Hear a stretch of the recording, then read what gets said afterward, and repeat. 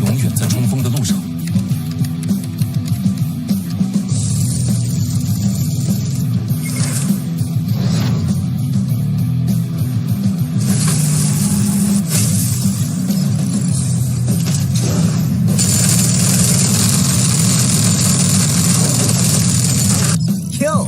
需要火力支援吗？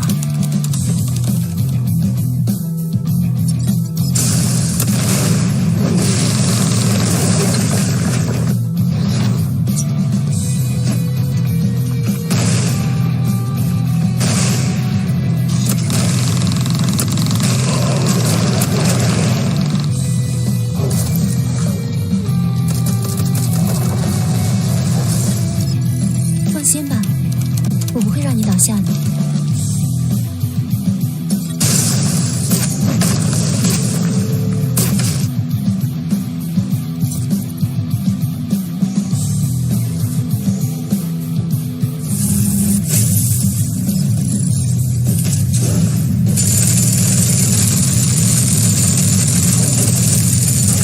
Q， 需要火力支援吗？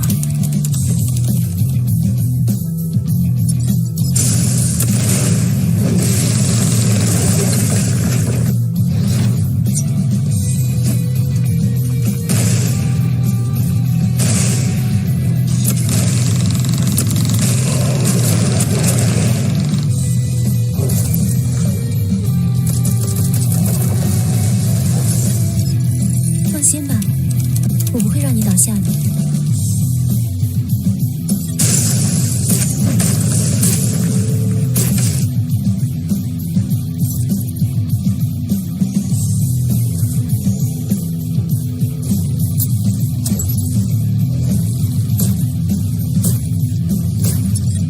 冷静与耐心，铸就最致命的子弹。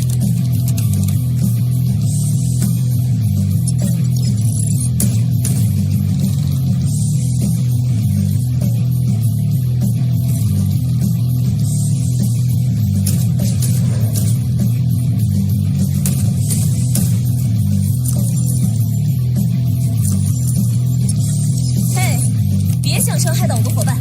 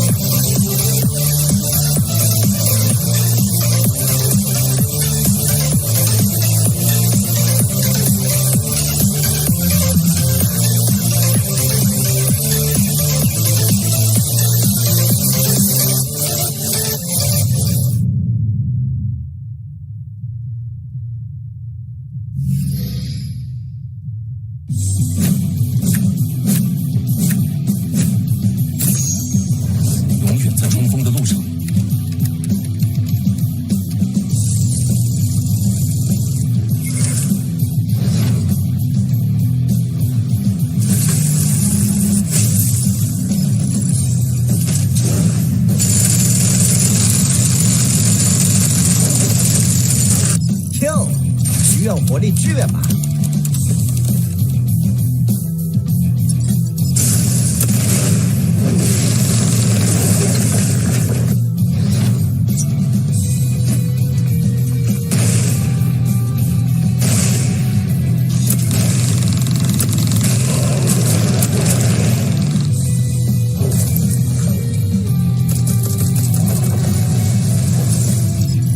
放心吧，我不会让你倒下的。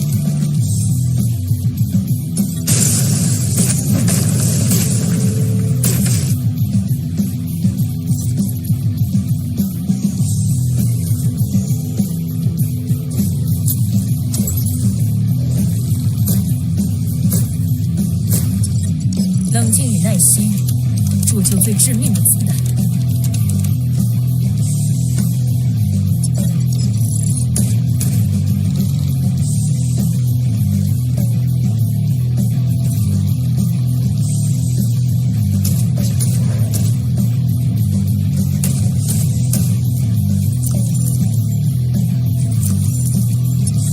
嘿，别想伤害到我的伙伴！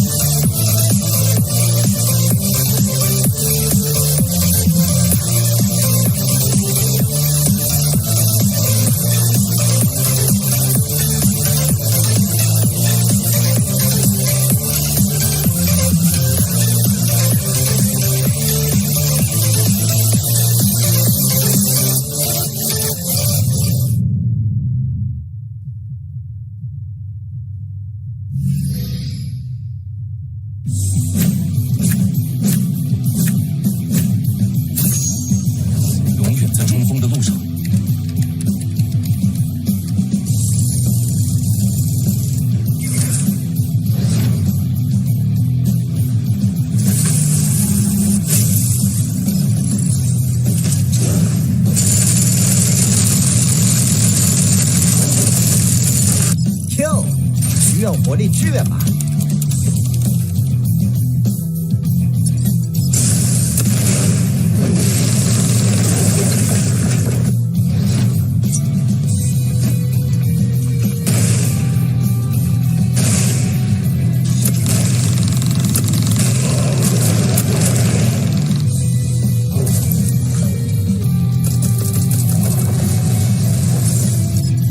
放心吧，我不会让你倒下的。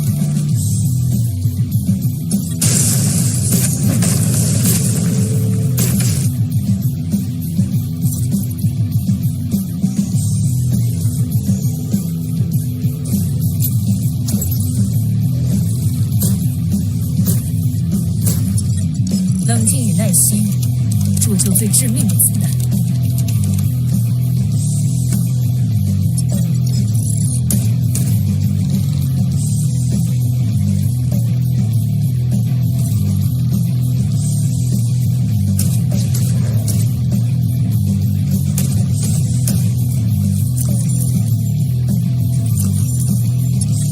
嘿，别想伤害到我的伙伴。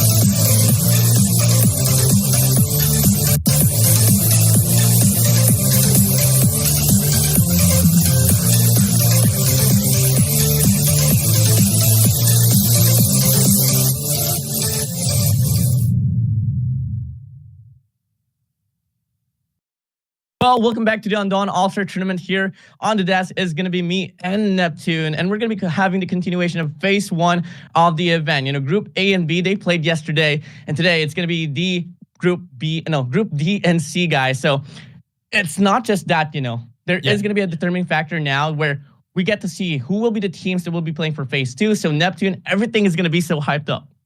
Yeah, definitely. Everything will be hyped up. I'm really excited as what's going to happen right now. And there will be some introductions as well for other teams. So teams that people out there from the viewers side have been waiting for from yesterday will be coming up right now, especially Panda from the Philippines. A lot of fans has been looking for them as well. And we have some that will be coming from the Alliance Squad. We've seen some of the on and offs for Alliance Squad from the Diamond and Spade. But this time Clover will be up and the clubs will be moving their way. Not only that, we have two teams coming from the Boss, also Pros Habibi, and we also have Herses and Trader to complete that mix up. So we want to see how well they can do it. Is this a different side of meta that we are going to see in Undawn from these groups? Yeah, definitely no. And it's, the question remains now, will the Alliance Clover actually live up to what was the sense of expectation for the set of spades? Just for sure, they kind of faltered against the name of the Dragons, by the way, from Thailand. But at the same time, we all know the work ethic for the side of the Alliance organization. They have been so phenomenal in regards to at least putting them back into the game.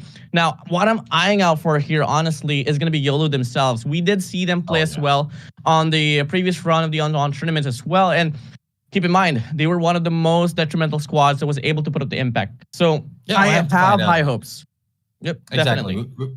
We're looking for some of the teams who didn't do well, especially when the PvE side from the last event that we casted, to be better in the PvP. And from how it looks, some teams are doing better already, even within the game, within the day. So that is how that important it is, having 3 games to be played in this day for them to move up in the top 8. So I'm looking forward to how they will be doing that right now. And again, who can show potential to beat the Dragons? Because so far, Dragons has stamped their way into that number 1. Well, the Dragons, coming in, didn't really expect a lot from them, but they were able to prove their whole performance as well up against the teams like GRD. Moving over now, the joke is on me, and everything else so far. Now, we've been all eyeing out who will be the contenders for the the squad of the Dragons, and so far there hasn't been anyone at all that was able to live up to the experience. And keep in mind, experience. We thought that experience would be the squad to be that contender for the Dragons, but they did falter at their last and final match yesterday. Yeah, and we saw the post as well on the Garena and Dawn page, wherein the top 4 is already shown as to those moving up on to the next phase of this game. So the tournament is now set for the second set of groups that will be showing up in here. Top 4 will be their target. Top 8 overall will be their target right now to move to that double elimination. And right now we're just waiting for the best of 3. Again, annihilation mode overall, and it's just a switch up of Central Shopping Mall as well as Western District, where we've seen difference of gameplay. And hopefully what they shown in the gameplay, especially that things that we didn't see, especially in Western District, will be shown or will be utilized right now by the teams who's hoping to win that round. But again, it's just mostly in second rounds that will be happening. First round, they need to focus on the middle ground, especially in that Central Shopping Mall, wherein that's the best position that anyone can take, unless they can pull up the same thing that we've seen yesterday. They were just hiding out and then just surprise, and behold, they are already knocking things down. But let's check out the group standings right now. Again, as mentioned or pointed out earlier, the Dragons are top right now from Group A, and they are followed by Lion Spade. On the other side from Group B, Experience and YAFK is in here, and Group C doesn't have any points just yet because this is just today that they will be showing up. Yeah, and overall, top 4 here for the side of Group A and Group B. The Dragon will place first. Second will be the Lion Spade, Experience, and YAFK. Shockingly, YAFK is on the board right now. Trailing will be Alliance Diamond and XEMP, which was a shocker for me myself. And moving over, there is a lot of things that I have questions for here on this Group C and D, but fortunately, it's going to get answered today. So let's see whether is it going to be the Boss Falcon, Trader Panda, the Boss Lion, Alliance Clover, YOLO, Pros Habibi, or Pros Habibi, or Herzis will be able to make the cut for the next stage of the tournament. Yeah, so we have 3 teams or 4 teams coming from the Indonesia. That is the Boss Falcons and the Boss Lion.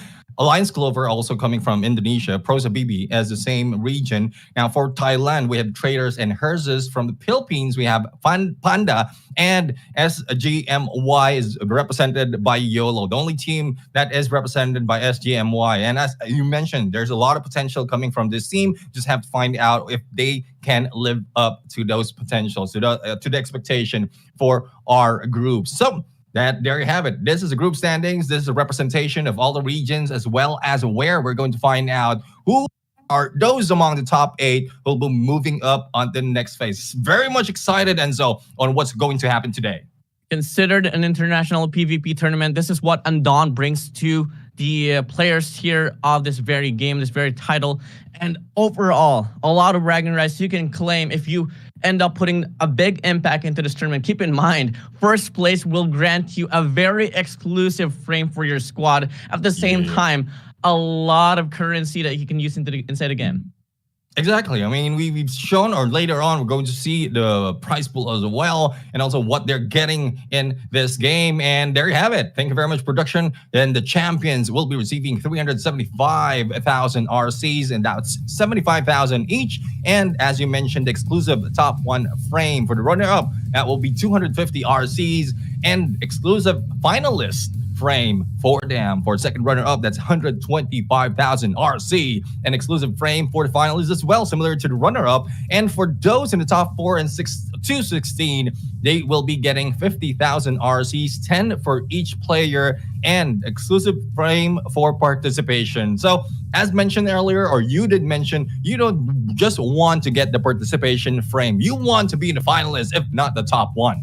You know, exactly, man. I mean, you really want to get the cherry on top of the cake here. And it's not every day that you get to see a title. You get to see a tournament that provides you basically a memorabilia for you and your squad if you end up winning this tournament. Most of the times, you only get really the currency, you only get the prize money and all. Here, you get an exclusive frame. But now, let's talk about the format of the tournament of the Undawn All-Star. Phase 1 is coming to an end today with Group D and C on the line. Right after this, on the 27th, will be Phase 2, and it will be a double elimination stage. Phase 3, that's where the game truly begins here.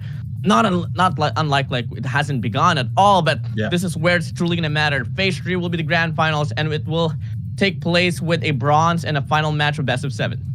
Yeah, and as you can see right now, we started off this tournament on a broadcast with 16 teams, and that is who is participating from yesterday up until today. Now, it will be cut down to half to 8 teams only for the Phase 2, and then another half will be proceeding to Phase 3. So that is what is on the line right now, especially for next week. We're in back-to-back of days of multiple battles. Today is just best of 3, but when it comes to Phase 2 and Phase 3, that will be a lot more. So stamina is also a factor right now. Let us introduce once again the groupings of this team. Group A will be represented by Alliance Spade, Jokes on Me, Dragon, GRD, and for Group B, Alliance Diamond, Experience, YAFK, and X-Emperors that played yesterday. So if you're hoping to see them, you won't be seeing them today because they are already done with their group stages. For Group C and D, go ahead, Enzo. The Boss Falcon, Trader, Panda, the Boss Lion will be the competition for Group C. Group D will have Alliance Clover, YOLO, Pros, Habibi, and Herzus. And keep in mind, you guys have been eyeing for them ever since yesterday. And fortunately, this time, we will be seeing them play it all out. Yeah, definitely playing it all out. That is what they need. I mean, just use up all the 3 matches that they can, or if not, finish it off with just 2. That would depend on the tactic as well as the ferocity of these teams. I mean, they need to be fierce in this battle. Otherwise, if they're not fierce, they will be second or third. Well, YOLO is going to be the team that... well, okay. Caught me off guard in that team, but definitely YOLO is going to be the squad I'm going to be watching out for here once more. Not only because of the fact that I have a high expectancies, because of the fact that, you know, living up to the branding, YOLO, you only live, well, once. And you really got to make the most out of this situation. You only really get one chance, one day for you to prove yourselves. But here we go. Today's schedule is going to be the Boss Falcon and Trader on match number 1, Panda and the Boss Lion on match number 2, Alliance Clover and YOLO following after that. Match number 4 will be Pros, Habibi, and Herzus, the Boss Falcon and Panda right after that. And last but not the least, for the first 6 matches will be Trader and the Boss Lion. For the next 6 matches, Alliance Clover going against Pros, Habibi, YOLO will be back against Herzus, the Boss Falcon with their last match against their co-region and co-clan, the Boss Lions. Trader and Panda will be battling it up for match 10. 11 will be Alliance Clover and Herzus. And for last but not the least, YOLO going against Pros, Habibi. That is the lineup. That is the schedule for today. That is what we're expecting to happen right now. The only question is, how fast can they finish it? Will they be able to complete each matches that easily, or will they be faced against the wall with the teams they are going against? Well, time to roll up your sleeves, guys. Have your whole fist clenched as well, because things are about to get serious here once more. Keep in mind, a very detrimental day. Today will find out who will be the next 4 teams that will be advancing to phase number 2. So, hey, Neptune, I want to ask a question for you. I'm going to be putting you on a hot seat. Which 4 teams, which 2 teams are you going to be eyeing out for, let's say, Group D? Dude, I mean, Panda is already on my list. Hopefully they can do that well, but we can't take it away from those coming from the other regions. Silent has proved to be a good team as well, but let's check it out. Probably Trader can show up this time. And again, the Boss Falcons will be fighting in here, and the worst enemy that you can face is the last guy on the list, Judith. You don't want to go against Judith, otherwise you will get that penalty. But we have Abil, SNS, as well as LCE completing the Boss Falcons. For the other side, unfortunately, I couldn't read their names. Well, traders. We got Elza, Karate, Gur, Bird, and Bebu. Bebu. All right. Bebu. Now the question remains, which one are they? Which one are they? We have the list of their names, but we don't know which one are they. Hopefully they'll be using up their names and there. Finally, we are seeing them. So they have Bird. We are seeing Gur. But on the other side, again, the deadliest, Judith. You don't want to go against Judith. This is the most scary, especially for those paying all their bills. Now the question here, once again, will the traders actually betray the Boss Falcon as we head straight here on towards round number 1? And teams are not hesitating at all. They're just going right at it now. Early gunfights here on this mid-map.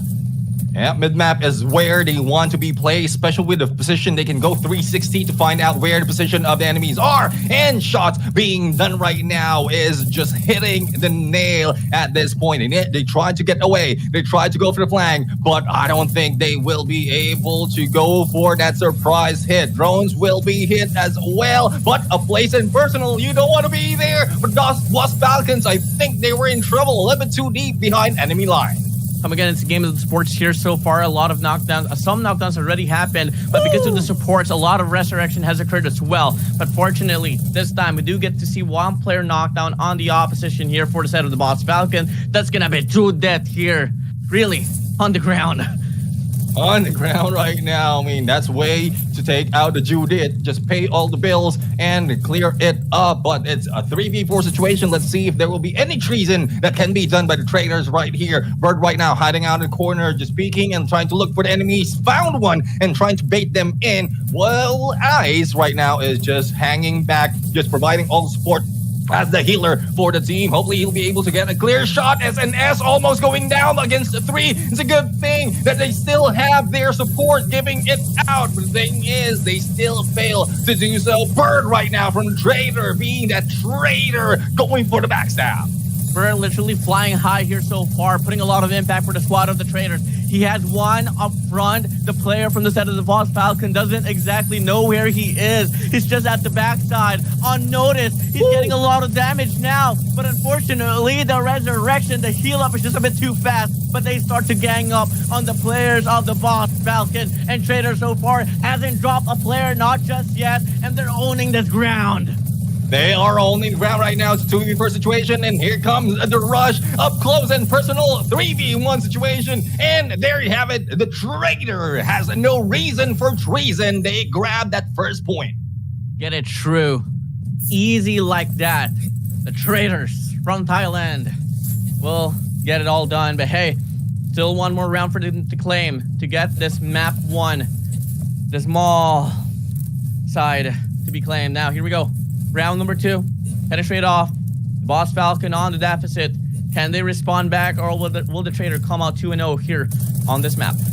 Let's see if they can go in for 2-0. Again, a little bit of aggressiveness right now being done by the team. But as you can see, there is a lot of preparation being done right now. They need to be tactical. You don't want to be caught off guard. But as you can see, Trader right now, they're hanging back. They're not really standing in front of that middle square and just peeking out on the other side. Though damage being received from their side, I believe so, that they have their support giving up all the healing that they can do. Up and down, things are a bit slower compared to round number 1. But at the same time, the Boss Falcon would love to prove that statement wrong. They go for another engagement here on this mid-map. It's going to be Judith himself on the Bison. Going to try to close out the distance alongside with his teammate as well. Now they make the clash work out. It's going to be Birch here falling back, rolling away. But unfortunately, wherever he goes, there's always a guy at the end of the day. And now, a minute and 45 seconds left on the clock. Shields gets dropped. They tried to fortify their fortress. And let's see if this fortress will hold on. As we can see, one goes down already. Oh, on the other side, as a revival has happened, it's still continue to bring down the enemies. And Trader right now losing a few of their players. SNS has a gun down already together with the team. And here comes Trader just backing up in the perfect timing and getting all the healing. But despite of that, from their personal with a melee, they both each have a hit. But Bird is still not gone down. There is no Bird Hunter at this point. He's the one being hunting. 1-to-1 trade here. One player down for the side of the Traders. One down for the side of the Boss Falcons. But they, from the side of the Boss Falcons, they want to try to put up a fight. But unfortunately, they stumble across the fury of the Traders. And the Traders, they win it all off 2-0. And that's what I'm talking about. I mean, Traders really showed up right now. Thailand team is just showing up that they can go for 2-0 in a battle in their first match. But again, that is just 1-0 for the entire series of this game. We still have another set of matches to see, and that will be in Western District. But I love how the playing or the healing gameplay has been done in that game, regardless of how aggressive you are. If you have that support on your back who's healing you all throughout, you can just go on guns blazing. And, it's going to be making the Dragons happier quite a lot because, the Dragons coming from Thailand, Trader coming from Thailand as well, dominating the show here so far. And we all know what happened on the first match for Thailand. Yep. It was a blitz play offered by the Dragons. Fastest map win in Western District. So I can't wait to see if ever, let's say the Traders can do exactly the same thing. But if not, then as long as they win it all off, it's all okay. Yeah, exactly. It's all okay if they can win it all off. Now, I'm pretty sure the fans out there are excited to see the next series to happen. We'll still have to wait if Trader can finish it off on this map. Otherwise, like the Boss Falcons might be able to get back on their feet and then bring it back to the previous map, which is Central Shopping Mall. But we're just setting up the game for the Western District, and let's see who will be coming, guns blazing, if they can get away from the trap that is that open rooftop, or probably they can move in for a flank and get a different approach. Coming from the Dragon, the way that they really play this map is really offer those wraparounds. They love to pull off those flanks. Until then, they offer a pinch, leaving their whole opposition with no respondent whatsoever. And keep in mind, you want to put up a clash, gotta rely on those supports. If you don't have no support on your squad, then your push is not really going to mean anything at all. But before we head straight into the Western District, let's talk about the numbers here accumulated for this map. It's going to be the Boss Falcon taking the L, Trader winning it all out, and it's going to be Elbza being the MVP with 8 knockdowns. Yeah, apologies for graphics right now. So Elbza, Bird, Gur, and Karate is on the Trader side, and Abel, Ice, Judith, and SNS is on the Boss Falcon. So pretty much the Traders has won this game. Now MVP has got 8 eliminations to his side, as well as healing is not just been done by one player, but pretty much both of Gur and Karate has done best in the healing department. But on the other side, I mean, we've seen so much of focus as well from side of the Boss, but unfortunately for them, they weren't able to grab one match in that first map. But maybe there's a chance for them to grab that point in the Western District. We'll have to see if they have what it takes. I mean, it's a very tough map. I know for a fact that always the Central Shopping Mall will be the whole determining factor in how you can win off this very matches, because if you do win Central Shopping Mall, you lose Western District, you go back to this map number 1, and it's something that you really have to familiarize yourself with. And keep in mind, we've seen two natures here so far. Some teams, they love to play around the perimeter, some they like to take control of the middle. But at the same time, if you get to see a team like Dragon, they do exactly both elements, and that's exactly how they were so improbable in regards to losing those very maps. So I want to see those diversity to be offered by these squads, and so far we're only seeing 2. And for the most of it, it always has been mid-map control. Yeah, mid-map control, that is where everything is happening. And the timing as well. I mean, some of the teams, despite of them being an open roof, they just time it well so that they will be able to knock down one, and then once even a revive will be done, they can push through the rooms and they can push out enemy, break them apart, and then take them down one at a time. All of those tactics are just our assumptions right now. It's up to the teams that will be playing to show us if the Boss Falcons can pull off the same as well as the Traders, then we'll be excited. If it's a different tactics, then it's a lot more that can be offered in this game. Different regions coming from different regions. They are different metas, and this is where we all learn, especially for viewers out there. So for those of you who aren't here, hopefully you can like and share the stream, because it's not just the learning, not only the excitement that you can get in these games, but we also have a little bit of reward for you, especially for those who stay from the beginning until the end. Well, yeah, definitely. There is going to be more codes that you guys can redeem all throughout this very broadcast. You better stay tuned, better stay loyal, because we do reward those who really stick out throughout this whole broadcast. I mean, there's exactly no distinctive time where we release the code. So you better stay tuned, better keep your audio active, and just, sit back, relax, and enjoy the show. Yeah, enjoy the show, because there's a lot more. I mean, just seen one of the games, though it was a slow start from this match. Just the moment they clash up close and personal, that's where everything goes into chaos. So let's see if that will be the same story in Western District, because it requires a different approach. Some of the teams go in already in the mid lane. They are waiting for their chance to go in for a knockdown, especially in an open roof. But for those on the room side, they only have 2 openings for them. Make that 3 if someone will be staying in lower level of that room side in the middle of the map. So a lot of talk already for the games, for the tactics, what we're expecting. We just want to see how they're going to play it off. And it is now starting. And as we can see, everyone's already getting into the mid. Yeah, it's going to be the rooftop play here for both the Trader and the Boss Falcons. And here we go. Initial engagement here is not really going to be happening as early as 20 seconds inside a round.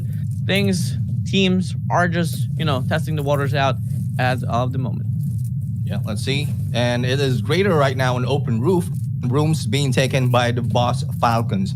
Judith is just in front, trying to take a peek as to where the enemies will be standing by.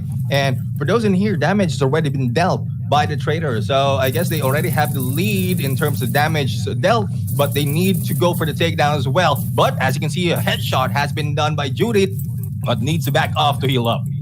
Yep, so far, going to be an exchange of just, the chip damage for both ends of the spectrum. Whoever can get the most significant damage could be the team that would be initiating the push. As of the moment, once more, the Boss Falcon just taking more of a very passive approach. He does spot one. Judith is his name, and he does get a few bullets to connect, but no knockdown still. Not just yet. Yeah, 1 minute 42 seconds on the clock right now as time is dying out. No one's rushing in. They don't have that advantage just yet. And as you can see, they're checking their side as well. If they have what it takes already in terms of damage to take the lead in this point, they can back out in a moment, or probably Trader can go for the flank, but that was still dependent on how they want to approach this. They are peeking out right now in the side of Judith, but Judith a little bit too smart not to show up.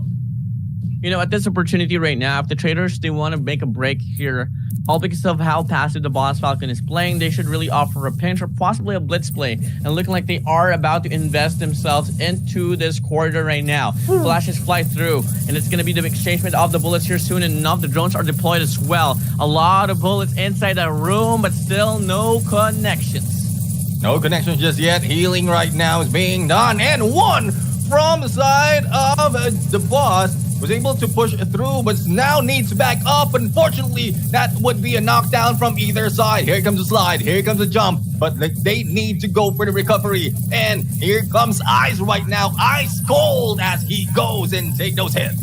Things might start slow, but once the Traders initiate the push, they don't hesitate, they don't stop.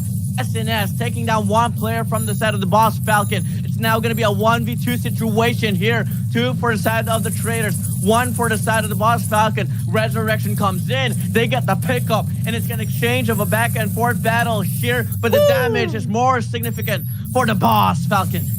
Boss Falcons grab this game, and they are showing up this time. They grab the first point, and again, they are taking the favorable part of this map. Now we'll have to find out what will be done, but a team of traders will say they stick to the same game plan because from what we've seen earlier, 1 minute was running or towards a 1 minute mark. That is when they went in for the rush. Boss Falcons did the same thing, but they were able to go in for a killing spree in there with the help of Eyes, who's doing most of the healing in this game. You know, when things are silent, that is exactly where you should be afraid. Because the trader, keep in mind, they were playing so passively, then all of a sudden they went for a blitz play. But fortunately, at the latter stage of the clash, things went downhill for the side of the traders, and they weren't able to put up enough damage for them to get the knockdown. So really good counter there for the Boss Falcon, and it's a really good start for them to start to build up.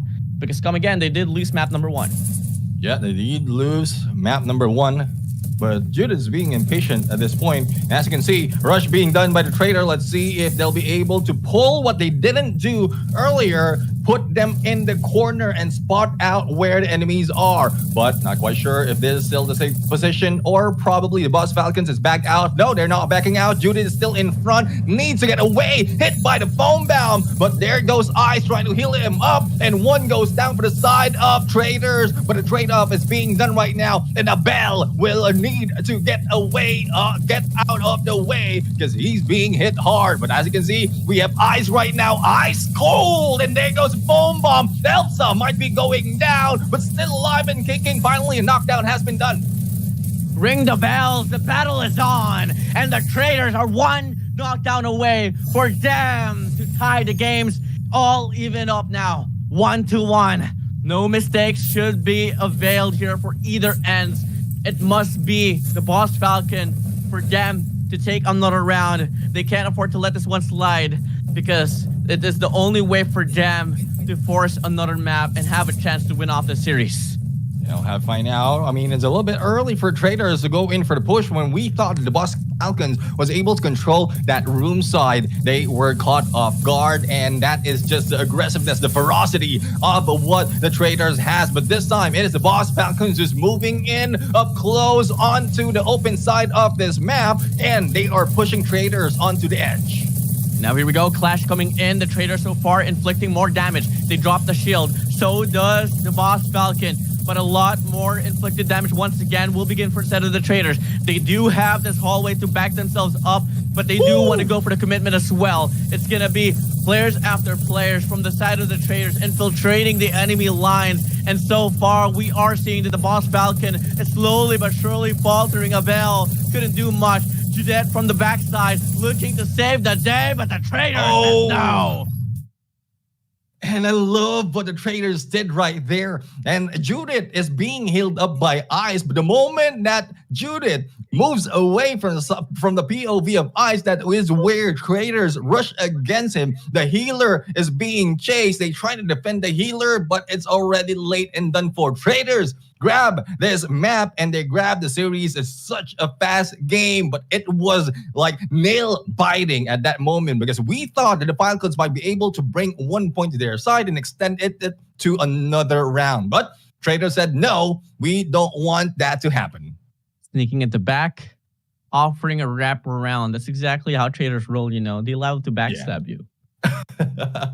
Literally. I mean, traders do that. I mean, not even like teams from the traders, even friends can do that to you. But again, that is the reason.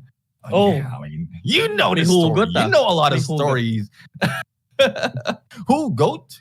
What the thing is, the traders really did a number on the Boss Falcons. They were caught off guard in the initial part of the game when the Boss Falcons pulled them in or reeled them into that room area. But second time around, it's the traders who has a smarter move at this point. They don't wait for time anymore. They don't wait for the final minute to push the enemy. They just reel them in onto where they want them to be placed and then shoot them down. Their healers also did a lot of numbers in how they are protecting each of the rushers.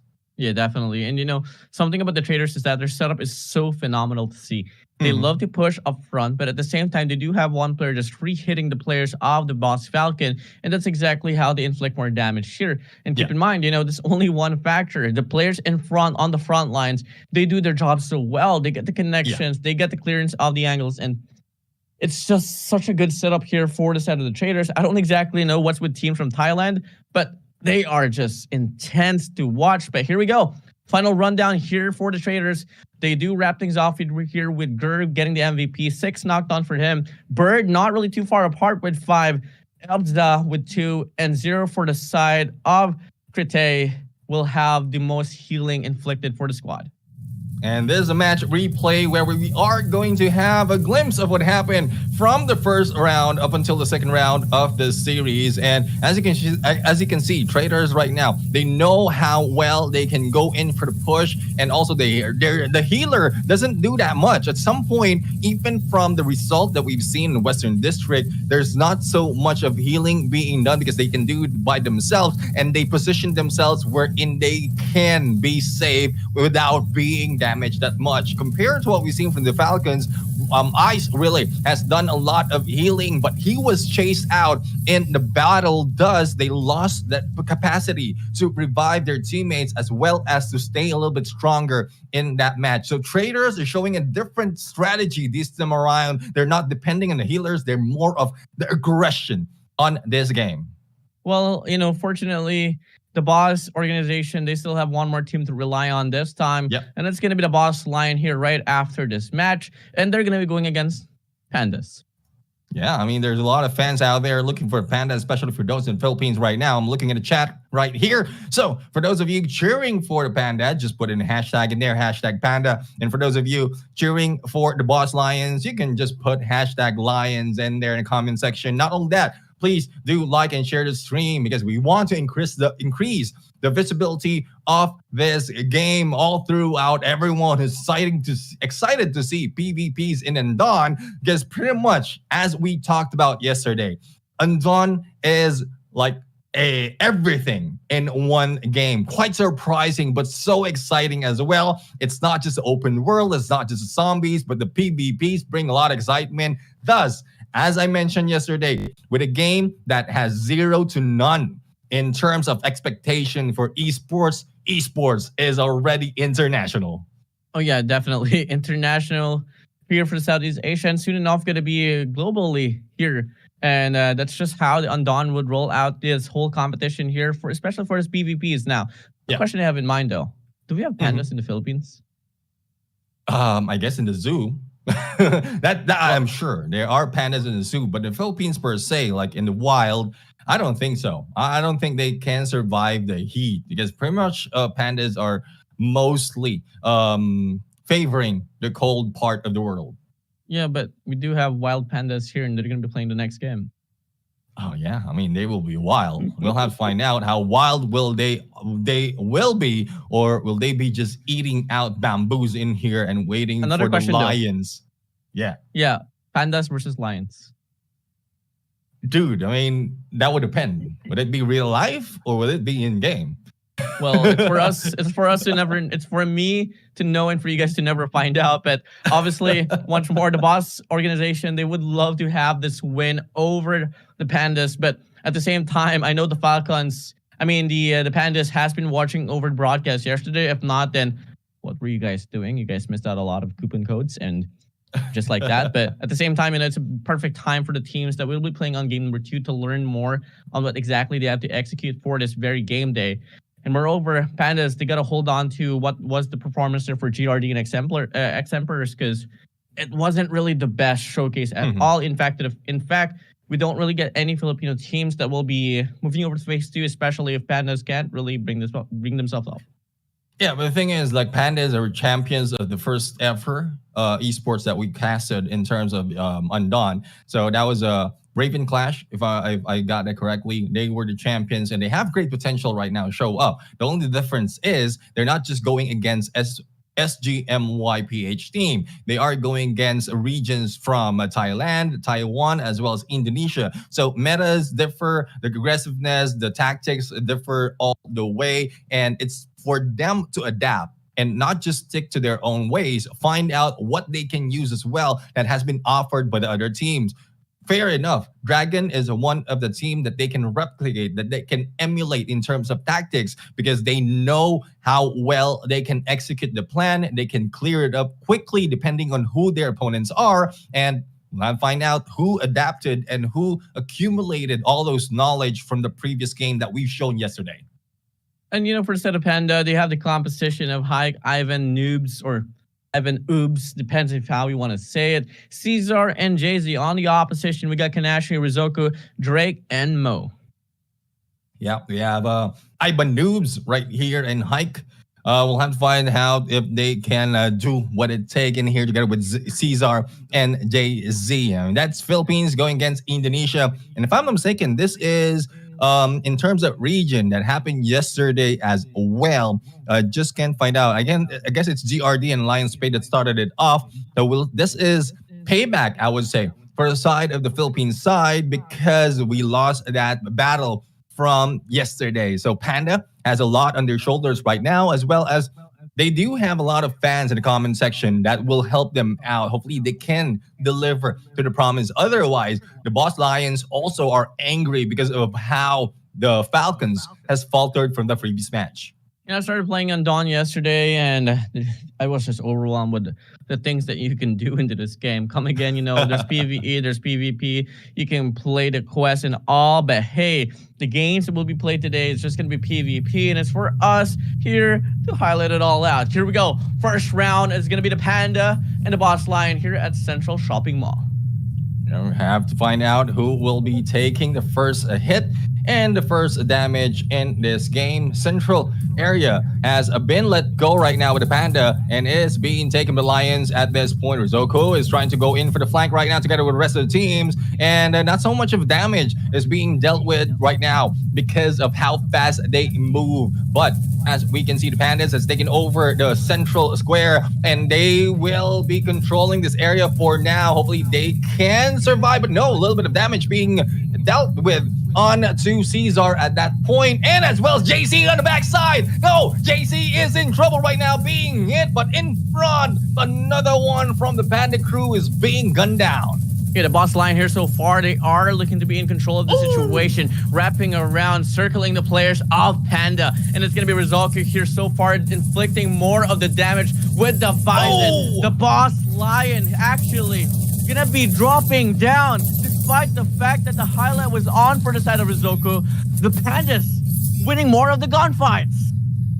And there you go. The quick turnaround that has been done by the Panda. They are the ones who went down first. Recovery is so quick. Plus the retaliation that has been done by the Pandas, taking 2 down. And I guess the same thing that they did earlier, similar to the traders. They took out the healer first, not giving a chance to recovery. And then they just hit them one at a time. Rizoko was doing so much for the side of the Boss Lion, but the whole squad of Panda was able to just focus onto one player, knock him down, move on to the next, and take him out as well. And that was Rizoko getting taken away at the last and final opportunity. But here we go, round number 2. No hesitation anymore. The Boss Lion looking to retaliate with the same amount of force. Yeah, and they're forcing the Boss Lion right now out of this area in the middle, and this is where they lost. But Hike right now has been caught off guard, but no, not so much of damage has been dealt because of the heal bit that has been done face to face and front to front with Caesar. Only one remains in front of them, but the healing is so much that the team from the Boss Lion doesn't go down that easily. Finally, one goes down, and they are now dealing with only 2 players for the Boss Lion. 4-1 now. As quick as just like that.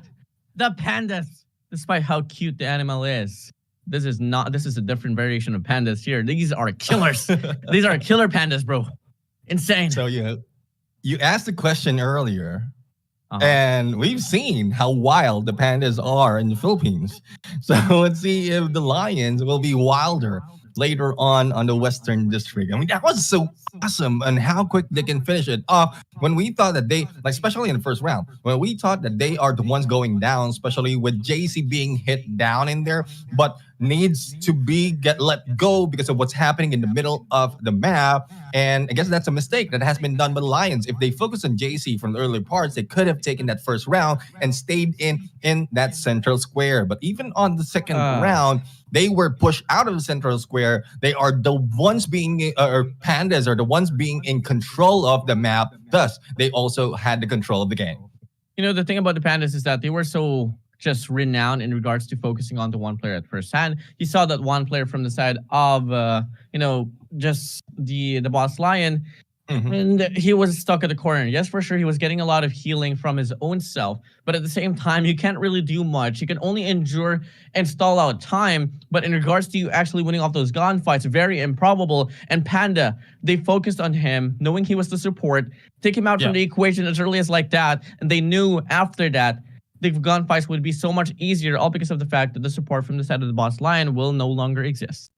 Yeah, and Jay-Z right now, the MVP of the game with 3 eliminations, but above him is Hike with 4 eliminations. But as you can see, 27k of healing being done by Iban Noobs. This is a crucial part of the team right now, despite of not having any knockdown or anyone down. But the healers has a great role on his shoulders to make sure that he has all, like, that he's supporting the rushers out there. And we've seen that so many times, despite of so many shots being made against the rusher, if the healer is always on standby and giving out using that biotic gun to heal you up, then you have nothing to worry about. And that is what Ibanoobs did in that game, as well as the aggression that has been shown by the Panda. Let's see if it will be turned around by the Lions in the next match.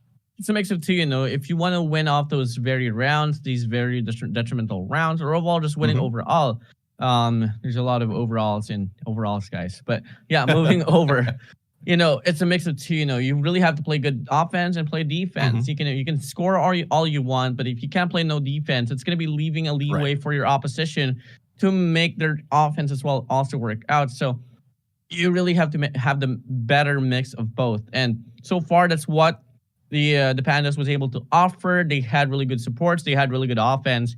And that was a clean shot right there. Shouldn't be a problem for Western District later on. So the boss Lion, they got to find means to double it up.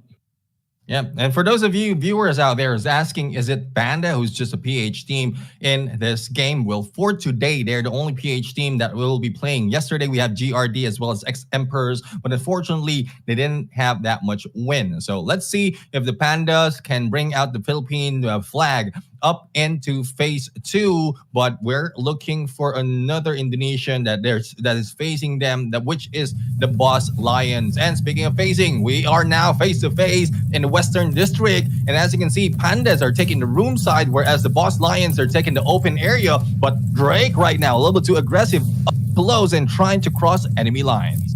Yeah, and now here we go. It's gonna be a stalemate here so far. Not much going on. And that's going to be 5 seconds more, 30 seconds will pass. And it's only going to be until now that we'll be able to see the gunfights. The boss Lion will have this LMG Drake on the front line, trying to inflict a lot of damage, but a lot of corridors that he has to watch out for. Can't get too open because he's going to get sprayed down. Yeah, let's see who will be spraying who down. Rizuko just backing off, giving all the support that he can onto his teammates. But the Pandas not really moving that much. I guess they're just buying a little bit of time. But speaking of time, it's only onto the 2-minute mark. And Hike is just doing his best just to make sure that he can spot enemy who might be flanking them or probably going in from behind. But again, this is just a little bit too slow for us. And the boss Lions need to do something because they are on the unfavorable side of this map. Hands drop, guns blazing, and it's just gonna be the whole run here for the side of the boss line that will get cancelled out, all because of the good defense that Panda will be playing through. And the boss line, I'm loving the fact that they're not really hustling themselves inside the corridors. They're just taking their time here so far, but again, a good shot there for the side of Rizoko. Will find a connection as well. And moving over, I don't exactly know who should be the one initiating, but if I was the side of the boss Lion, it might just be the time for them to wrap around and try to penetrate from the backside.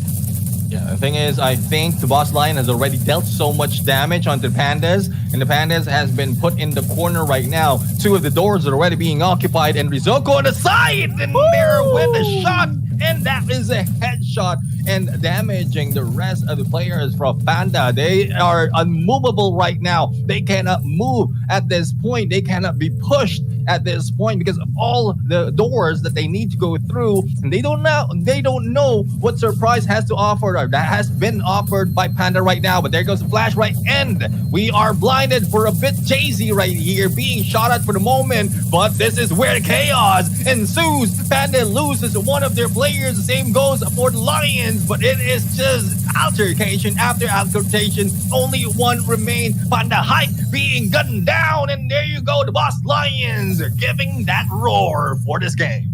They can't be stopped. They can't be moved. They're hot right now. And that's exactly what we love to see. What we'd love to see from the side of the boss line consistently. Them growling into the face of the Pandas. Now, here we go. One more round for them to get the equalizer onto the series itself. Round number 2 will be a kickoff.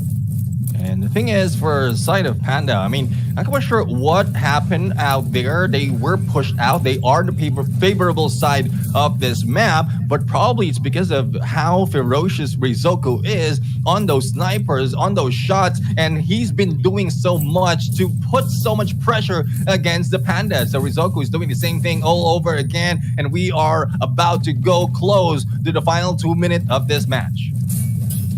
Stalemate, big shots on the DMR. Will be able to get a bit of a pick off there from the backside of the Pandas of the Philippines. And so far we are seeing a bit of a split setup here. 2 from the backside, 2 from the front here for the Boss Lions. And it is looking like it is working here. I mean, they have the players to bait out the peak from the side of the Pandas. And they tried to go for the play. And oh my days, close one there for the opposition. Rizoko on this DMR. Pretty lethal. Very lethal indeed. JC has been left in there bleeding out, needs a little bit of recovery, and as you can see, Rizoko has dealt so much damage already. In terms of damage, this is the turning point of this game. Even if they don't grab an elimination or a knockdown, that would be the determining factor of this match. But we'll have to find out. We are going to the final 1 minute and 20 seconds of this game, and Caesar right now receiving a few of the damage as well, needs to recover a little bit. Will the flank work for them, or will they still be going head on into the room area? Still taking their time here, but the Boss Lion, once more, they're on a very safe space in regards to the whole statement that they were able to prove for this Western District, and they're just sitting pretty here. Gotta inflict more damage, and I think confidently with the impact that Rizoko has been able to do, they are bound to win off this round, especially if it's just going to go to the damage side. And here we go. They're setting up for a push. It might just be a very lethal one here up against Panda.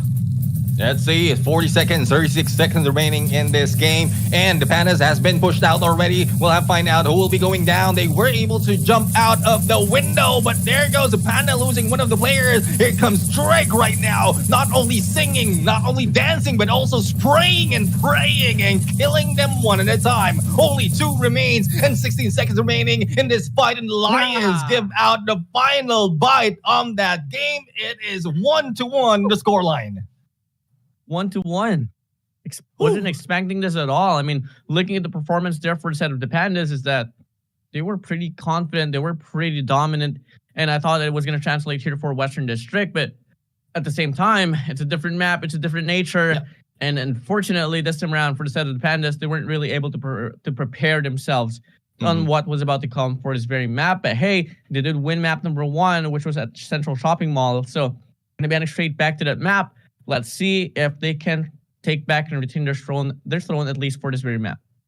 Yeah, I mean, that is a huge question right now. Will they be able to bring back the same fire that they have from the first match that we've seen earlier? Or is this Western District map detrimental to that motivation? Because I'm pretty sure the Lions have the motivation right now to go against the Pandas. And I felt a little bit of, I would say, too much being careful for the side of Pandas. They were not pushing that much. They were not that aggressive on that Western District. And I did mention that where they were, the Pandas were on the most favorable side of the map, but the Lions just pushed them out of that play. Even when the time was dying out, they are not losing any of the players. So we'll have to find out if this is the turning point for the Pandas, if they can bring it back to their favor, or would the Lions take this series? Probably going to mean a lot here for both ends of the spectrum, because, you know, after all, you don't want to start off your day with an L. So right now I'm going to be heading straight to this map number 1, despite the fact that the statistics would rely on, or, you know, lean towards the Pandas for this central shopping mall. I'm not so certain how to feel about this. I mean, obviously, when you're on the winning side, when you win the first 2 rounds and claim that map number 1 with ease, you'd pretty be confident moving over to map number 2, but it didn't happen there for Pandas. So, hey, they got to set back just a little bit, keep calm, but at the same time, play by your own pacing, because if you did see on those 2 rounds for the Western District, they were playing so passively. Yeah, they were so passive, and they're not quite sure what the plan is. I think they were just baiting them in and then probably shoot them down, but they don't have so much floor area to work with. I mean, they are jumping out of that room side, trying to move back in, will delay their approach, and the Lions understood that factor. Thus, they just go guns blazing, break down all the doors. Well, there was no doors, but they went through all the doors in there and then just shoot them inside. So there will be no doors involved in the central shopping mall, but let's check out the match result right there. And MVP is Rizoko, and we've seen how much damage he can do in DMR from the far side, but also with a heal that has been done by Mo. And I can say, he said, "Abi mo, ako na." And that is what he did right there from the boss Lion. But again, we're looking forward to what the Pandas will be doing on this third match, or third game of this match. You know, Rizoko here has a mix of both. He does have the healing factor as well alongside with the damage, but obviously if you want to rely on those healers, especially for the set of the Panda, it has to go to, you know, just the main support overall. But the boss Lion, they had Mo. Mo was the guy. He was able to claim 33,000 in regards to the healing department. So that played such a huge factor, especially on those clashes inside the room of the Western District. Yeah, definitely. I mean, looking forward to how they are going to turn it back to their favor. Again, the Pandas has great potential in this central shopping mall. Not quite sure if they're just holding back in Western District. The tactics has been shown from other days as well that it can be different overall. You don't have to stay in the room. You can go in for the flank, but we still don't know the mindset of them. Fans out there from the PH side, from the Panda side, please let us know what's happening from their side. What is the mindset that they have? Same goes for the Lions. For those who are supporting the Lions out there, let's see if there are anyone from their region that they can tell us what the mindset is of the players are. But again, speaking of mindset, for Pandas, they need to reset. They need to bring it back to the beginning of the round. And for the Lions, they need to continue the momentum. But speaking of continue, this is where... Here we go. First round here. Going to be starting off back to Central Shopping Mall. And, you know, givenly, both ends has been tied up. So it should be a given that both of these squads right now, the Boss Lion and Panda, will take things slow. But hey, as early as this, we're seeing a lot more initiations. Yeah, Drake right now, good shot on Jay-Z. That is where he has been from the first part of this series. Hike right now is trying to move up, spotting them where their positions are. It's a good chance for them to take that hit. Jay-Z right now receiving a lot of hit right now, but Mo and Can also lose a little bit of that armor and they need to recover. Thus, they are being pushed back, but we'll have to see what will be the game plan of the teams of Panda. They are spreading out and trying to go for a plan of surprise. Yeah, plan of surprise should be given here so far. And, you know, come again. The Falcons, they went for the, not the Falcons, the Boss Lion went for an early push here on the central side, but Pandas Jay-Z was right across and he was able to put a lot of damage and a lot of attention for them. And there was enough for the Boss Lion to fall back as of the moment. Now here we go, 1 minute and 20 seconds left on the clock to be played with. Things are still pretty mellow. I don't like this play at all. They are waiting for anyone to rush in to be hit in surprise compared to what we've seen earlier, wherein there's a little bit of aggressiveness coming from the teams. I guess this is a gameplay from either Lion and Pandas, but Iban Noobs right now will need to do more in terms of supporting because one of their teammates has been damaged pretty hard. Yeah, pretty hard now. Coming in, has to make the break. The boldest man, the boldest squad would be rewarded. But fortunately, it is still not going to be that very case as well. So moving over, it's all going to come down to the perfect timing now.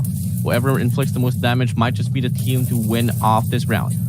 30 seconds remaining on this game, and we have to find out. JC receiving a lot of damage right now. 24 seconds and counting down, and we have yet to see anyone being got knocked down. Drake right now receiving and putting in a phone bomb, and there goes one being hit. Final 10 seconds of this game, and one has been stuck for the side of Panda. No takedown just yet, but damage has been received. The Boss Lions has 2 knockdowns already on their side, but the Panda has lost one of their players, and there you have it. The game is over. Let's see to the point who got this, and it is the team of the Boss Lions grabbing the first point in this map.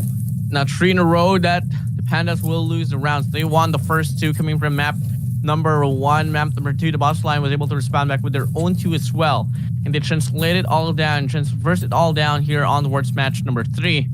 And come again, the statistics was lying upon the Pandas, but it's not really looking to be in that case here, especially at the very first step. You know how it is. Why it is so different right now for the Boss Lion? Because they were just lying about that first round. They are lying to their teeth right now, showing us not so much of aggression, but this time around, they are showing they are the kings of the jungle. It's up to the Pandas right now to eat them like bamboos, but pretty much like bamboos, the Pandas are just staying still and sitting up, not doing so much as some of the players from their team is already receiving some damage. You know, I think we need to see some diversity here from the side of the Pandas. They gotta find means to possibly serve the Boss Lions some chicken pandans, because you know, so at least they divert the attention away them, and then they can try to wrap around. I think that might be the key strategy here for the Pandas if they want to claim another round and force a round number 3 for them to stand a chance on winning this match number 3. Yeah, let's see. We'll have to find out if that is the case. Round number 3 right now, and I mean, this is everything's on the line. It's round number 3, and both of them in this map has 1 point each, and they're just waiting for the time to happen. Oh my goodness, good roll right now by Hike, but this damage has already been received. Drake is doing his best to put in that damage, but let's see if Panda can fire back at this point. Momentum and the motivation is on the side of the Lions. Surely it's going to be in that very case. The Boss Lions, they have it all at the tip of their fingertips. And here we go. Last minute passing by. Still no place, not just yet. The Boss Lion, all they got to do now is just inflict chip damages, hoping for the numbers to lie towards their side, and they can claim this central shopping mall. But here we go. Moving over.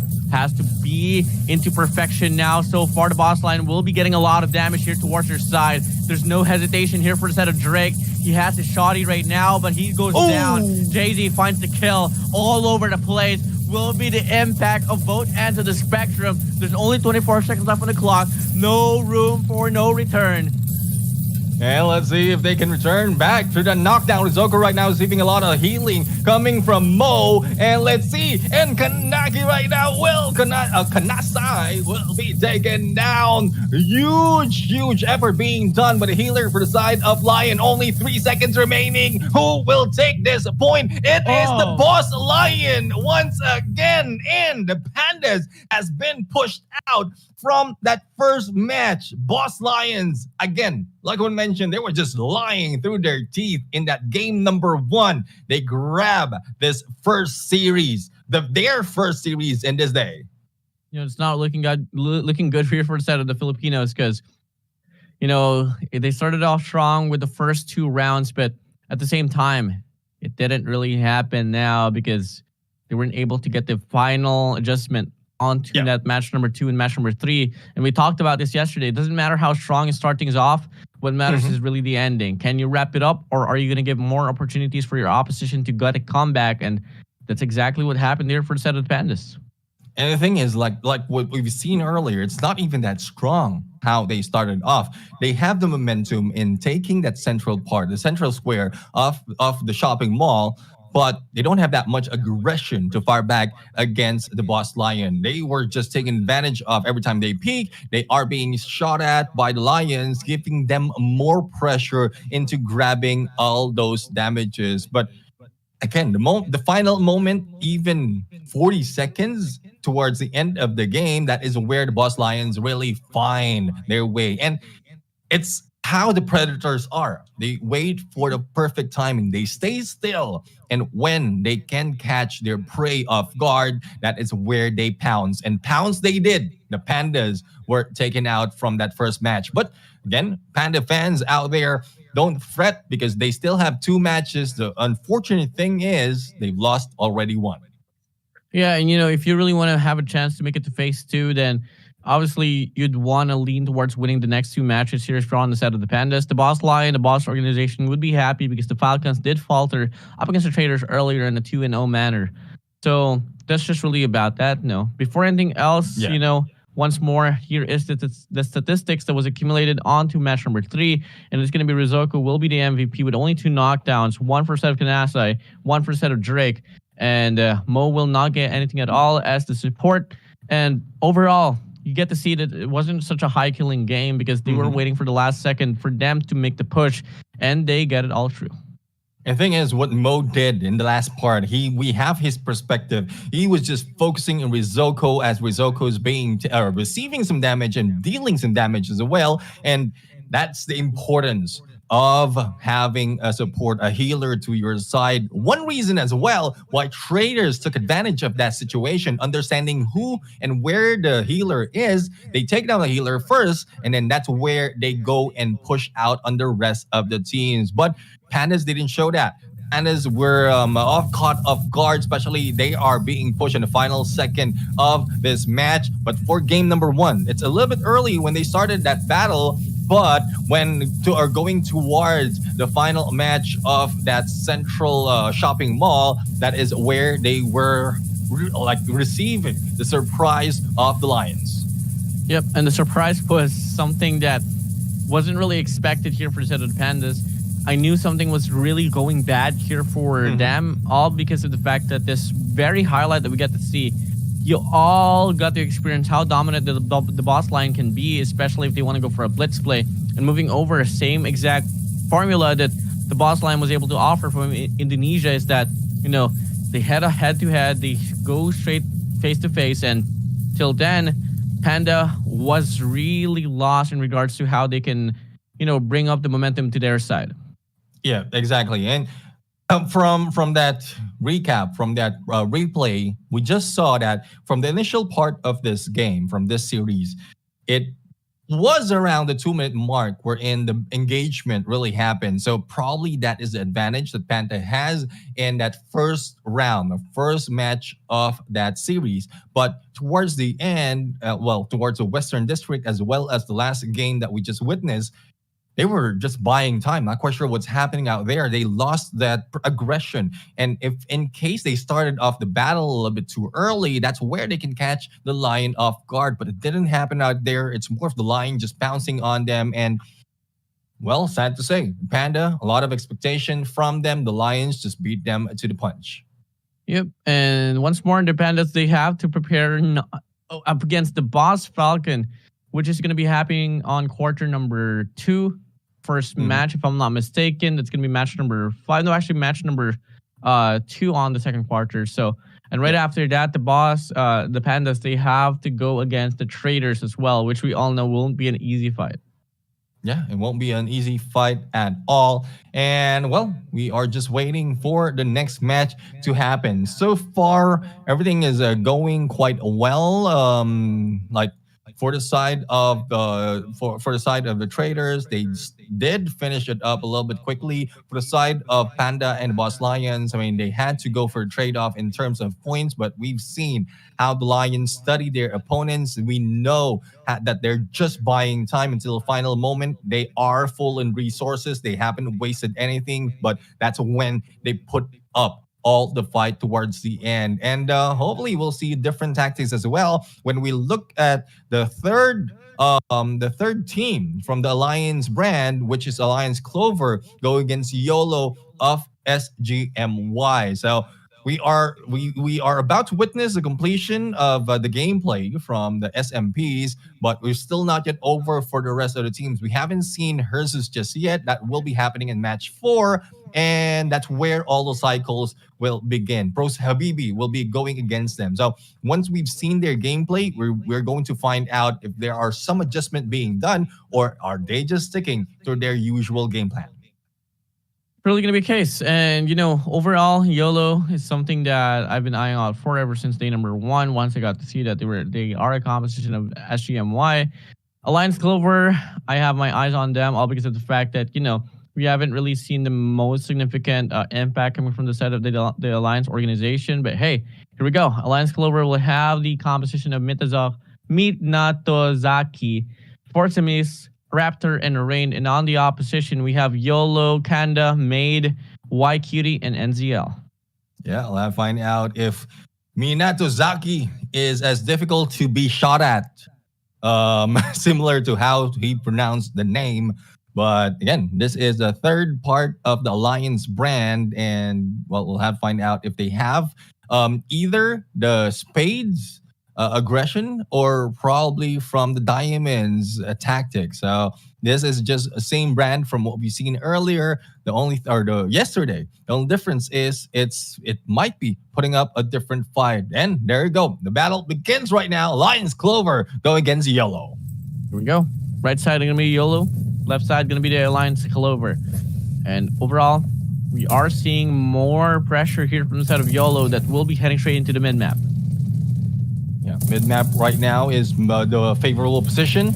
But as you can see, Raptor is just doing his best to heal up his teammates. A shot on to the enemies. And as you can see, YOLO is already going in for the push. Now, the same goes. The takedown has been done against YOLO. No recovery just yet. And it is a difficult factor for them if they won't be able to withstand the fighting force. Speaking of force, the force miss has been taken down. And there you have it. Only one remains for the side of YOLO. Clover puts in the gloves, and the club has their ace.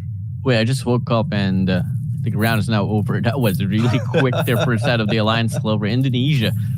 This is looking to be a very good shape here for the Alliance organization if Clover can maintain this whole performance, because this is mastery at its finest. I mean, come on, talk about how well they were able to set up that very first clash, and it didn't have to go for a second. No resets whatsoever. They got the finisher, and just like that, now here we go. Round number 2 will be a kickoff once more, and it's going to be YOLO here now, not really hesitating to make the same play that they did, but the Alliance Clover building up the confidence coming from that round number 1 will go head-to-head as well. Head-to-head, indeed. Let's see who will be taking over this middle square. Shots from either side is not connecting that much. And we are seeing NZL right now heading off in this battle. Spotting position from either side as well. For YOLO, they're not showing up that much. Rain OP is just hiding out in the middle and waiting. The flash goes on and the push is already initiated by the teams. We go, clash initiated now, and there was a point of no return earlier, and it's looking to be the very same case. NZL does take down Minatozaki, and overall we do get to see another player getting ganged up here. Forcim is going down. And all over the place once more. It's going to be the Alliance Clover faltering this round number 2. What a respondment here for the side of YOLO. And it's just a trade-off in terms of points in this first map. YOLO did a number on the Clover right there. A little bit too quick, though, in their approach. And I guess that is what they're waiting for. That is what they need right now. But the Clovers are not yet done for. Lions still has something to offer as they stack up in the middle and try to rush in. Hopefully they don't buy so much time, because I guess that is where they lost the battle. They were just waiting so much, wherein they were caught off guard. The shield has been put up by Force Miss, but we'll have to find out if Rain OP can deal the damage. Now YOLO now heading in straight into the battlefield once more. We do have White Cutie here from the backside trying to mitigate the force here coming from the right side, playing as the support. And at the same time, it's going to be a good old formation here, a 2-2 split for the set of YOLO, while the Alliance Clover is just doing whatever it takes for them to close out the distance. Let's see if they can close out the distance and close out this game in the same time. There goes the shield expiring and Force Miss, though approaching very cautiously. They are already behind enemy lines. Here comes the utilities. This is usually where everything starts off, and there we have it. The rush is on. Force Miss forcing their way, but needs parkour. Hopefully that will not be detrimental for them. There goes YOLO losing one of the players, and here comes everyone rushing in. There you have it. Another takedown has been done. YOLO is done for the first match. And respondment after respondment, a back-to-back battle there on towards match number 1 on the Central Shopping Mall. But the final adjustment will be given for the side of the Alliance Clover. And that was just a really nice take for them. You know, yes, for sure, it went back and forth and all, but the one up will go for the way of the Alliance Clover. Yeah, the way of the Clover.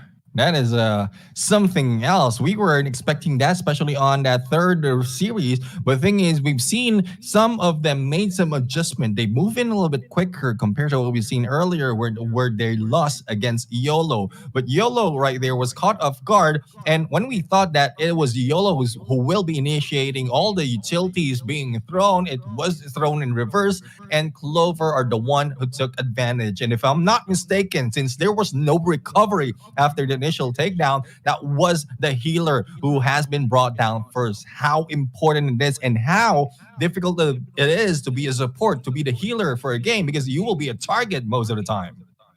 Really, you are going to be the target, and that's exactly what, you know, somewhat YOLO was doing at the first hand, where they knew for a fact their support was going to get targeted, and hey, they made the call to put the player to the backside, but hey, the Alliance Clover, they had the better read.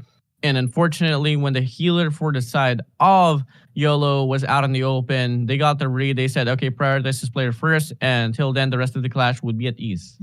Yeah, I mean, that's one reason as well why at some point it takes some time before the battle initiates, because the moment they put up some damage against the enemy, that is where they find out where the biotic gun will be coming from. If you don't see the visuals, then it's a good thing, or it's a bad thing for your team, but it's a good thing for the opponents, because they are keeping their healer in a good spot to hide. Even the healing is not being shown from the opponent's perspective. So if you know that tactic, if you find out where the biotic gun is being shot at, then you can target the healer first and then just go and hit the rest of the team. Surely, yeah. I mean, that is one play that is so applicable here, and it has been able to work out for some numerous of squads. So hey, let's see if that's going to be applicable now here for the Western District, because we did see a bit more of a faulty run on the previous two rundown that we got to see. So hey, come again, it'll be pretty important, because on the side of the Western District, all has been a very dominant show here, coming in from the previous games that we were able to partake in. You know, the boss line was able to get it all through, traders as well. So let's see if it's going to be somewhat a different storyline here for these two squads of the Alliance Clover and YOLO. Speaking of storylines, yesterday we've seen so much different approach when it comes to Western District. From yesterday, those on the room side is more of an advantage in terms of the battle. And for today, for the first few, even the traders who is on open rooftop, the same goes for the boss lions. They're the one pushing out the enemies who is on the room side. So it's a different take. It's a different meta that they're using right now. Let's see if this continues on for the side of Alliance Clover and YOLO, and who will be put in that position, because if that is the case, if you're not in the strongest point, or if you believe that your place is not the strongest point of the map, then you can try and rotate in different approach. But before we go there, let's check out the match result. It is Minato Zaki, our MVP, with 4 knockdowns right there. And as we can, Kanda, our MVP, with 2 knockdowns and 2 down, with 31, almost 32 on the damage. And as we can see, we have not so much of healing being brought in by YQT. It's because they know what or how to approach this battle. And it is a switch up once again. Again, apologies for the switch up. So on the side of YOLO, that was Minato Zaki, who is their MVP with a lot of elimination, but it was not enough. Their healer has been taken out a little bit early into the games, thus they lose the battle towards the end. Minato Zaki is on the side of Alliance Clover, though, right? No, who is there? Yeah, because the composition, the composition of YOLO is Kanda, Meidi, YQT, Instant, and ZL.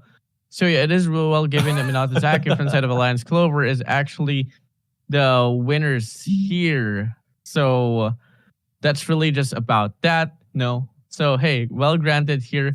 I mean that's exactly why I love Undone sometimes. Sometimes I do get pretty confused on what's about to come here. All because of the fact that the teams just play so well, and sometimes it's a mirror run. But hey, let's see if it's going to be the same old factor here for the Alliance Clover and YOLO. That's why I head straight now to the Western District, and YOLO so far, look at this, not hesitating to make a push here inside the room. Yeah.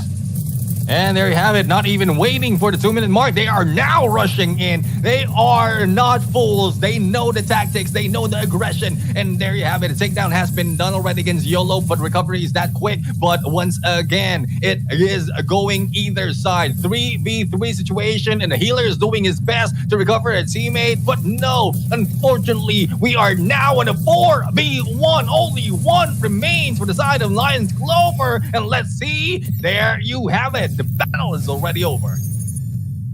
And at the same time, come again, there is a bit of a confusion. Now, I am pretty confused. The Alliance Clover had Minato Zaki. So it's YOLO. YOLO won the first game. Yeah, okay. Oh, so YOLO, because NZL is on YOLO side, and he grabbed the point right there. So we're all goods in the hoods right now. But again, the first is Alliance Clover, who grabbed. Oh, is it Alliance Clover? Alliance Clover. I was looking at the number one. I was looking at number 1, thinking it was a serious point. Yes, it's Alliance Clover still winning the first map here. YOLO now winning the first very round itself, and YOLO coming in and looking to win round number 2, as they do get 1 player picked off from here from the side of the Alliance Clover, and this is looking to be one of the fastest Western District run here. Woo! As they force a 4v1 situation. Can they break the record of the Dragons? 1 more player to claim for them to win off this map. Yes, sir. So fast, and I guess for the entire series, I'm not quite sure if they've beat the record of Dragon, not just for 1 match, but for the entire series. For the entirety of Western District, I guess they already beat that record.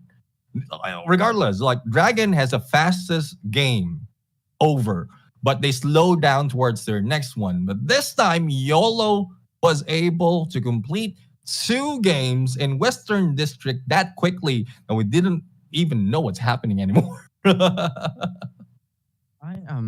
am just so lost in the moment. I know what's happening. All of a sudden, YOLO just starts to pop off. Yes, for sure, they did win that round number 2 and match number 1, but at the same time, the way that they were able to change up the tides of the game here on Western District was so phenomenal. So I think we have to do a bit of homework here to check out how fast did the Dragons win that Western District map, because this is very important. This is records over records about to be broken. Exactly. And I won't be surprised if YOLO will be doing the same thing later on once they were back on the central shopping mall, because their aggression is showing up right now, and they were on the rooftop area. Usually they are the ones being caught off guard, and this is already 3-for-3 for today. Anyone on the rooftop area, the open rooftop area, are the ones winning this Western District battle. So this is a very different approach compared to what we've seen yesterday. And the only answer to that is aggression. If you put in so much aggression, even if you're in the open rooftop area, then you're bound to win that fight. There's a lot of confusion happening already. You don't know, even the healer don't know who to heal anymore. And it's bound to happen that the healer will be going down first. But as we can see right now, we have NZL as our MVP right here with four knockdowns. And as you can see, White Cutie had 25k on the healing done. But YOLO did their best. And I would say that was the best series, the best game overall in Western District. Not quite sure if anyone can beat that or if Dragon can do any better. Though they had the best match or the best round, but overall, the game itself in Western District, YOLO did that. You know when things are going wrong for your squad, if there's only one player that will be able to get a knockdown, and that is only Rain OP for the Saturday Alliance Clover. So hey, a bit of a switch up here for the Saturday Alliance Clover, especially since they were pretty dominant in regards to the gunfights earlier on Central Shopping Mall. But hey, it is their map. It is their forte to play on this very vicinity.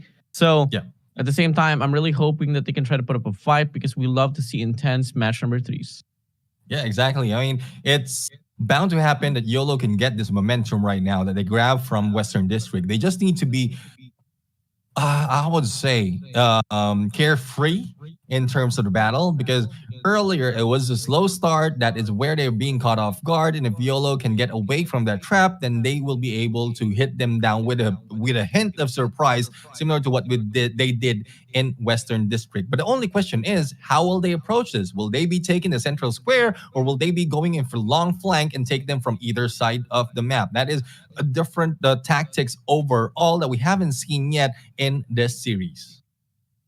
Surely is something that I would love to see change up now, because at the same time I was pretty confused on what was the reset that was put into Alliance Clover and why they were put into that very situation where they just get dominated by you know their opposition. So hey, I want to see their own pace this time, because the Alliance Clover, if you get to recall on match number 1, they were pretty no there was no hesitation at all. They were just bombarding into the face of their ops, and till then, it wasn't a problem at all. Hey, let's see who's going to be able to pull this one through. After all, guys, this is the last match for quarter number 1.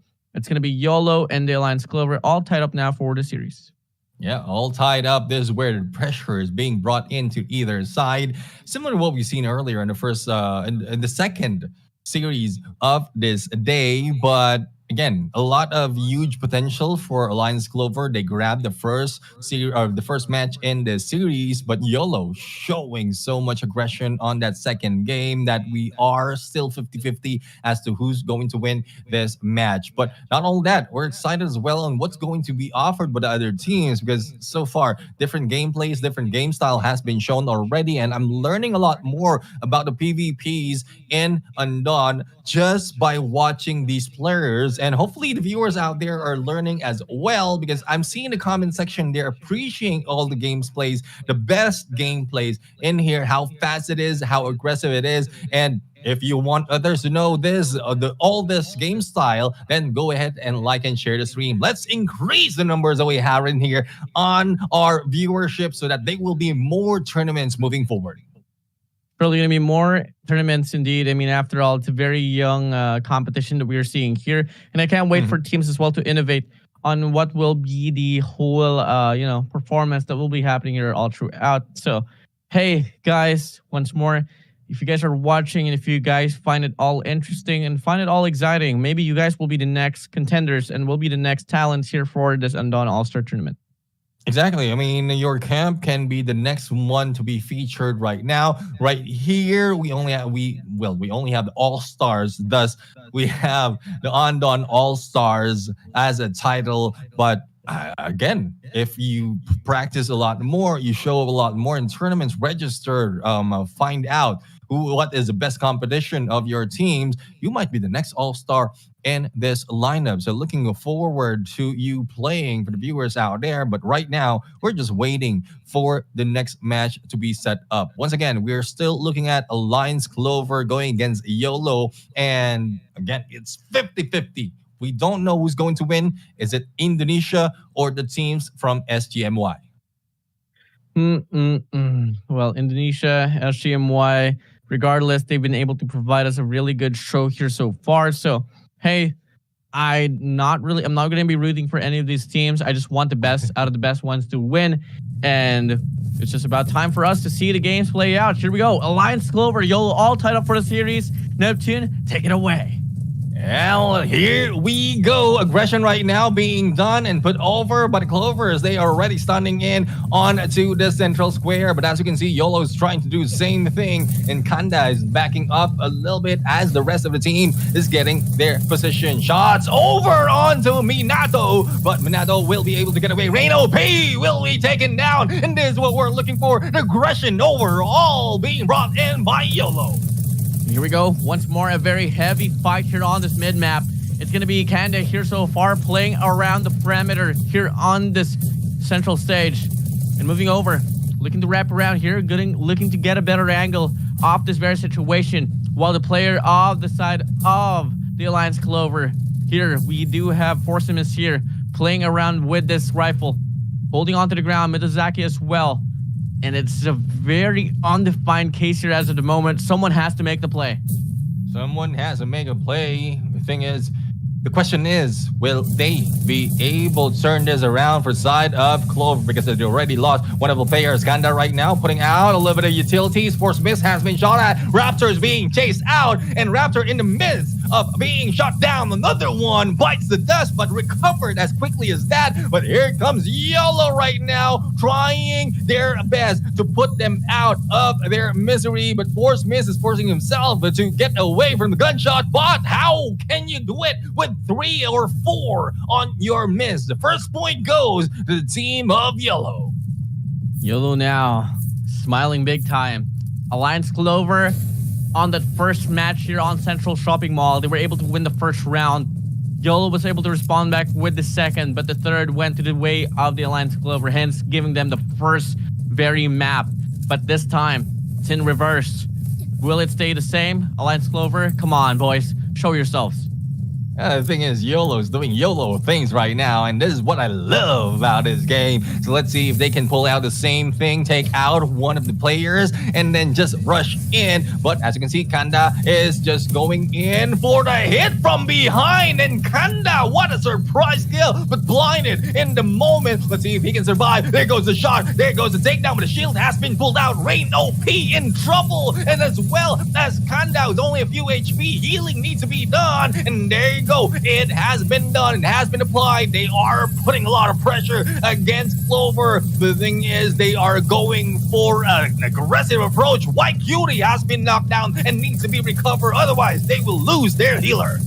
Alliance Clover on the verge of losing once more. They can't afford to let this one slide. YOLO now here going to force a reset, while Alliance Clover will be going out of the vicinity on that mid-map. But now they tried to barge in quick. NZL getting tagged up, but goes behind the shed. And now we get to see once more Alliance Clover will fall back here for a moment. An exchange of knockdowns sure will happen for both of the squads. And the game is now tied up in regards to the knockdowns.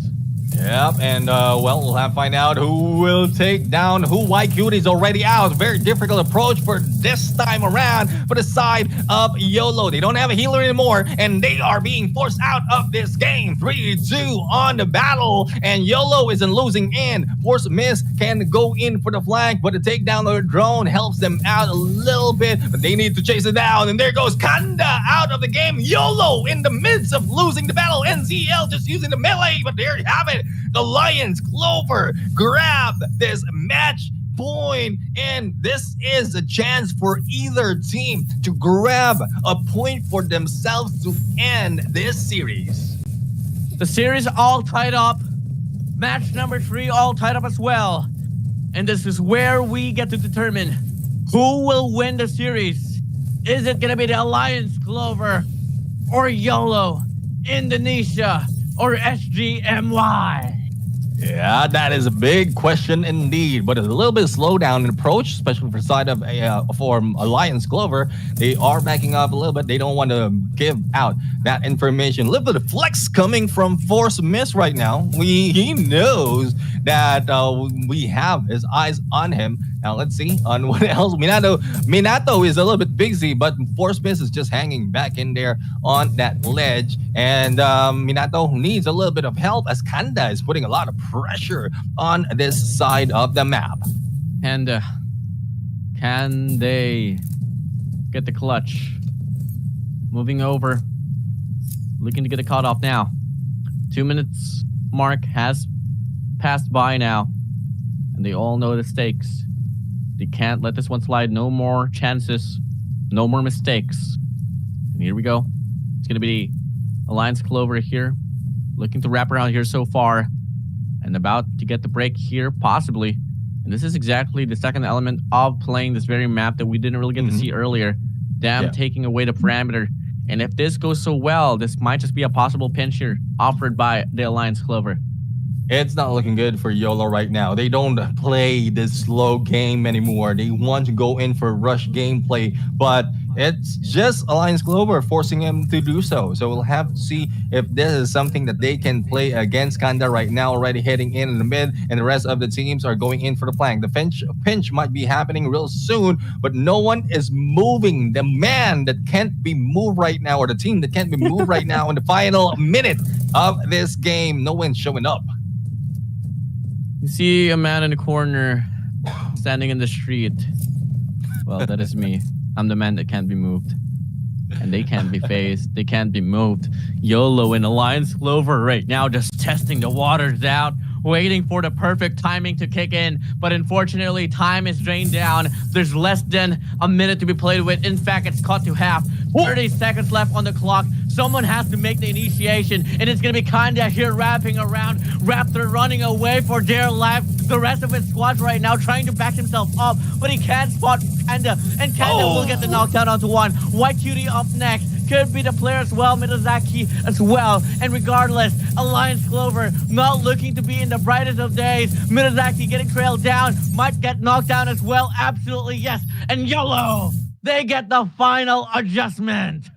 Oh my goodness. One thing I can say in that gameplay is ang Kanda mo. My goodness.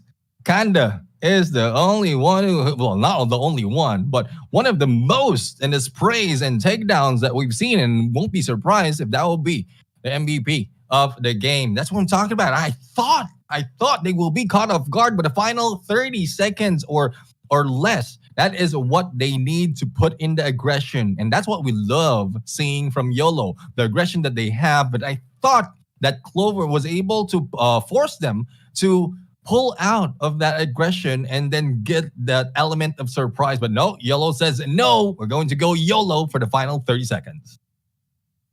You only live once and you make the most out of it.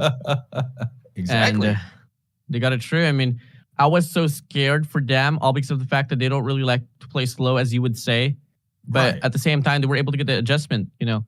They were able to get the read, and at the same time, when Alliance Clover, they were offering to wrap around all across the map, YOLO exactly did the same thing as well. And they were able to start the initiation. They barged into the middle of the map. The diversity right there in regards to the attention went onto one person, and the rest of the squad was getting the free hits. But hey, Kanda was there to just mitigate every single thing for a moment or so, but it wasn't enough to get it all done. And here we go. It's going to be the whole run here for YOLO. Mady will be the MVP. 7 knockdowns for him. NZL with 3, Kanda with 3, and YQT being the support will have none, but will get 26,000 of healing. Yeah, I mean, we don't have that much of a view from Mayday, but I guess it makes sense. It makes sense. Kanda is the one leading the fort, and then Mayday is just in there finishing off the rest of the team. Let's check out the replay and the recap on what really happened in this match. And for those of you viewers out there, just wait out, because there's a lot more that will be offered. Not only the gameplay of the team, not only who's going to win, but you are going to win a lot more as well. Are you feeling some resource packs or maybe some accessory blueprint, or maybe some silicon carbide particles? Because I'm smelling them right now. You can smell it.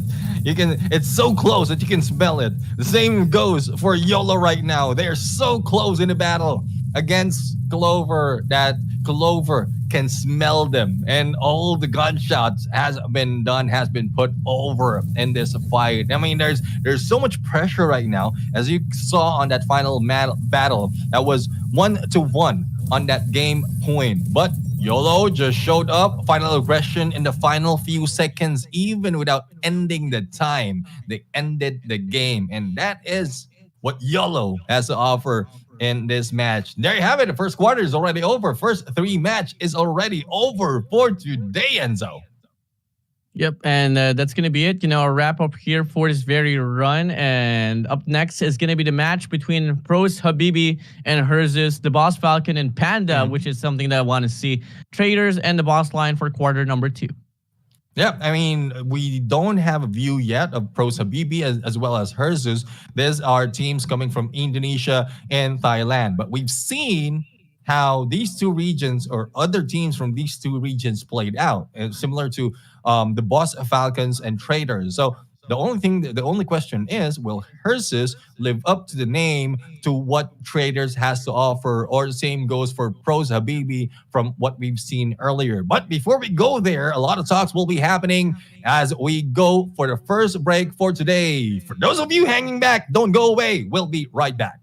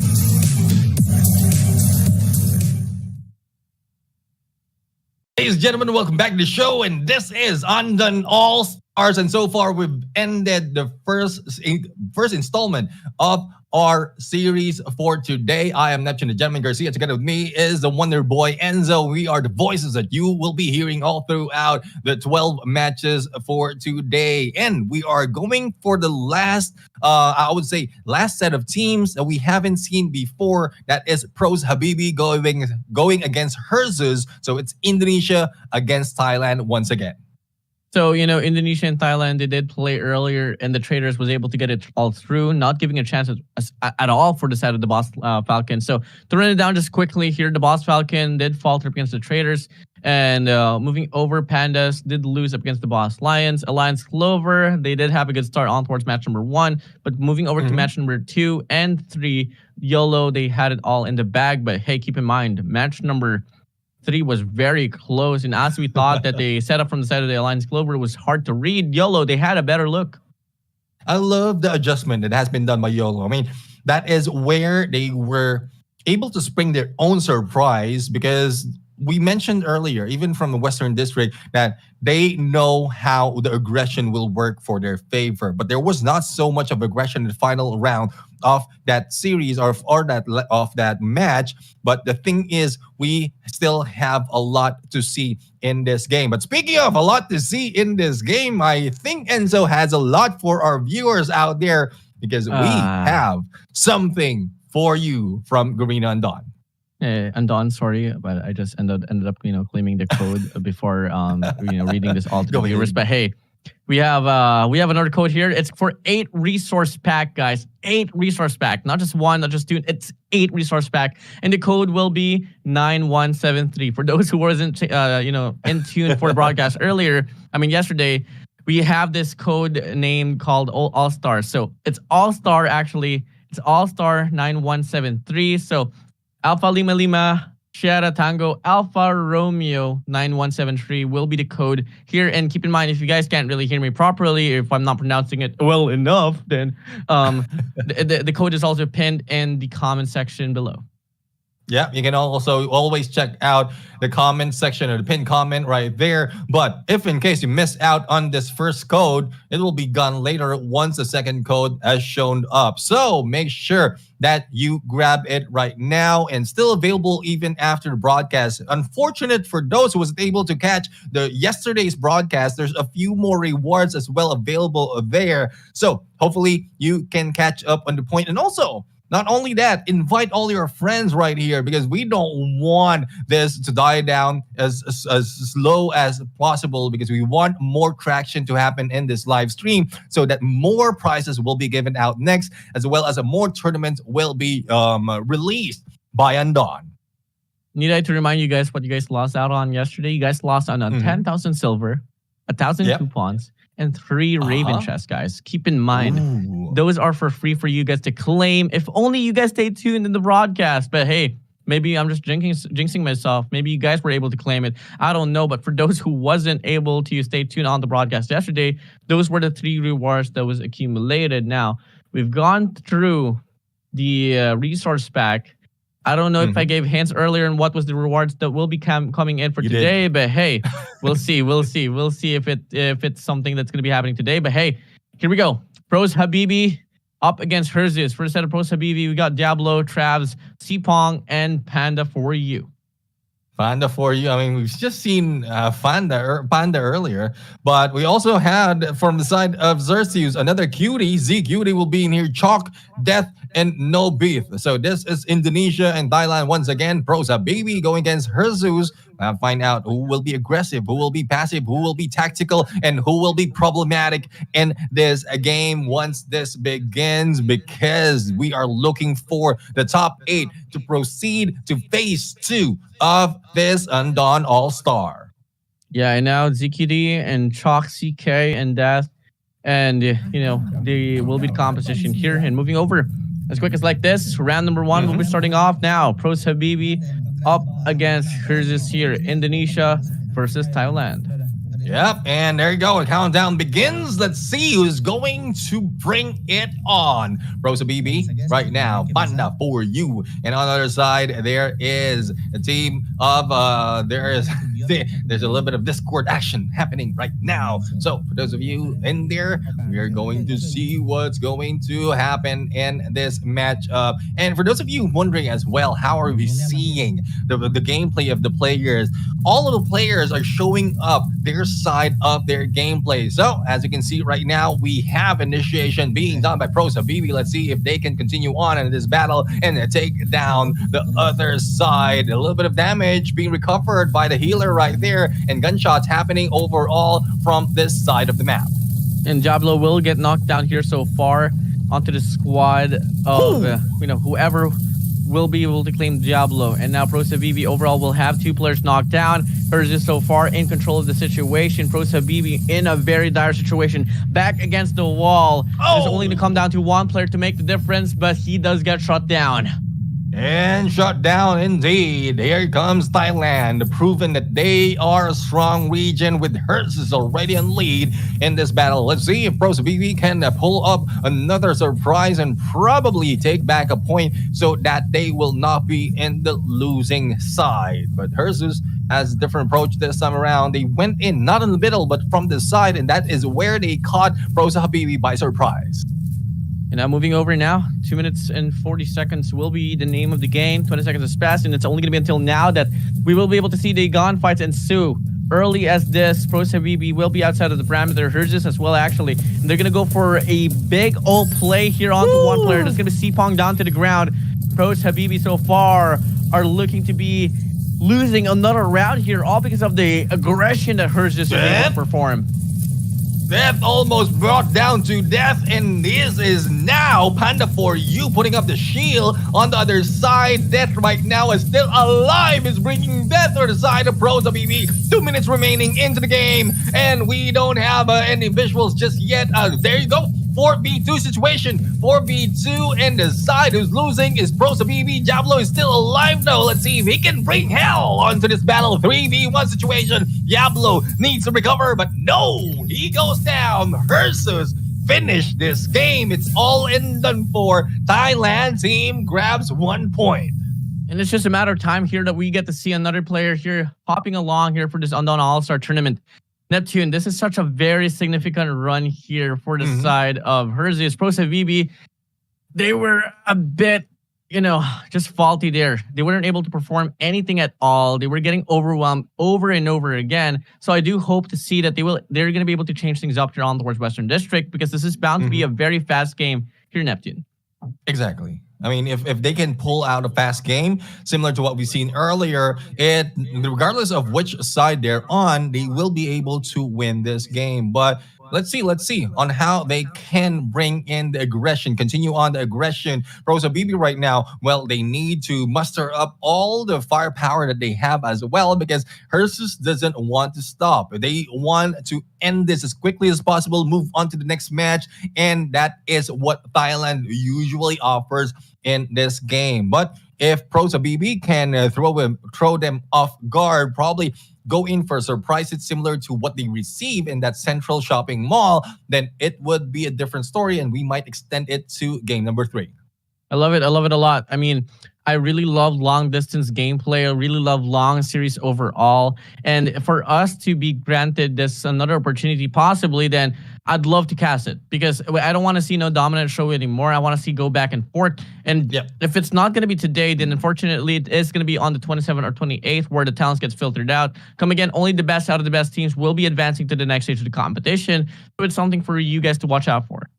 Yeah, and something for you guys to watch out for. So go ahead and invite all your friends or all your friends who hasn't played Undawn as well, because this might be something that haven't seen in Undawn. We all know the open world. We all know how it is on the other side of this game, but they might not have any view of the PvPs. But speaking of PvPs, this is the result of our PvP. Ursus Chalk is our MVP, 45k on the damage. This is what we're talking about, and they have a total of 9 knockdowns. No bit.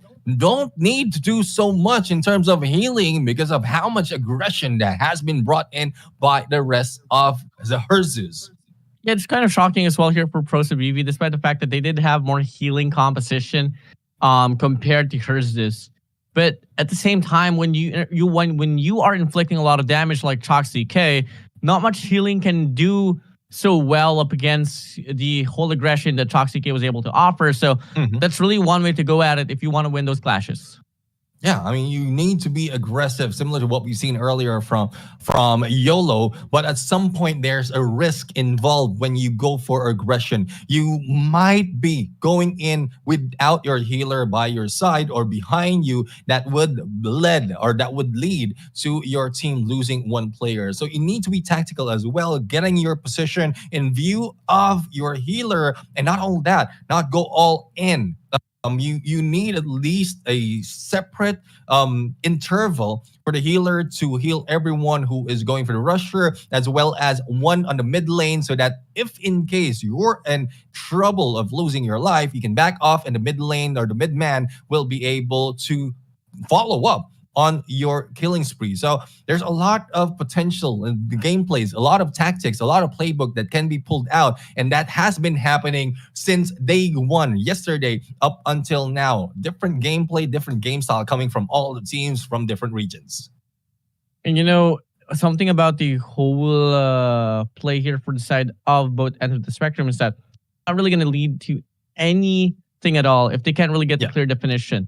So the train of thought there for the set of Herzus was really spot on. It was easy to read. It was easy to understand on what they exactly wanted to do. Well, for the set of Pro Sabibi, some players were falling back, some players was pushing all through, and that was enough for Herzus to just hold on to and make the play work out. But hey, moving over once more, we are moving over to Western District, which is a completely different map, completely different nature. Right. A lot more verticalities is involved. So let's see who can make the most out of it as well. Yeah, I mean, I'm counting on which side players are coming from and how many of them are taking the win. But for today, those on open rooftop area has already taken 3 for 3. And it's quite surprising because yesterday we were looking at a different story. Yesterday, those on the room area and rooftop is getting most of the win, taking or putting in so much, dealing so much of the damage. And this time around, the element of surprise has been brought in for those coming from the other side of the map. So let's see if Pros Habibi as well as the team of Herzus can bring or continue that story. Otherwise, we might be seeing a copy from yesterday or a replication of what the teams from yesterday has done so far. Yep. So, hey, coming in soon enough, we are about to start off the game here.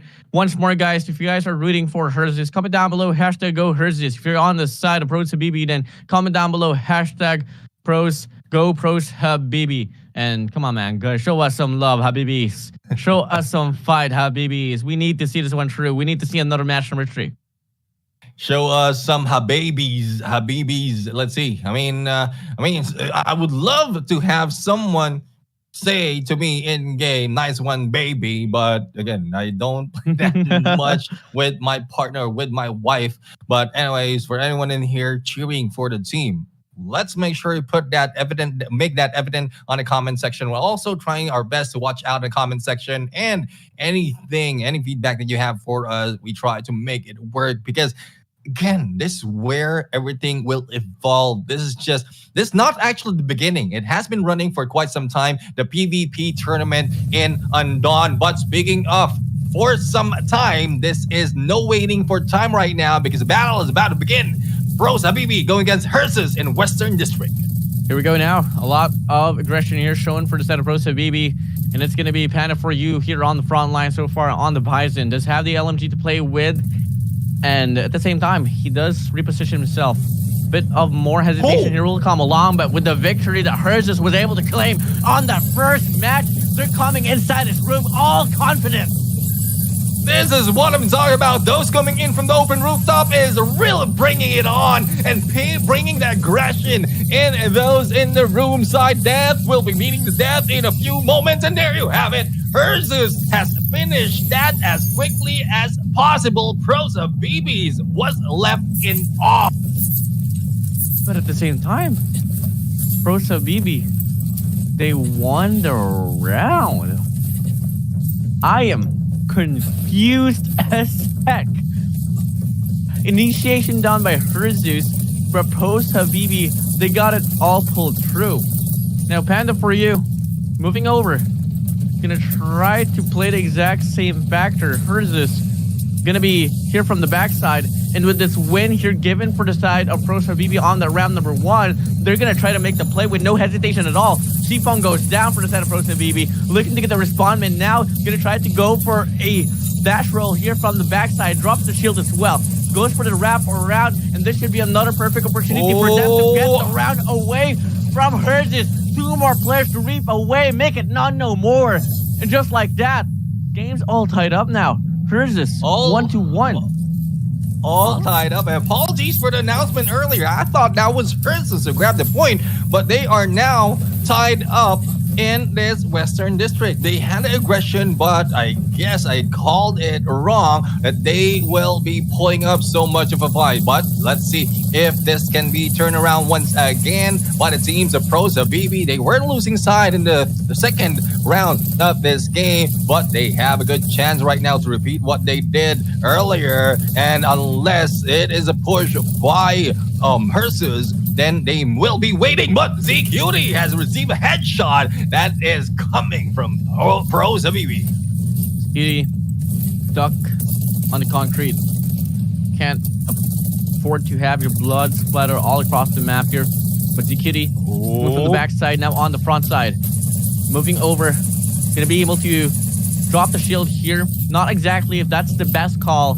It's gonna be mitigating your entrances here to make the play. This drop the lethal to come in, but doesn't get the connection, not just yet.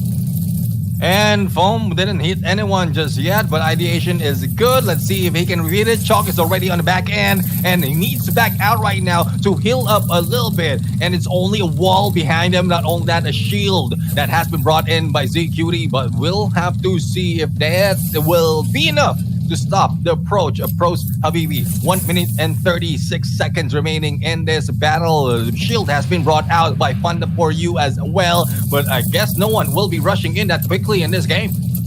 Minute and 25 seconds left on the clock. Herzus now still looking to get an entrance, but the Incendiary will get invested as well. And he's burning down to the ground, but still able to live on.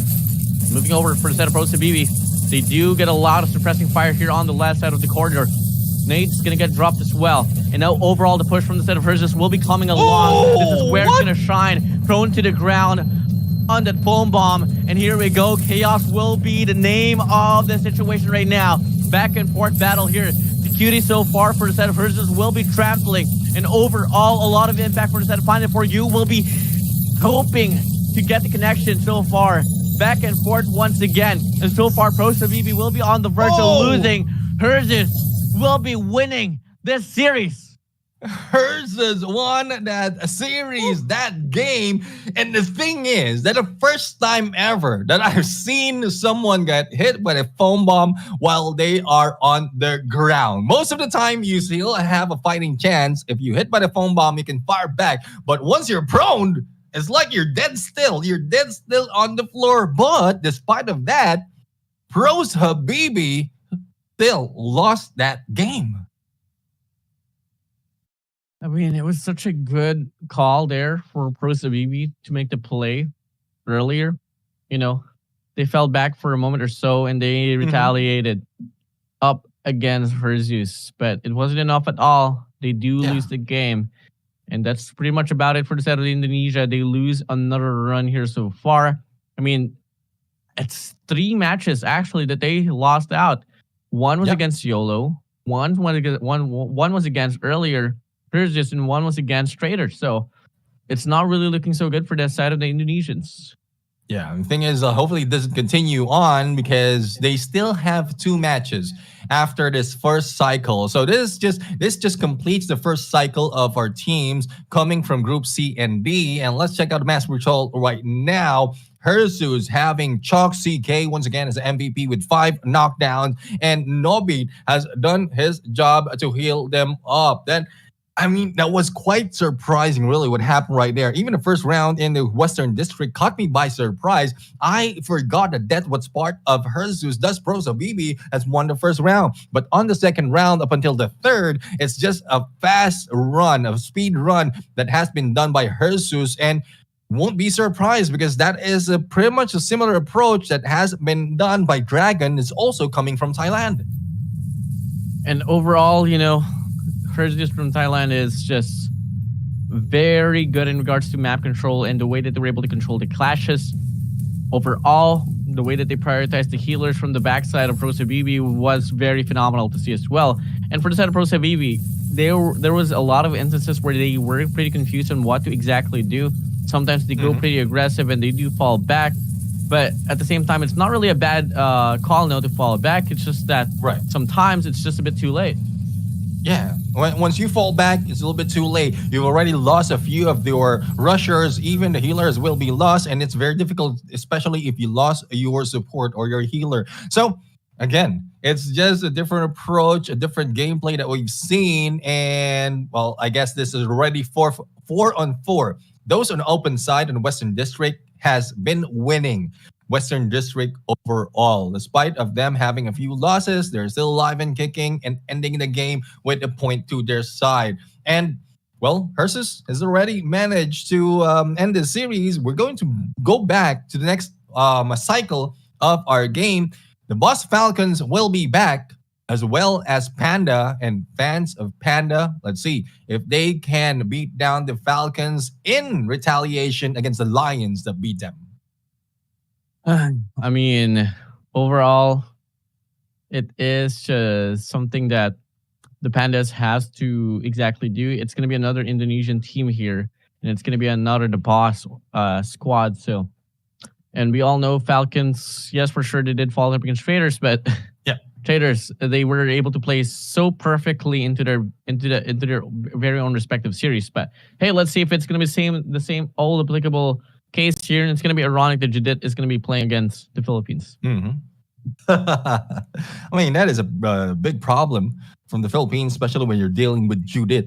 So hopefully they can overcome this threat by the Boss Falcons. But the Boss Falcons not only have Judith, they also have Abil, as well as SNS and LCE, or I was reading that as Ice earlier. He was a healer. But on the other side, for Panda, we have Hike, Ivan Noobs, Caesar, and JC. Wherein most of the time, we see JC taking a lot of damage. It's a good thing Ivan Noobs is in there to heal him up. But let's see how fast can they do all the healing from either side. Judith is the rusher or the frontliner at this point, and LCE is the one doing the healer. So most of the time, Judith goes down early in this battle, and let's see if that is the case or probably a different result. Yeah, here we go. First round here for the side of the Boss Falcon and Panda back to Central Shopping Mall. And let's see what's going to be the intention here. Looking like it's going to be a bit more of an aggressive approach here for the side of the Boss Falcon. Same goes for the side of Panda. Caesar is already found in the mid-map. And Abiel right now already received a lot of damage, and LCE has a lot in store. But here comes the backstab. Abiel is being hit by Caesar, and this is an aggressive push by the Pandas right now. The Wild Pandas are back, and let's see if they can bring down another player from the team. But no, one has been brought down for the side of Pandas, but still recovered, and their retaliation is still on. Retaliation is surely on here. And now we get to see a spray down here from Cedric Judith. Back and forth now. And he's going to go for another spray down here onto one player from the side of Pandas. And overall, Pandas not going to stand a chance at all. And they lose the first round quickly as just like that. And just like that, the Falcons just flew and swooped in, taking down the Pandas. And again, thank you very much, Mori-san, correcting us. It's just SAR in there, not Caesar. So thank you very much for correcting. At least we get their names right. But speaking of SAR is right now is in here in our front lines, and let's see if they can beat down the team of the Boss Falcons. They were taken down a little bit too early, a little bit too quick in that battle, and let's see if aggression will still work for them. SAR right now going in a little bit upfront and personal, but needs to back off. SAR now overall going to go for another shot down. He does get tagged up. He goes down to the ground. Now going to be a 3v3 situation here. Game's all tied up now between the Boss Falcon and Panda, Indonesia and the Philippines. And now we get to see more damage inflicted to the way of the Boss Falcon. Pandas on the verge of responding back with their own sense of force. A lot of healing is done here on this mid-map, but it won't remain for too long. Jay-Z gonna get tagged up, gonna be trying to run away for dear life, and now SNS is only a quarter away, but the support is doing his job so remarkably. And there you go, LCE has gone down. This might be the end for the team of Falcons. Here comes JC for the Jays against LCE. And no, has lost him on the run and ring around the rosy on that pillar. And still don't know who to shoot down. 2v2 situation between the two teams of Falcons and Panda. Let's see which animal will win this fight. Falcons, Pandas. Can the Falcons start to soar up higher? Will the Pandas remain wild here so far? Once more, they have a better run in regards to the statistics that was claimed here on this very map, but can they remain the same? SNS here for the side of the Boss Falcon, wrapping around. Jay-Z as well, looking to trail down the players of the Falcons, but he does get knocked down, and they go for the spray down. Panda, last player remaining for them. Can they get the cut off now? Jay-Z will get him all done, but the resurrection comes in. It's now a 2v1 situation, but Jay-Z will get the clutch, and they force another round. That was the longest 2v2 that we've seen so far in this game. LCE has been tried to be put down because he's putting a lot of effort in recovering the health of SNS. SNS has done a lot of damage as well, but it's a good thing the target was LCE, not just SNS. If the case was otherwise, then it will be difficult to put him down because recovery is unlimited. But as you can see, Hike is receiving a little bit of damage, and let's see if they can bring so much more in this game. 1-1 is the scoreline for this first match between Falcon and Panda. Now here we go. Moving in. It's going to be Judith here for the side of the Boss Falcon. Looking to make a push here for the right side. Does have two opportunities here. Going to go for the spray down. Prioritizes the drone. Will get cut off. And overall, the cohesion here for the side of the Boss Falcon looking to be in a very good shape. So right now for their prey, and let's see if they'll be able to go and take down the one. There you go, stuck on the glue, on the foam bomb, but the shield has been put out as well to stop them. Panda has lost one of players, make that two. Only one remains, and Falcon just beat them in the final seconds. 2-1 is scoreline, and the Falcons has brought a point to their side, leaving the Panda behind. Well, that's exactly what you want if you're on the side of the Boss Falcon. Coming in, they did lose on the first match against Trader, and that was such a respondment for them to take it all through. Now here we go. Can they close it up now? I don't exactly know. One thing for sure is that Panda is not so well renowned in regards to playing in the Western District, so let's see if they can change the tides this time. Yeah, I've been on where they will be coming from this map. If they will be stuck in room side of that central area in Western District, then it will be pretty much the same story. Hopefully they are listening to us and watching us as well, taking a few pointers on what's happening in the game, because if they will be backing off, waiting for time to happen, then they might be lost all out. But so far, in that central shopping mall, it's a different aggression that is coming from the Pandas this time around, but they are still being caught off guard by the Falcons. So hopefully it's a different story for the Pandas. They are the only hope right now for the PH team. But again, there's a lot of different metas being utilized by other regions, leaving them behind in the dust. Well, coming in, are they gonna let it all slide? You don't want to get left. You don't want to get left on the dust, bro. That's that's dirty. Alikabok, bro. You know, if you have sinusitis, you don't want to be in that situation. You don't want to be sneezing all across. Yeah, man. I mean, I personally don't want to be in the dust.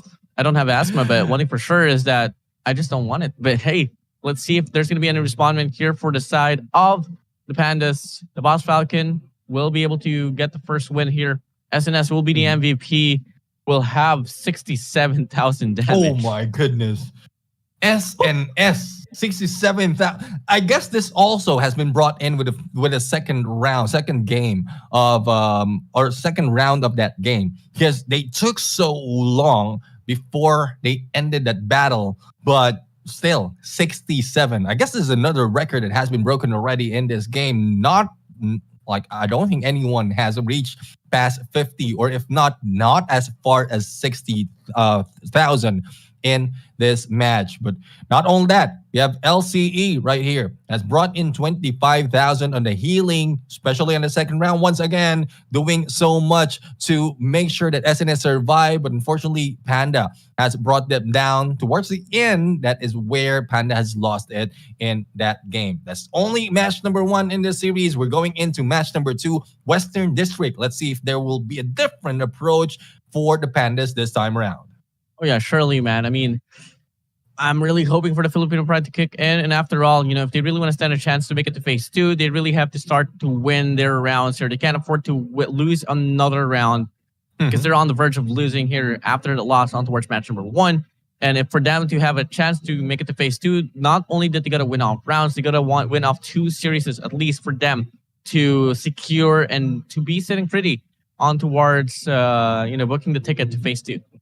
Yeah, exactly. I mean, this is your second chance already to grabbing that phase 2 ticket, and you don't want to lose this. Otherwise, you might be ending up similar to what we've seen from day number 1. -3 is what I believe that is GRD. The points of GRD has taken. So another Filipino team that has been taken out from the first phase of this game. So it's so difficult really to say if they'll be able to pull it through because, again, the Boss Falcons show up differently for the first match of this day compared to against the Trader. They're showing up so much aggressive right now. Against, they sharpened their claws already. They've set up their wings and they're just flying through trying to take a pick on these Pandas. Yep. Now, talk about odds and probabilities here. I know you love yourself some numbers. I know you are well renowned in regards to numbers here. How much odds do you think Panda can actually turn things around here for Western District? I mean, given the fact that they did lose terribly up against the boss line on towards this very map itself, it's not looking so bright here from my end. Well, that would depend on which part of the map, and I guess Pandas is on a different side of the map right now. This is where they can put in a lot of aggression, but higher probability this time around because they are on the open side of this Western Central District. So let's see if they can pull it through right now, and a little bit of damage being put in by Czar. But the question is, will this pull through for them? Because it's still not so much of evident that they can win this game. As we can see, we're also trying to open up an area from the right side of this mid square, and let's see if they can go in for a different approach once they flank. And now moving over, things are going to get slowed down here for the side of the Pandas here. And I love the way that they're forming the formation here because there's not really a lot of engagements here that will be happening on towards the mid map. Things are still going to be, somewhat slow, and there's a lot of opportunities for them to wrap around. Oh, the thing is, speaking of wraparound, Judith is already in the lead, trying to cross over and behind enemy line. There it goes. Foam bomb, and JC goes down. Recovery will be done, but Judith is not yet put down. Judith cannot be taken out. It is not the way you want to go, especially when the frontliner of the other teams is beating you down. 2v4 situation, and this is difficult for the side of Pandas. They need to back off, but no, there's no backing off. Shield has been put up. Only one remains, and Panda goes down. The Falcons wins again. Yeah, it's definitely not looking so bright here for the side of the Pandas because it's just not really the play that we were really hoping them to to put through. And overall, it's just a translation of what happened on the word match number 1, where they falter over and over again. And now it's truly happening here. And I don't know if it's confidence issues or anything, because looking like they do want to go head to head here as of the moment. Jar here is pulling up, gonna try to get it all done. Can they finally win off a round? I love what Czar's doing right now, going head on, and even a foam bomb, it just hits the Boss Falcons that dearly. And let's see if they can pull it through. One goes down. Oh, fortunately, Panda has lost one of the players. Now Ivan Noobs is being chased down. The healer don't want to be lost, and Ivan Noobs goes down. Only one remains. The Falcon has beaten the Panda as quickly as that, and PH probably are on the losing end to go to phase 2. Gotta just close the curtains here because I'm a bit scared on the performance here that the Falcons was able to offer. Pandas, they lost another series, and I think that might just be the run here for the Filipinos to get cut off here into this tournament. After all, we only have GRD, we only have X-Emperors, we only have Pandas to rely on, and they haven't been able to perform big time, or at least enough to make it to the next stage of the competition. Oh yeah, I mean it's hard to admit, but the BH team that we often see, we've seen their aggression from the first few tournaments that we casted before, are not showing up this time around. That is a second chance that they have into grabbing a few more points, recovering from their loss from the early parts of this day, but it doesn't show. It doesn't show this time. At least the Falcons, though, from Indonesia was able to recover their loss from the first match of this battle after being beaten by Traders, but I'm not sure. YOLO has a better chance though to really move up. They had a good chance for those representing SMP. They have a good chance of moving to phase 2. And so unfortunate, only one chance remains for the team of Panda to make it through. You know what, for YOLO, they've only spent one match here so far. But unfortunately on match number 8, which will be the match that they will be playing later on after, part number 2 is going to be up against Herzus. And we all know Herzus was a really renowned team in regards to making the impact, especially was against Pros Habibi. So it won't be too easy as well for the side of YOLO. But at the same time, with them taking the win away from Alliance Clover in a very denominal way, not just a typical way where they head for the clash, they were pretty tactical. So I got my hopes high here, at least for YOLO. But at the same time, Herzus is no joke to be messing with. Yeah, speaking of no joke, this is what we have in the match result. And for the Boss Falcons, Abil is no joke at all. He's our MVP, and he had 4 knockdowns, similar to what we've seen from Judith, as well as SNS with 3. And that is what I'm talking about. Like, ILCE has done his, well, not so much of a job of healing because there's not so much of a need. There is very little need for LCE to put up so healing because they are. The rest of Falcons is on point. Unfortunately for Zar right here, he's put in a lot of aggression, but not so much that they can beat the Falcons in their feet. Yeah, the boss Falcon has been sorting up high, aka the Garudas. It could be the boss Garudas if they would love to to rename their team because it does fit them so well. And overall, Panda Philippines once more. I mean, the only chance that they have right now is the rest of the competition will struggle to possibly put up a 2-1 run. But if the rest and only them will have the one win, which is supposed to happen later on up against the Traders, which is also mitigated because we all know the whole performance that the Traders were able to offer up against the Boss Falcons. Right. So that's just really about it. And moving over, the Traders, they are going to be going against the Boss Lions later on. And one thing for sure is that it's going to be a tough pill to swallow, realizing that you have to go against this very squad of the Traders because they were able to get it all true. Yeah, I mean, this is a good chance, though, for the Boss brand to get back against Raiders because they lost. The Boss Falcons has lost for the first match, though they were able to recover after battle against Panda. But unfortunately, they will be facing another Trader in their mids. And Lions, well, so far they did beat Panda, but it's not that strong compared to what we've seen the Traders has done in this day. So we'll have to find out if they can make that adjustment similar to what we've seen the Falcons do. They were not that well in the first match against the Trader, but against the Panda, they are way much better, putting the Panda at ease and losing their second series. So there's a lot of stories to be told right here in the battle, but also a lot of stories to be told for viewers out there. If you can share the stream, invite every one of your friends to join us so that we can increase our fan base and also increase the chances that we can have more of this tournament. Drawing back the whole topic for chances now, I mean, if the Boss Falcon lost to the Traders, how much more if the if Panda lost to the team of the Boss Falcon and they have to go against the team that won over the team that they lost with? So odds are not really looking so good for them, but that's something for us to find out later on match number 10 on the last quarter, match number 1. But hey, Trader and the Boss Lion will be the teams that will be playing here. It's going to be Kanashi, Rizoko, Drake, and Mo up against the whole composition of, the Traders here. And for the set of Traders, we all know the team names here, but we don't really exactly know which one are they. Not until we move on to the game, but Obviously, their composition composed of Elbza, Grite, Gurdek, Bird, and Babe Boo.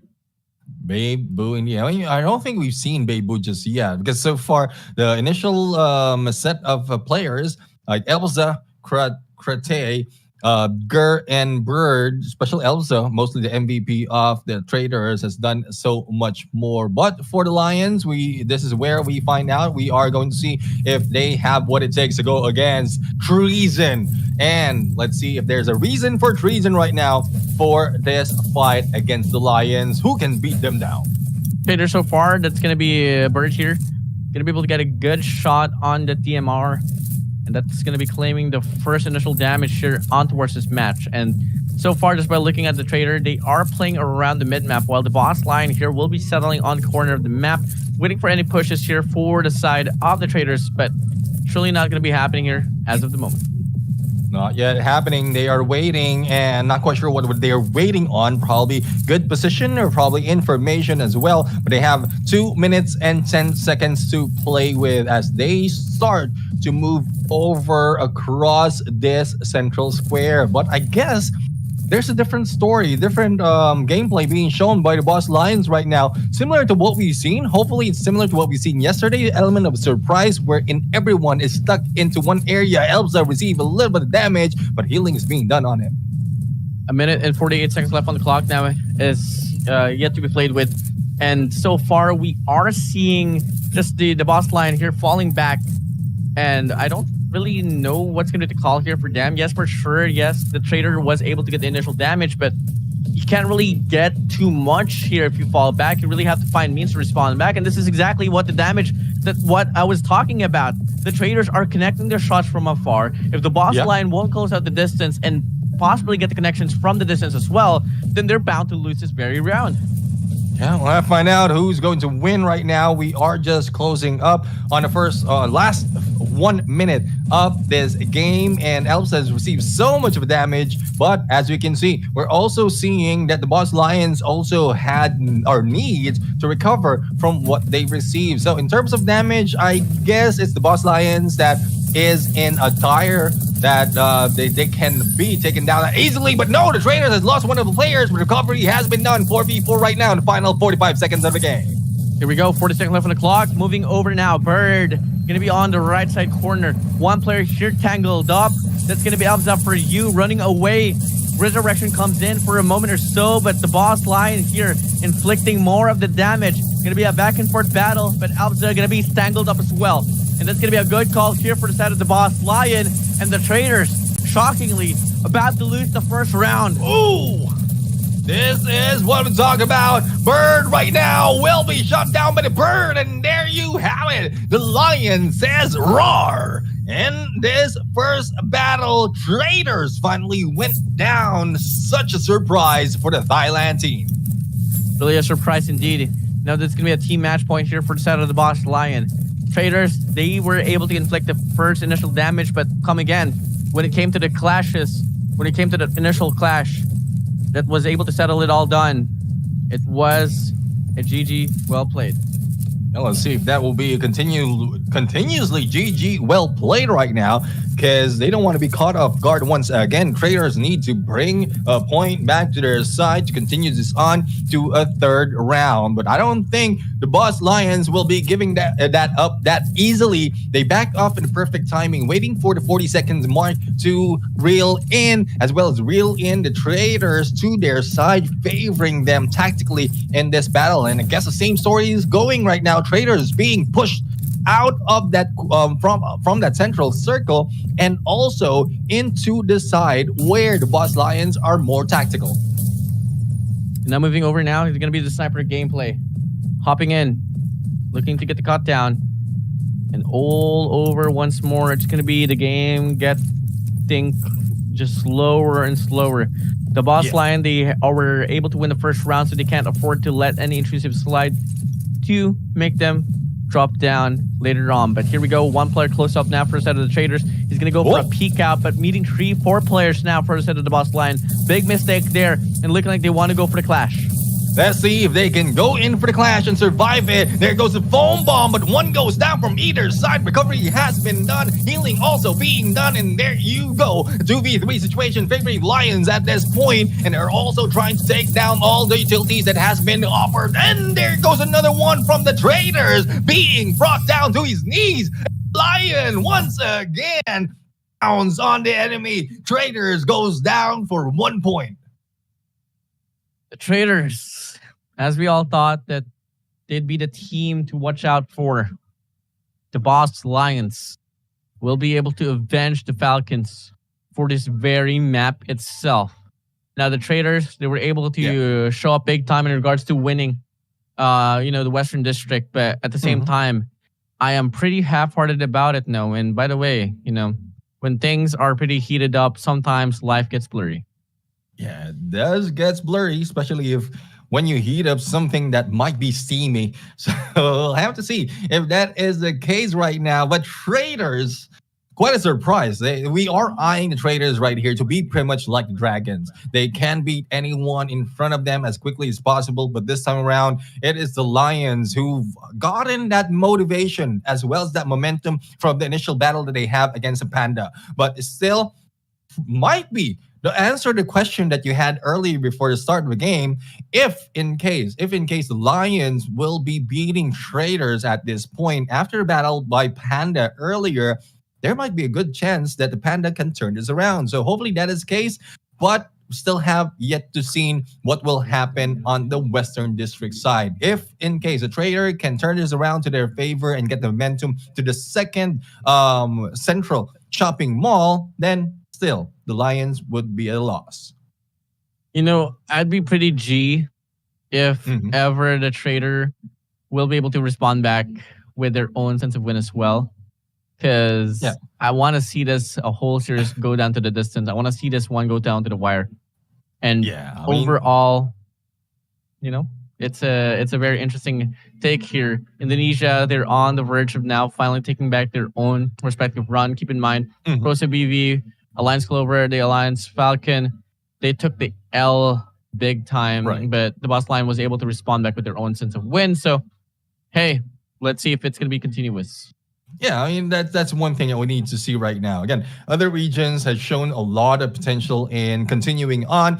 Thailand is one who's, especially with how they handle each battle from yesterday. Indonesia, a little bit on and off from yesterday, but right now I think they are getting the momentum. They are getting how they will be working against the teams from the other regions. How can they adjust, especially if they are going against a different set of teams? That is the only key to success in this battle, because we don't see one pattern from one set of region, one set of team. It's always the adjustment, always the evolution of their gameplay that proves that they can make a win despite of any losses that they have before. And even if that's the case, once they got through the group stages, there is a whole week that they have to study their opponents so that they have a better chance when it comes to phase 2.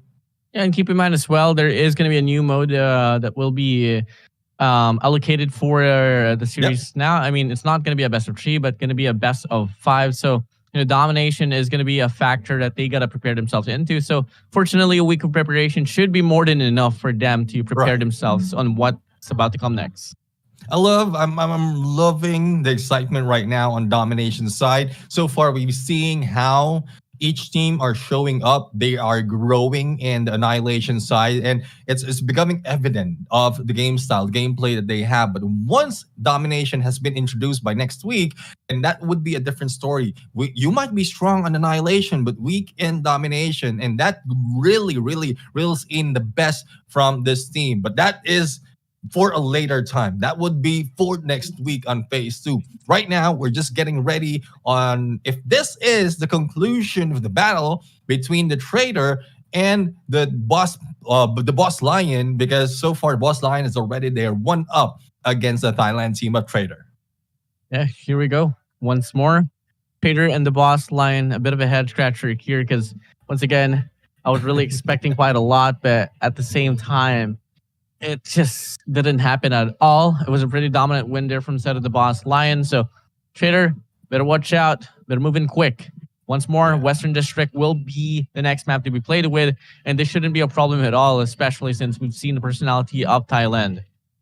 Right, exactly. I mean, they shown great gameplay. Now, this is their chance right here to show if it's still the same pattern. Anyone from the open side or the open rooftop side of Western District will be winning the game, or can they change it up once they are placed on the room side of that middle map? So it's still have yet to be seen. It still have yet to be proven if it is more favored, which side is more favored, or if are we going to see a different gameplay this time. I love to see a flank gameplay from either of the teams. But before we go to any of that, let's check out the match result. Our MVP is Drake with 40k on the damage, 4 knockdown and 1 down. But it is not so much of a help coming from Mo right here. Only 16k on the healing done compared to what we've seen other teams has to offer, especially with Bird right there with 34k on the healing. So it's not so much of a healing needed for the side of the Boss Lion, and that's what we want to see. Aggression overall.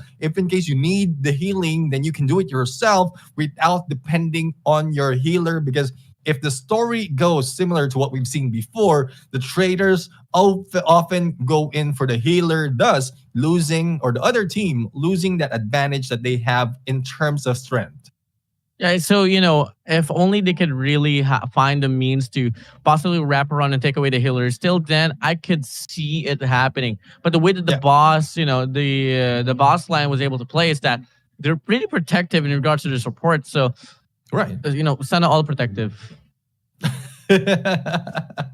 Oh, I don't want to be let go that easily, right? You want to be protected. Yeah. So Sana all. I mean, well, in this case, again, we are generations apart. Your perspective is different from mine. For me, it's up to me to be the ones protecting. But anyways, there's different stories overall. Go ahead. Honestly, it's not just generations apart. I mean, I hate to say this because I don't know how you feel, but it's 2 decades apart. Yeah, it's a full generation. It's an entire lifetime. Well, not really an entire lifetime, but an entire teenage lifetime that we are apart. But anyways, we are going to go into game number 2. Foam Bomb already released and has already made its way. But as you can see, we are seeing shots on to the team of traders who is in the middle of, or on the room side of this battle. And now moving over now, it's going to be a 3v3 situation now. Moving over, make it a 2v3, but the pickup will be happening here so far. Traders, the Boss Lion. Whoa. Traders need this one badly. And so far, it's getting a bigger here, looking to get the cutoff. Spraying down, the melee is on as well. He does get the pick on towards the bat. Going for the spray down to get the finalization for the kill. And the traders so far, they're looking to be in a very mindful state as they lose another round.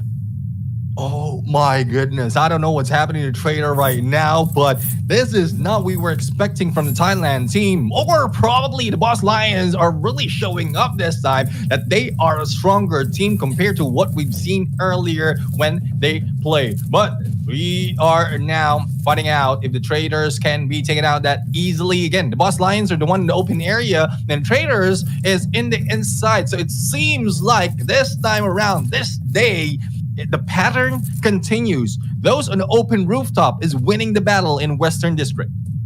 Definitely. And now we come in here with the game all mellowed down, but a shot from the side of the trader. It's going to be getting that one to connect. New, getting this one through. And all over, we are seeing that the Boss Lion will not be able to get any damage as of the moment. And this is looking to still be in a very good shape for them. After all, they are leading the match. They got to take their time. There's still 2 minutes to be played with.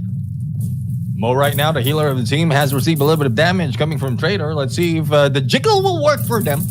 I'm not sure what's happening. What is the deal with that jiggle? But as you can see, Mo right now will need to recover, has recovered, and needs to take a peek onto the other side. But there you have it, a little bit of utility being used. No one will be caught onto that foam bomb. And, well, not quite sure what the traders are waiting for, because the Boss Lions will be crossing enemy lines. They have position and information as to where they are.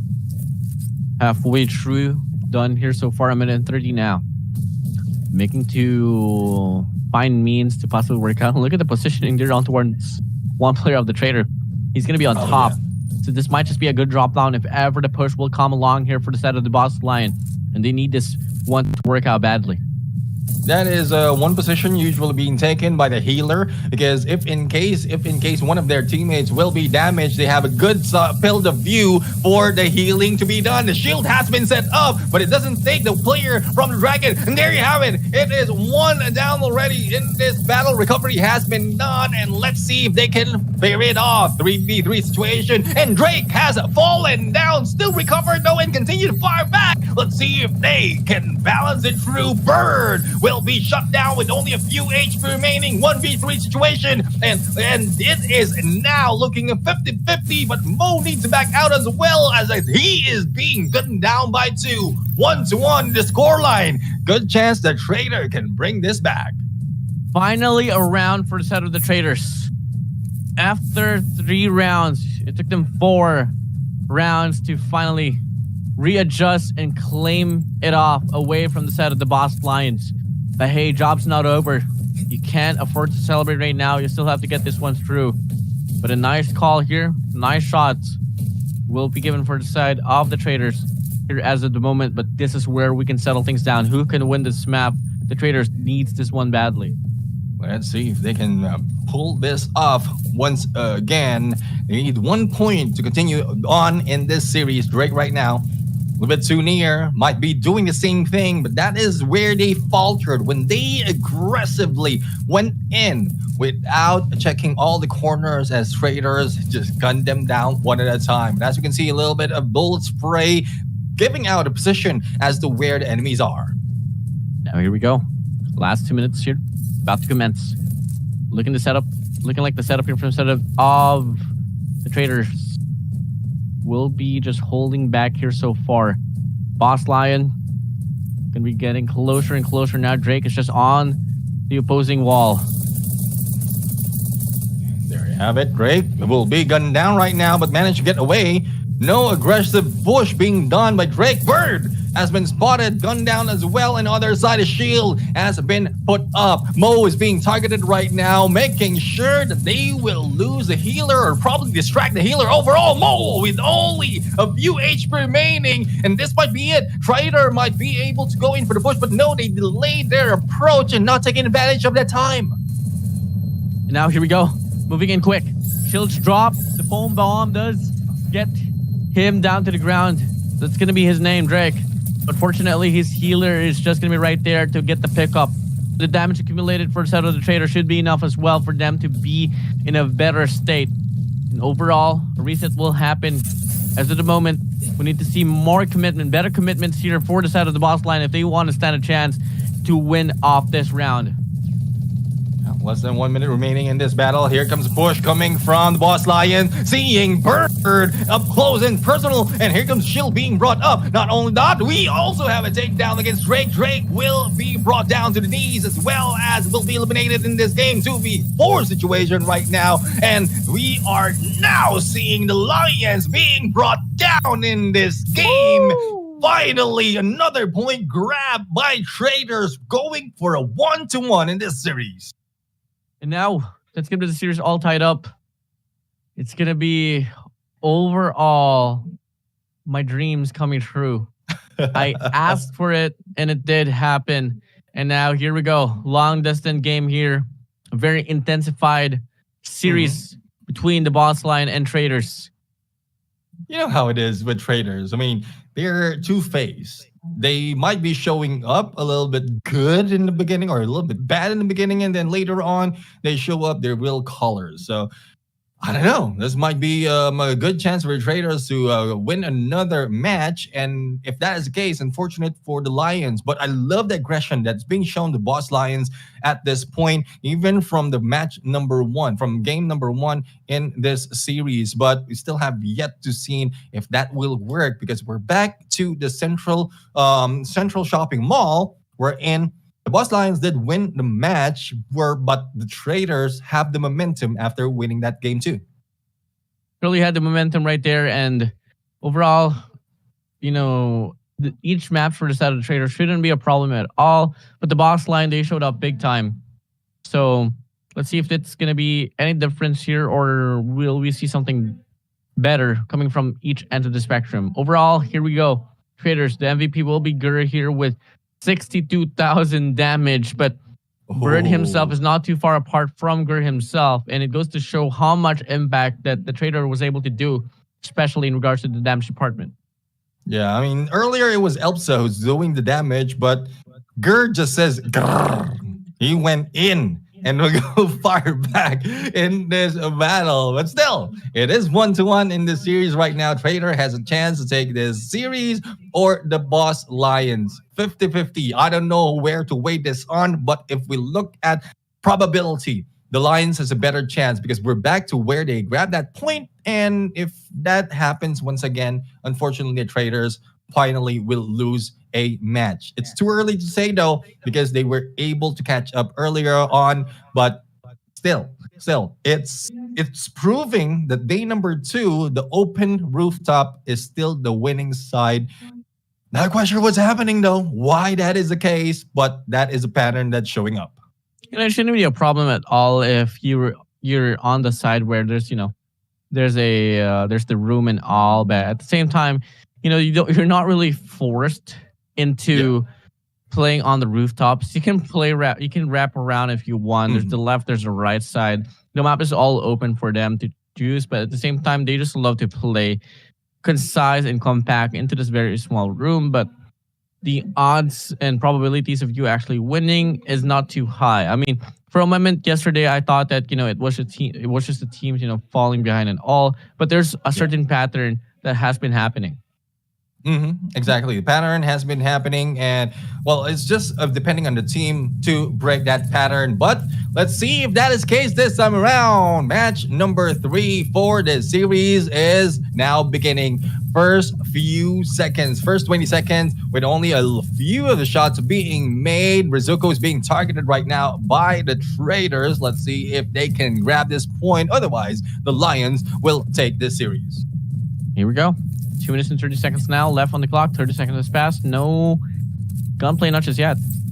And we are seeing that the boss line here will be setting up something here near outside of the backside of the map.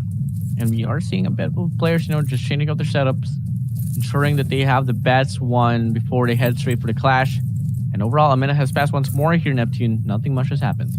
Nothing much has happened. I mean, not quite sure if this is a good tactics for the side of the Boss Lions, but again, we've seen this before. They are reeling the Traders and hitting them by surprise, spotting them right there, and I guess that would be the initiation of the battle, unless Traders hold back in what they're doing and move on to the other side. But there you go, Mo will be hit once again. This is where the team of Traders has taken advantage of that second round. They hit Mo first and then rush in once they receive, or the healer received so much of damage. Now, overall, we are seeing a big old spray down here from the set of the Boss Lion. Bird getting tagged up. That's not going to be the best choice for him to push through with this clash here up against Drake. And now the Boss Lion playing so passively, ensuring that they're just, making use of that aggression that the Traders is hoping to do. And they have such a fortified setup here at the backside of the statue. Yeah, well, 1 minute remaining into the time right now, into the clock right now, and we have yet to see who will go down first. The setup has been, done already for the side of the Boss Lions, and this is for them to rake in the Traders to their side. There you go, one has been spatted already, flanking onto the right-hand side. It's just up to Drake and the rest of the teams to make sure that they will not be able to push through. 30 seconds left on the clock. Big shots here for the set of the Traders. It's going to be Bird here playing behind this ridge. And now the Boss Line will be falling back. 20 seconds left on the clock. They got to find means to make most of the damage now. And the Boss Line is really concise in regards to playing as a unit here. Playing from the backside. 13 seconds left on the clock. No sense of definition who's going to be able to win. But winning for sure, it's going to happen in just 7 seconds. There you go, Elves has been caught with a foam bomb. Bird will be the next one to be targeted. And there goes a minigun that's been pulled out. But the thing is, they need to stop the game. The game is over. And the Boss Lions has taken the first point in terms of damage. And there you have it. It is tied right now. Or just 1-0. Wherein the match point is tied. So let's see if the Boss Lions can continue this on. 2 rounds has to be claimed here. The Boss Lion, they played it into perfection so far. Traders has to find means to calm down here just a little bit. Find means to wrap around. Now we are seeing once more another heavy clash here, possibly set it up on towards this mid-strike. Let's see if they can mid-strike against this teams of the Boss Lion. There you go, pillars being used as covers right now. And it is working for the Boss Lions. And as you can see, shield will be brought up by Bird. But is this enough for them to stop the approach of the Boss Lions? And as he rolls and gets away, Boss Lions is still safe. 2 minutes left on the clock. Boss Lion, once more, they could really take this one true, but a big old spray down from the side of the Raiders will be able to possibly mitigate the whole damage that they lost out on the first initial clash. And now they have good mid control. The Boss Line falling back, ensuring that they don't get any more opportunities here for the side of the Traders. And now we get to see they're on the deficit for the damage. They're going to find means to make up for it. Let's see if they can make up for it. This is a usual approach that we've seen earlier from the Boss Lions, just pulling them in until they are on their crosshairs. And I guess traps can be set as well at this point. Let's see which aggression will, or which side will win. Would it be aggressive side or those defensive side? But I can see a little bit of damage being done. Drake will try to go in flank. Foam bomb spot on and hit Elsa on his knees. And there you go, the takedown right now. And as you can see, we have Bird who won't be flying anymore because he is against 2. There goes 4v2 situation. And another one from Trader being targeted. And there goes one more remaining. And Lion says roar once again. The Boss Lions. Surely not the kings of the zoo, but the kings of the central shopping mall. That's what we like. I mean, come on. Such a phenomenal team on this very map. They were able to shut down what was supposed to be the dynasty run for the side of the Traders. But it didn't happen. Yeah, definitely didn't happen. I mean, the way I'm looking at it, they are just lining the Traders up in better position. They're pulling them in. They're just baiting them in so that everyone from the Traders, if not a few players from the Traders, will be lined up in a very difficult position so that they can gun them down and hit them one at a time. Even in the final 30 seconds, that's what they have been doing overall, especially in this map of Central Shopping Mall. And well, the Boss Lions has proved themselves after what happened from the Boss organization has proved themselves once again after what happened between the Boss Falcon and Trader. And that is a good revenge mission for the Boss teams because they have paid back against the Traders. Well, I mean, overall, that was one of the best series that I've seen so far. It was so undefined, so hard to read. And the Traders, they get their first L here. Fortunately, they did win their first match, which is not going to mean quite a lot. But the Boss Line will go 2-0 as they move in here for this very phase of this tournament. Drake will be the MVP for the side of the Boss Line with 5 knockdowns. And Kanasai and Mo and Rizoko didn't have to do much in regards to the knockdowns. It was all about the Boss Line. Yeah, it's more of Kanasai receiving a lot of damage. The good thing Mo is in there trying to pull them out of dire strait. But again, it's team effort overall for the Boss Lions. Just unfortunately, the Traders has been pulled in so many instances. Even from the first round of this last game in Central Shopping Mall, they were just set up for a trap by the Boss Lions. Yeah, I mean, a really good call here for the Boss Lions is that they allocated a lot of damage at the first initial take for the round. And what they do is they fall back at the very end, knowing for a fact that the pressure was on for the side of the Traders. and they set it up a fortress to the point that the crossfire was just too much to be dealt with, and that was exactly just like that. Yeah, I mean, going back to yesterday's game, that might be the same tactics that we were, or the joke is on me, is trying to pull, but it didn't work that well. It didn't work so this well compared to what we've seen from the Boss Lions, because the Boss Lions, despite of them waiting and I would say camping until the perfect moment, they're moving around. They are getting themselves in different places overall, and even if you're caught with a foam bomb or probably a trap by the traders, they still manage to get away.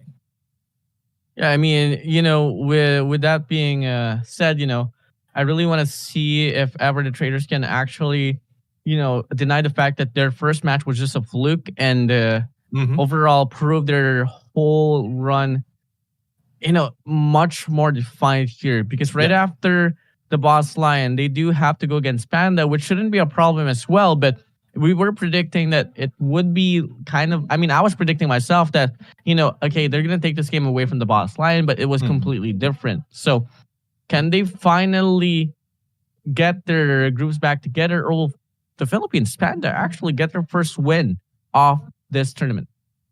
Well, that would depend on the tactics that will be pulled by the Panda, because so far in that match alone of Trader and the Boss Lions, it was dependent on tactics. First off, dependent on tactics. Second off, that will be mechanical skills. So tactics won that game in that battle of the previous match that we've seen. But that was just match number 6. We're only halfway through the whole day, and later on we're going to go into match number 7, because we are witnessing battles overall, and we're just waiting for it to continue on. But before we go there, I am Neptune the Gentleman Garcia together with Enzo. We'll be right back after the break. When we return, the second half of today's battle begins.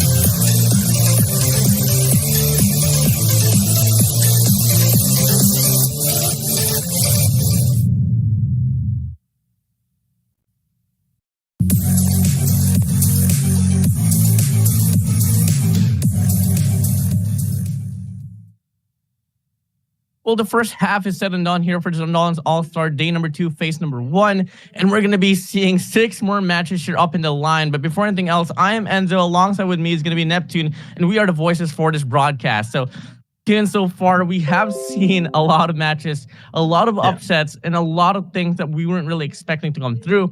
may we see something different here? Obviously will be the case because that has been the nature here for Undone.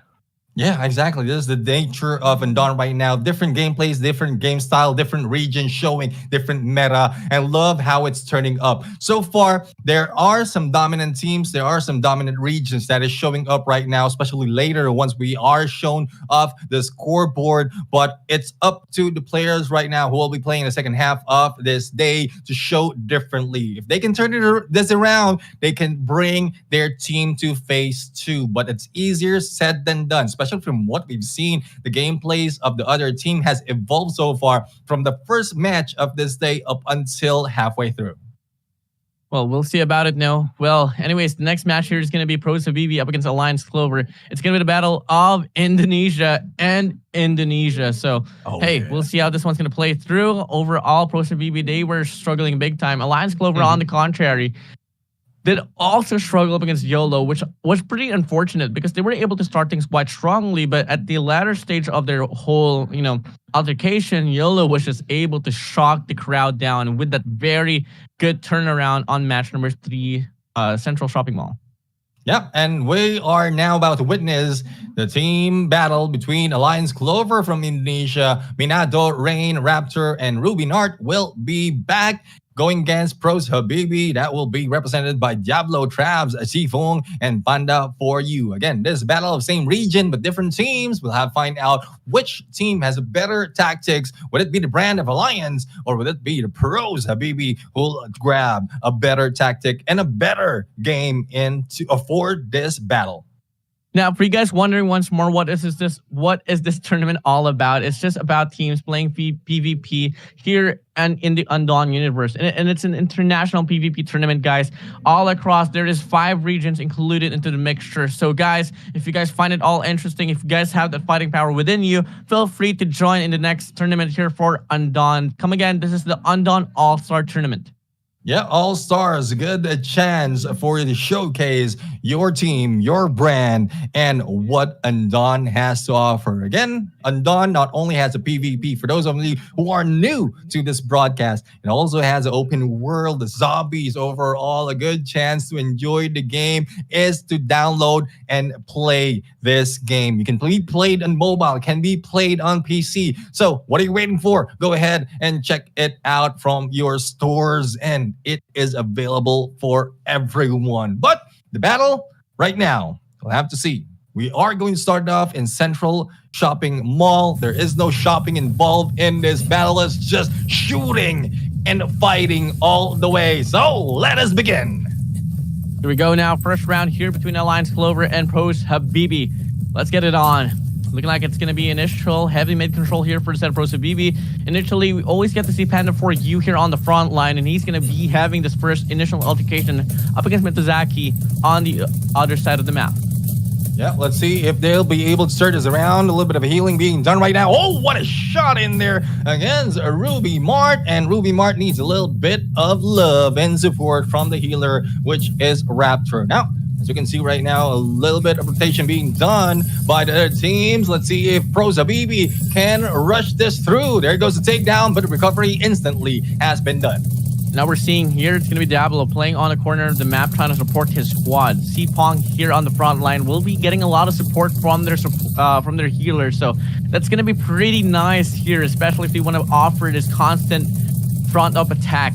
And overall, there is still no sense of knockdowns that we are seeing here, all because of the supports doing their jobs so respectively well.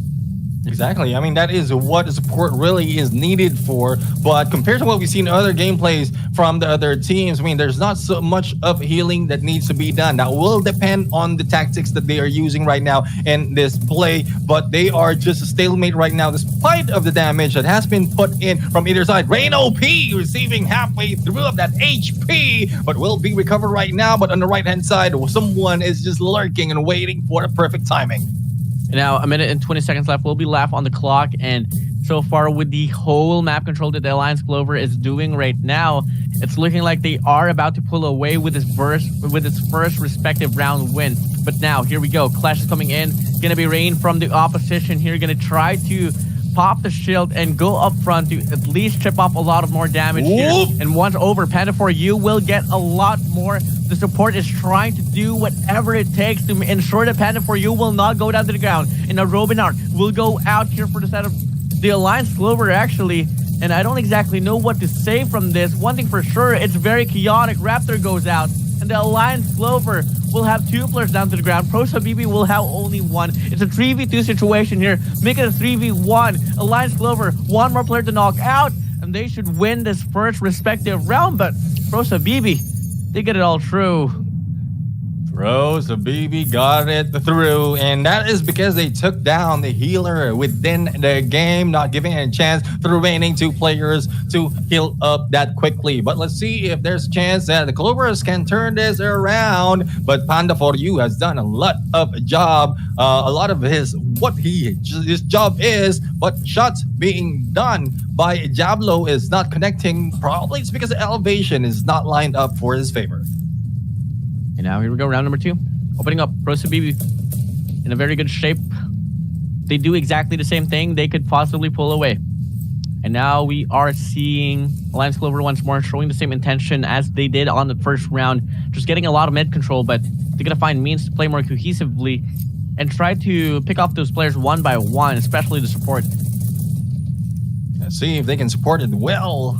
And they are just waiting to the final 2 minutes. Foam bomb has been used. Rubinart will try to go in for the push right now. And there goes Rain OP being recovered at this moment. Here comes the front liner. Rain OP being shot at by Zoo, being caught by surprise with a foam bomb. Managed to get away, but this is to his death as he goes down in his knees. 3v4 situation right now favoring Pros-Habibi. Put up to his name now. Pros-Habibi once more about to get this round away from the set of the Alliance Clover. Spraying down, Robinart goes down to the ground. Panda for You might just go on a spree on the shotgun in this LMG. And now they go for another run. Mitazaki, 1 step away from getting knocked down. This might just be it. This might just be it for them to close out the deal. Trailing down, running away. The support is on, but may he last for any longer. Minato right now being chased down, being gunned down in the corner and cannot recover. Let's see if they can bring this over. And there goes the takedown being done by Minato. But at a moment like this, Panda for You has been brought up and they won the game. Pros-Habibi, a different story being told. Really good story for them. They fell down against Thailand Hers earlier. For them to get a respondent like this is going to be putting their names up in the board pretty nicely. So, hey, good run for the set of Pros-Habibi, but hey, it's still not over. Not just yet. They still have to get through Western District, and if it goes down to the wire, then they go back to Central Shopping Mall. Yeah, I mean, well, the thing is, if it's Pros-Habibi that's going to ask, they want to go back to Central Shopping Mall because of how well they did that battle. But we'll have yet to see how the Clovers will be able to turn this around. Again, there's another team coming from Indonesia, similar to Pros-Habibi. And Alliance Brand is showing different colors, different shade of colors for their teams. Different approach and tactics right now. But that will be all settled once we have the final score as to which of the Alliance Brand will be moving up onto phase 2. But right now, Pros-Habibi really love the turnaround right here. A good chance for them to take it back because this is not their final battle. They will be going in on match number 12, the last match for today, if in case they lose this chance right now. Ooh. Here we go. Numbers accumulated here. Diablo with 3 kills, 3 knockdowns at least. Panda for You with 3 as well. Sipong with 3. And most of the dirty work was just done by Minatozaki. Why does it have to be so sophisticated? Minato. Let's just call him Minato. That's much easier. I know, right? But, he was only the person that was able to get the knockdowns here. Yes, for sure, a lot of healing was also done, but if you only get one player that is able to do the impact for the offense, then till then it's not really going to be bringing the team up in the pedestal. Not enough, at least, for you to get the win. Well, again, Minato has been putting a lot of effort in dealing some damage. If I'm not mistaken, that is 64k in terms of damage. And that's very, very close to the 67,000 that we've seen earlier, the highest so far that we have in game. But unfortunately, the rest of the teams are not on the same page. Thus, they weren't able to grab that win in that series, but we'll have to find out. This might be just a map scenario that we're looking for if Western District give us a different story. But either way, regardless of what will be the ending of this battle, Indonesia wins. Okay, at the same, I was expecting another pun, but at the same time, I wasn't expecting something. That was I right. don't want to. Yeah, I mean, yeah, okay. That's right. Indonesia No. versus Indonesia. Indonesia versus Indonesia. So Indonesia wins regardless of what will be the results. But It's a win-win situation. Yeah, I still have yet to see. I mean, if there is anyone who can turn this around, this is something that folks out there, teams out there need to study. What is happening this time, this day? Why Western District is often being won on the open side of rooftop, where in yesterday, it wasn't like it was otherwise. It was a different story. But before we go there, the battle is already beginning. 2 minutes, 44 seconds in the clock. Think about it this way, no. When you're on the open rooftop side, you have more chances to evade your enemy, and you can drop down as quickly as, wearing Velcro shoes once more. And at the same time, it's just a nice place to be in, man. You're very cramped here if you're on the room side. So moving over, we are seeing now the initial clash will be happening here. Pro Sabibi will be on the open side, close for the side of the Alliance Clover. And we're seeing a lot of chip damage here happening for both ends of the spectrum. Panda for you right now has already dealt damage onto two players for the side of Alliance Clover. Now let's see if they can continue this on. Pro Sabibi right now, it's a good run. If this goes in a stalemate in terms of knockdown, then it will be over favoring Pro Sabibi. But there go a little bit of damage also received by Panda for you that might have been balanced already, all those damage that they've dealt with. But there's still no pushing just yet. 1 minute and 40 seconds in the clock, and no one's crossing enemy lines. Yep, everyone is just hesitating here. We have given for sure that Pro Sabibi did win the first round, but we're respecting the way that they're not really, overcommitting, not just yet. And might just be the play where they push to the opposing side when there's like 30 seconds left on the clock. And I don't really hate it, to be honest. I really love the idea because it makes sure that no teams will be able to fall back anymore. At the same time, you get to see the battle regarding on who's better in regards to the investment. So, hey, we'll see about that. Coming in, it's going to be Sipong here at the front line. He should be the front man right now to make the play. One player from the side of the Alliance Clover will be committing now. But fortunately for them, they actually get the connection. It's now going to be a 3v1 situation. And 3v1 situation, let's see if that is a 3v4 situation right now has turned to a 2v3, and it is favoring Alliance Clover at this point. Only one remains for the side of Pro Sabibi, and it's nowhere to be found. Let's see if that is the case. Let's see what we have to do. 30 seconds remaining on this clock right now. And Pro Sabibi, well, I would say, despite of what is happening where he is, battle is lost because it's already done for 3 players. A little bit of an emote action being done right now as they wait for the time to expire. And, well, Alliance Clover has already gotten their 1-up in this match. Raptor is just, yep, I'm feeling it. I'm feeling it. Oh yeah. Oh yeah. And there we go. Another player dancing. That is the first time that I've seen anyone emote in the middle of the game. But fortunately for the set of Pro Sabibi, I mean, they didn't really want to give more damage out. But at the same time, I don't think it's going to make any difference whatsoever.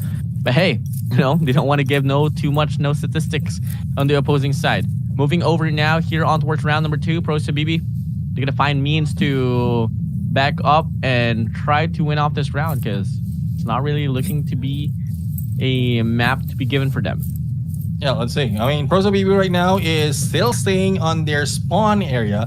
So we have yet to see what would be the response of Alliance Clover at this point. If this is the case, this might be the play for the side of Pro Sabibi. And if I'm not mistaken, Oh, they are complete though. I thought that they are missing one of the players. Minato has received a lot of damage, but they have information as to where Pros Habibi are, and they're taking advantage of it. Ruminard being shot at by Panda for you. The same goes for Minato, only a few HP remaining, but quickly as that has been recovered.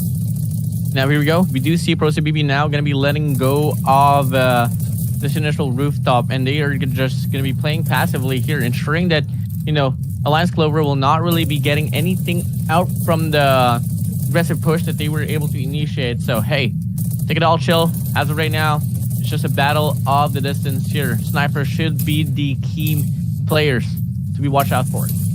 Yeah, let's see if they'll be able to turn this around, especially for the side of Pros Habibi. They've lost one game already, one round already in this Western District, and they only have 1 minute and 24 seconds to work with. And spotting right now, Minato once again. Minato has received a lot of damage already, and this can be played by Pros Habibi in terms of damage dealt. But they are backing off right now. There is a good chance that Chilties can be used against them in the final 30 seconds of this game, and that might be the loss for them. But once again, as I mentioned earlier, I think Pros Habibi wants to go back to Western or to Central Shopping Mall. Here we go. With the final minute of this game, it is the rush of Alliance Clover against Pros Habibi. Here we go. Coming in now. All about the better gunfights. Up front, going to be the Bison to make the play. They do get one here away from the Alliance Clover. And now moving here quick. They're out in the open, hiding behind the truck. Better to evade the gunfights as of the moment and pull off a reset. But the investment here coming from the side of Pros Habibi is just too overwhelming here as of the moment. And we'll see if that overwhelm will be turned around. And there goes the takedown, the recovery as quickly as that. And Rain OP right now, up close and personal, only a few HP remains. And there goes an opportunity for another takedown. And yes, they did. 4v3 right now. Panda for you, not stopping at anything. And the time will be spent in 4, 3, 2, and 1. And this time around, I can call it Pros Habibi. Got this. Now here we go, determining factor now. Who's going to be able to win this one through? Ladies and gentlemen, a fight should be seen here. A fight should be experienced. Watch out. Pros Habibi and Alliance Clover showing us the beauty of Andon. Let's see how beautiful it will be for today. Again, it's a beautiful Sunday right now as we have the teams all set up. Back to the room side and back to the open rooftop is both teams. There's no waiting anymore for Pros Habibi to go up or to be pushed in onto their spawns. They are fighting this battle well, similar to what we're expecting them to do. But Pros Habibi, this is how they lost their first match in this map. May we see hesitation. May we see a demonstration on what patience can do. Or will we see brute force coming in between these squads? Coming in now. Time ticking down. 2 minutes and 7 seconds left on the clock. A setup here from the side of Pros Habibi might just come along here, waiting for some sense of aggression here for Alliance Clover. But the DMRs, the snipers, could be the key maker once more to make the difference work out, especially for the damage department. But at the same time, it has to go down to the knockdowns. And I think that Alliance Clover is looking to wrap around, but at the same time, initiation will come along here towards the rooftops. Investments, utilities, flashes, bullets coming in. Neptune, what is happening?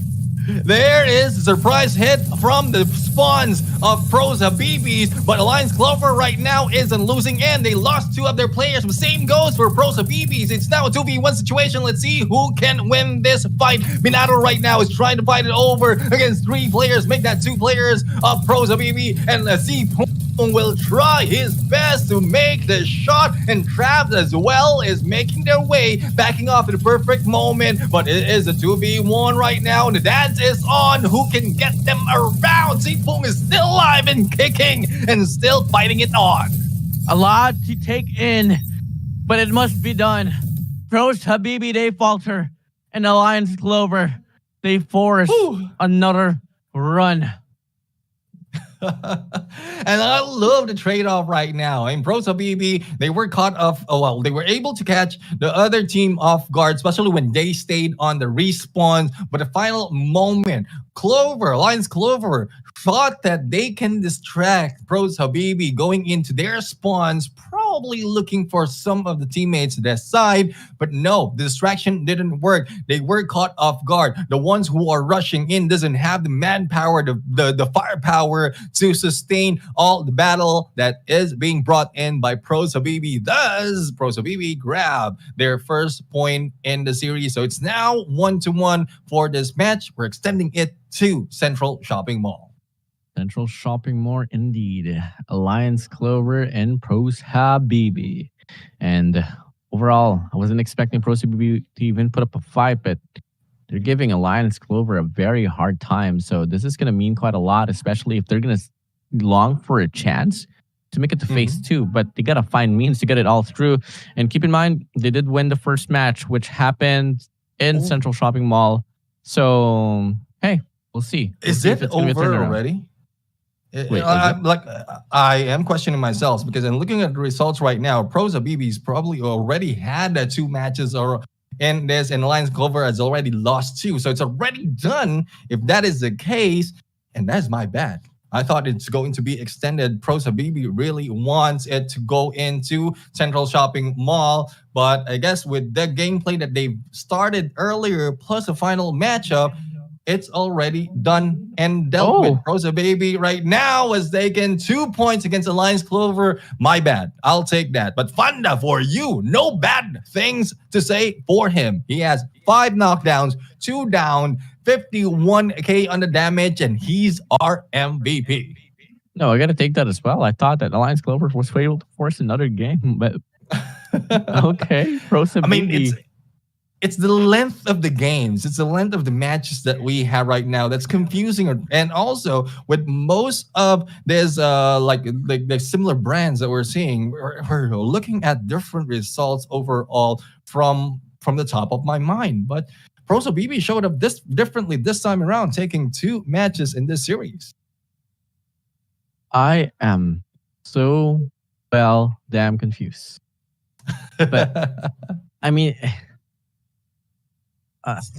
it's okay. I mean, I would say it's okay to be confused right now because even the players right now are showing different game style that confuses their opponent. So even for us, even if we are seeing overall matches being thrown at us, there is a good chance that we can be confused, which is a good thing because we have no set of expectation. Expectation is being thrown out the window and they're surprising us with their performances.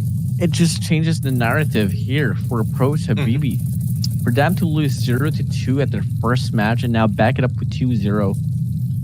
Overall, this is something that I am so damn happy to see. Overall, we've gotten to see them play out against the team of Herzus. They fell down big time. They got through Alliance Clover in a 2-0 manner, and their last and final match will be up against YOLO, which we all know won't be too easy at all.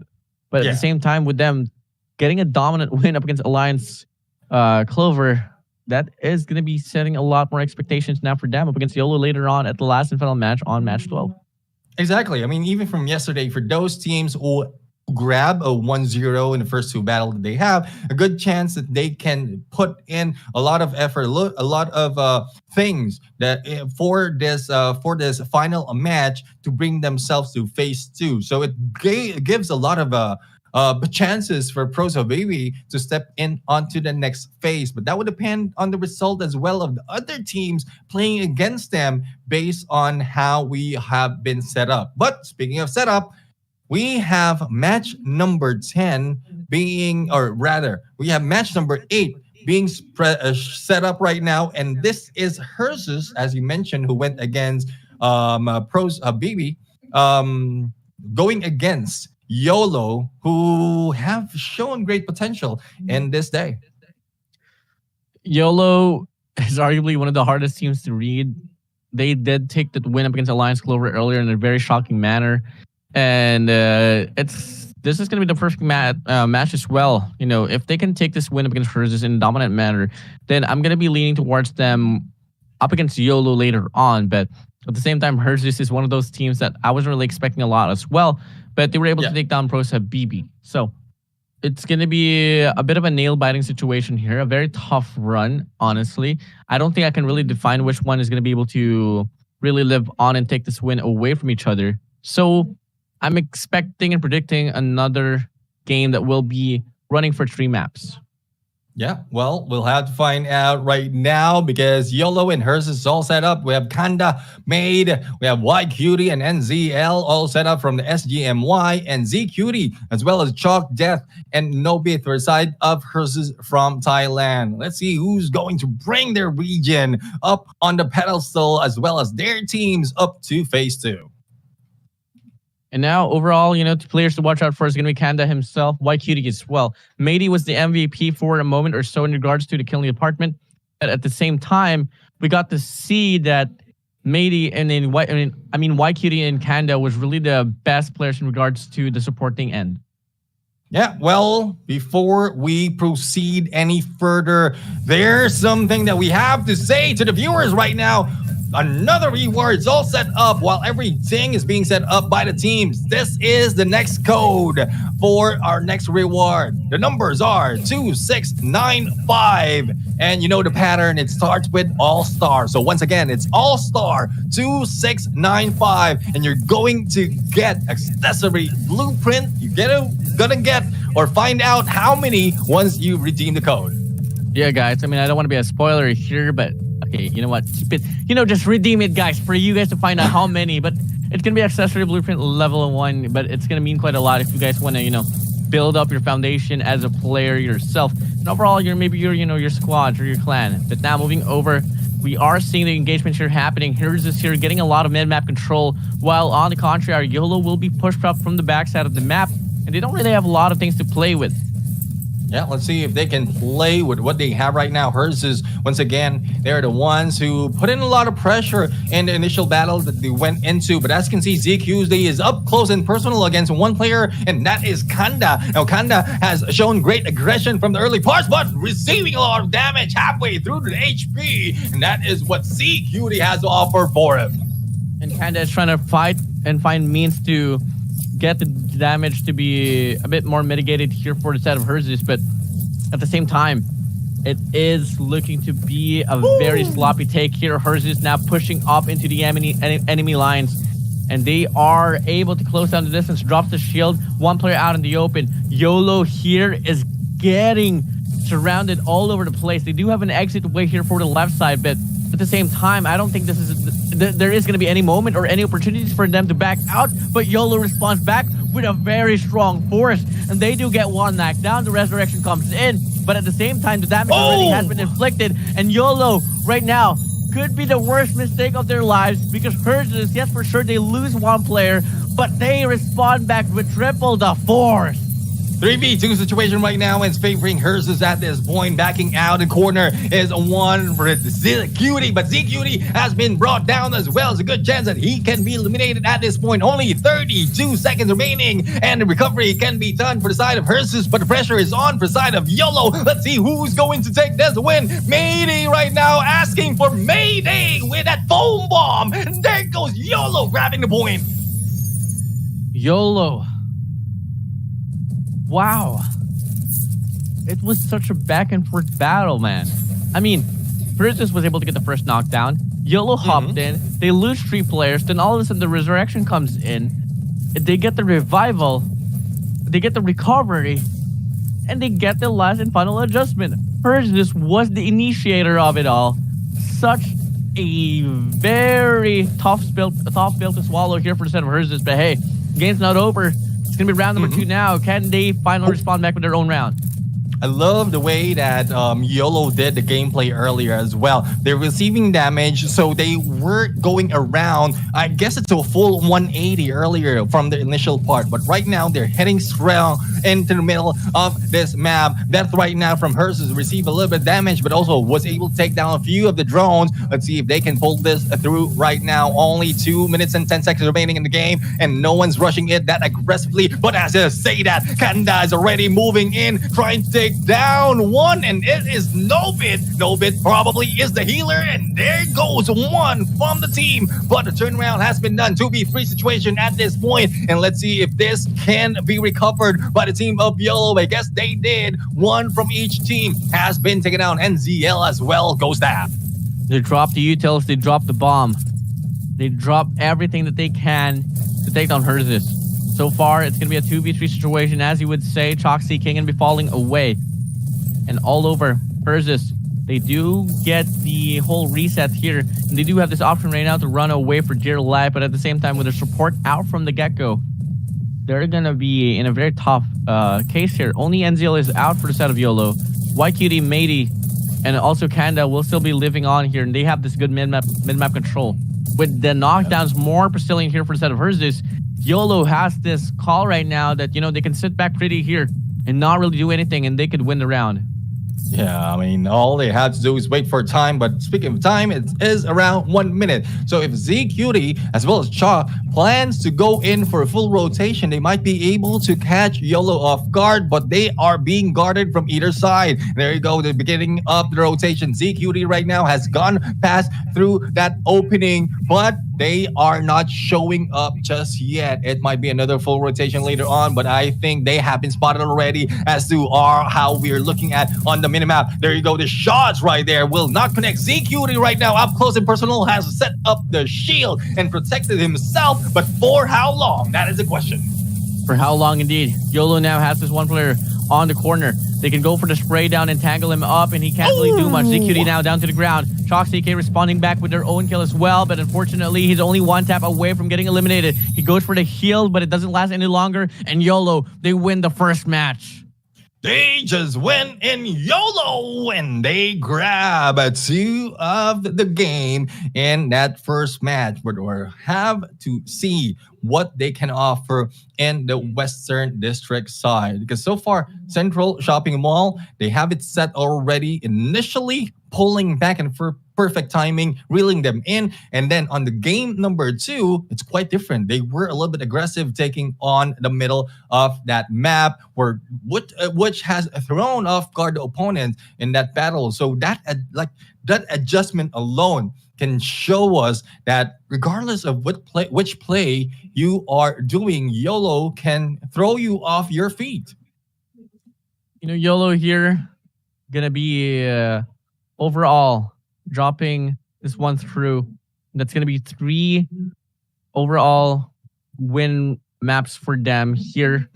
And I don't exactly know how to feel about this now, especially up against Pro Sabibi later on, because they're just showing so Brazilian performance here. Matey once more going to be the MVP with 6 knockdowns. Kenda on 3. YQT on the supporting end will only heal for 18k. All because of the fact that, only NZL was the player that will get dropped down. The rest of his teammates, Kanda and Matey, was able to just endure everything that Herzus could offer. Yeah, I mean, again, it is such a good tactics that they did right there, even from the beginning of this game up until the second match. And it's a good thing that they weren't caught off guard, especially on that game number 2. But the battle's not yet over, though, for this team Herzus, because they still have that Western District battle to deal with. But YOLO has the momentum. They have the motivation to go through and finish it up. That would depend on which side of the map they will be spawning from. And again, still looking forward to that pattern to change. Would it still be the open rooftop area, or would it be the room side that will be winning day number 2? I think regardless of the situation here for YOLO, I think they do have what it takes to just win it all throughout. I'm pretty confident on their performance, and I'm not really going to be throwing shades on the opposing end here, no, but with the play that they were able to do consecutively for 2 rounds here on the Central Shopping Mall, it goes to show that regardless of any situation, we can bring it up. We can bring in the recovery. And just like that, they get it through. So regardless if it's going to be the open rooftops or the room side, I think they could confidently win this all out. But I do want to get proven wrong. Yeah, I mean, we do want to be proven wrong, especially we're talking about hers right now, coming from a region of strong teams like Trader as well as Experience and Dragons. But again, Thailand region showed on and off performances, but the teams themselves has shown great potential. And that we are talking about Dragons right here, who are currently on number 1 on our leaderboard. But the battle has begun already in this fight. And YOLO is still showing aggression, already crossing behind enemy lines in Western District. Oh, they absolutely want to break the record here for the fastest run on Western District. But now, can they actually pull it off? 3-3 trades here coming in. To be 1 down for each end of the spectrum. And it's going to be Death here, serving the death here for Matey. That's going to be a good run here for the side of Herzus. And a big mistake here for the side of YOLO as they commence this very aggressive take. It's going to be Herzus getting the first round. Herzus did a number on this YOLO team right now, but YOLO is so aggressive in this fight. They lost one of the players, and initially that was their healer, and that made everything go down the drain. Let's see if the same story will be shown in this game number 2 in Western District. They are backing off a little bit, not really being that aggressive team that we've seen earlier, because that is where they fail. Where they fail?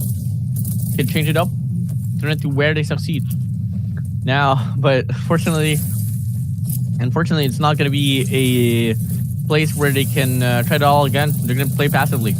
Oh, smoke bomb. What? I mean, the foam bomb is going to get dropped down as well. And Herzus, they know and get the call, and they're going to go pushing all consecutively, simultaneously. They drop the bomb, they drop the floor, they drop the bodies of YOLO. 2v4 situation anymore. And as we thought that YOLO would be the team that will be serving the fastest win for the side of Western District, it might just be Herzus themselves. And Herzus is feeling this. Why Cutie trying to hold on, but there you have it. A quick 2-0 right now. Record probably has been beat for the entire game, for the entire map to be over, because Herzus was not slowing down. Despite of the effort of YOLO giving that aggression, Herzus says, no, you cannot push through. We are going to take you down, and take them down. They did. Okay, now, maybe the sides did matter. The sides did matter. I told you, there's a pattern emerging right here. If you're an open side for day number 2, that is where a better chance for you winning. Not quite sure why, but we're talking about different side from different days. So I'm not quite sure if it's a little bit cold from one side to the other. It switched overnight. I'm just like, it is truly a fad now, and statistics don't lie. And at some point here, no, I mean, it's not for me to say here, but since it is a round-based game mode, I think that it should switch up sides after sides. It could be a very interesting factor or element someday that we can talk about in the near future, because I think that would bring in more balance into the game now.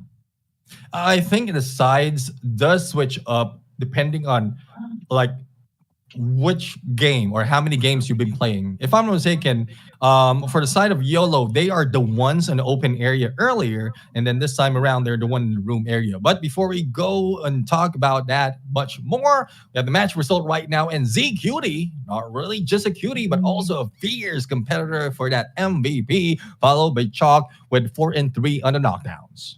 Yeah, Z Cutie here, accumulating this 4 knockdowns is going to be pretty phenomenal here. But handed down to the supports here. I mean, Chalk CK was able to get the healing as well, alongside with Nobit. And Nobit, 10,457 might not seem a lot, but at the same time, if you talk about how fast those rounds went on, there wasn't really a lot of more opportunities for them to get a heal up, all because of the fact that they were just so good in regards to getting this damage. Yeah, exactly. I mean, if a battle end up that quickly, there's not so much of need of healing, especially if your teammates are that well in taking down the enemy and putting up so much of damage. But again, was surprised. I didn't think that we will be brought in for another round in this game. YOLO has been brought to their knees in that Western District, but they're back to where they won the point. So we'll have to find out if YOLO will be able to bring this back to their favor. Record right now between these two teams in this match is 1-1. So back to Central Shopping Mall we go. Back to Central Shopping Mall here. Should be something to eye out for once more. I didn't really expect YOLO to go down that way here for Western District, but hey, let's see if it's going to be their own town here once more here on the Central Shopping Mall. A lot of aggression here found for set of Hersus. It's going to be ZQD here leading the crusade. Yeah, ZQD, the MVP, really had that momentum on him. And ZL right now might be going down. And there goes Hersus. One down already for the side of Hersus. But recovery has been done that easily. YQD trying his best to go in and recover his teammates. But it doesn't work that well for B2 situation. And YOLO is going down as quickly as that. Hersus has broken the record, I believe, in Central Shopping Mall is the quickest game for one match.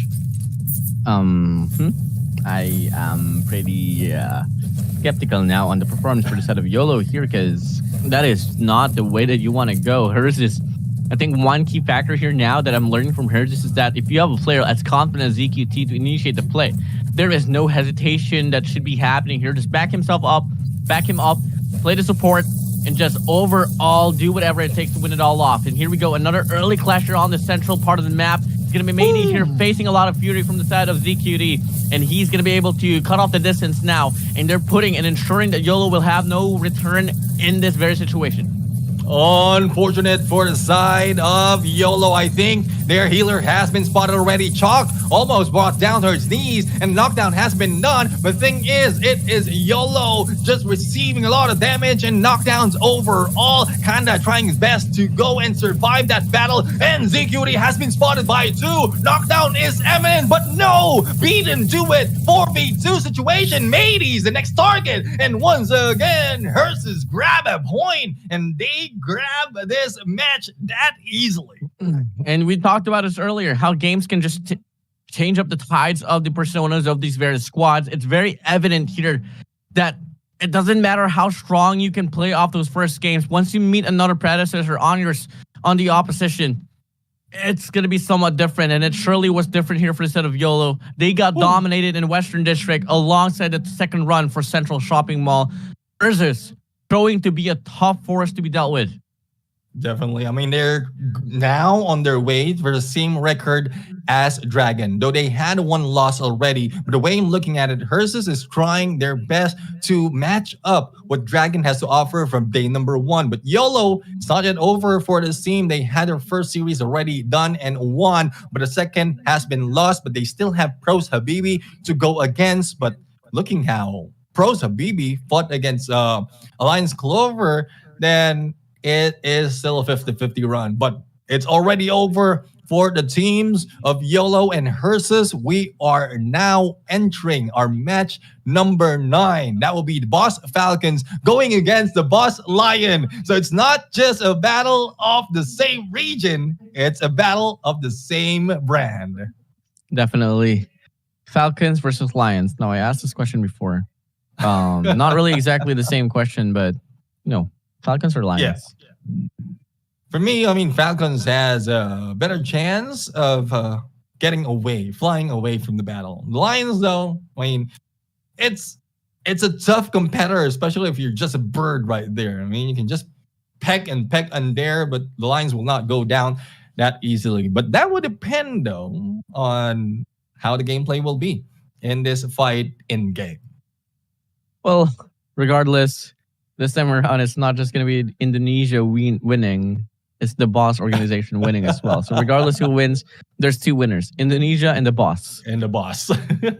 But match result right now, Hersus MVP would be Death. And, well, he has brought Death in Battlefield with 6 knockdowns. And not only that, with the help of ZQD as well as Chalk in there, a total of 10 knockdown. And Nobit, similar to what we've seen earlier, not so much of healing needs to be done. They have just ended that game that quickly against YOLO. Yeah, Death with 6 knockdowns. Really impressive performance here for them. Meidi was able to be on top of the board, but at the same time, it didn't really matter. Here, overall, the highlights here for us out of YOLO, especially on the first game, was pretty phenomenal to see. That we're able to, the way that we're able to counteract off the aggression that Ursus was able to do. It was a very promising sign that they could be really the contenders here for, let's say, a team like Dragon. But yeah, overall, with this happening here, it might just be Ursus now taking that persona. Yeah, I mean, Ursus has shown already the aggression that is working for their side from that second match until the third match. But from the earlier, we just saw a replay of that first battle in Central Shopping Mall. It's the delay that has made YOLO win the game, and it's more of the fast pace that made Ursus win this battle. So that contrast overall really shows us that if you are being fought by a team in a slow pace, well, the best counter is to speed it up. And if it is otherwise, then YOLO has a better chance of winning, especially if they can pull them in their perfect spot. But the thing is, there's no time for YOLO, especially in that second Central Shopping Mall, to play with pulling them in, with baiting them in, because Ursus was just so fast in rushing them that doesn't give them that chance. Yeah, really no chance at all. And that was really just about it. No, Thailand is going to be happy for this one. And overall, Dragon and Ursus, I want to say a Thailand and not Thailand action here, no. But moving over now once more here, before we wrap things off, on the third quarter of this second day of this event, we have the Boss Falcon and the Boss Lion once more. In regards to the statistics here in line, the Boss Lion does have a better look of the situation here, all because of the fact that they were able to take the win up against Trader earlier. Yeah, I mean, even if you are faced with a Trader, as long as you know how to look back and take them down, then that is a good chance for you. But as we look right now, this is the lineup for the teams. The Boss Falcon, Abel, SNS, LCE, and Judith is back in play. Same goes for Lion with Kanasai, Ruzico, and Drake together with Mo. So Indonesia versus Indonesia, the Boss versus the Boss. The only question is, which one was it? Falcon or Lion? Which one will turn into the employee is the question right after this, because you can only have one. You can only have 2 bosses, and Falcons and Lions will be the team fighting this one through. Indonesia versus Indonesia, the Garudas, as we like to say. And here we go. Soon enough, we are going to be transitioning into the game. First round, Central Shopping Mall, Neptune. Let's go. Let's go indeed. Now, Falcons and Lions right now, not quite sure how much they are sharing their game style, how much do they know their teammates or their clanmates, but so far it is a different approach overall, and they need to be different because they don't want to be read that easily by their teammates and the teams from the same region. So Mo, together with the rest of the team of Lion, is just hanging back, waiting for the best opportunity as they wait for this battle to begin. But as we look in onto the other side, again, Judith is a very difficult player to deal with. You don't want to deal with Judith any time of the year. Yeah, I mean, you really have to pay your dues as early as before or on the date, no. And so far, we are seeing that the Boss Lion here is playing like a lion, exactly. You know, they're just hurtling around the vicinity of the map, waiting for the perfect time to strike. But while the Boss Falcon does have a lot of opportunities, they are able to just wrap around all through across this very map. And here we go. We are seeing a bit more exchangement here for the side of the Boss Lion and the Falcons. And there is a bit more damage here inflicted for the Falcons, all due to the fact that the Lions are just holding back, still ensuring that the Falcons won't be able to really push up outside without dealing with a lot of crossfires. And there you go. First one goes down for side of Lions. Let's see if the second one will be brought down as well. Falcons right now still alive and flying high like a butterfly. And Judith is face to face. And there we have it. Falcons win this first match. Now, as I start to talk about the statistics leaning towards the Lions, the Falcons was like, hey, let me get a taste of the highlight. I want to get it all through. So we claimed the first round. The Boss Lion now going to be on the deficit. And as we all know, it's only going to be the first to 2 here for each and every map. And the Boss Falcon, all they gotta do is exactly play the same way, because in some point, the Boss Lion, yes, for sure they were playing so defensively, but they didn't really have much to say in regards to the clashes, especially when it happened. Yeah, let's see if they'll be able to turn this around. Falcons right now, I mean, they have the momentum, they have the motivation to fight back once again. Ice, well, not quite sure what Ice is already heading in towards the front lines, but Healer mostly are in the back line. So probably the case is don't want to be caught off guard. Again, it's LCE, not Ice. But Drake and Ruzico, this is the gameplay that we haven't seen for a while. The bait tactics of the Lions. And once they are ready to pounce, they are going to do so.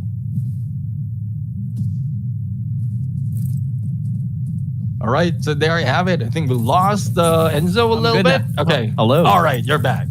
Well, that's just what happens when the games are just too fast, too fast and too heated up. To the point that my microphone said, okay, wait, calm down, bro. I am not ready for the heat, not just yet. Calm down, chillax, take a chill pill. Because I know you're about to break my whole audio channel again, all because of you shouting. But hey, game's going to be a bit slower once again. Boss Falcon loving the fact that they're not really barging in. All they got to do is put a lot more chip damage up against the Lions. Until then, they could absolutely just fall back still, put the pressure on towards the Lions and crossfire, exactly what the Lions did. Yeah, let's see if they can pull in the Falcons right here. A little bit of shots, and I guess they too impatient of the tactics that they were showing earlier. So let's see, Drake a little bit too far as to where the rest of the teammates are, and they might be crossing enemy lines right now, seeing one sliding through, and let's see if they'll be able to break through. Here we go. Clash is now going to be happening here on this mid map. Going to be Drake here dropping his utility. Going to try to get the connection on towards the throwable, but it's not going to matter at all for him. Gets the gunfight to come in. He does get knocked down. The support won't do anything at all. And now we get to see Judith here playing from the backside, reheating the players here coming from the opposition. The Lions here, not really in the best of shape, but at the same time, Falcons is just facing more damages to the point that they do have 2 players knocked down. Lions having the lead.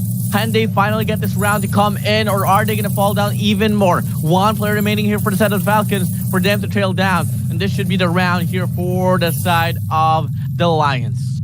And love the patience play that has been brought in when we thought that they were caught off guard, especially when how one of the players has been brought down. But still, they had a 1-up on the Falcons at that play. Now, the only question is, are they going to use same tactics? Because I'm pretty sure Falcons know about this already. 1-1 in this game number 1. Let's see who's going to win. See who's going to be able to win. Coming in now, round number 3. Game's all tied up. It's a very close series that we were seeing here. Clear intention for the side of the Boss line earlier. Good respawn mech for the side of the Boss Falcons. Now we are seeing once more, it's just going to be battle of engagement here on the right side of the map. It's going to be your boy Drake here on this DMR, looking to get the head to get picked off. That should be enough to initiate something out, but at the same time, looking at this back, there is not much of his teammates that can be relied on to get the trades, if ever. Yeah. And speaking of trades, trading off a little bit of weaponry right now, and let's see if the SVD will work for him. A little bit of rifle gameplay, but no visibility just yet on the opponents.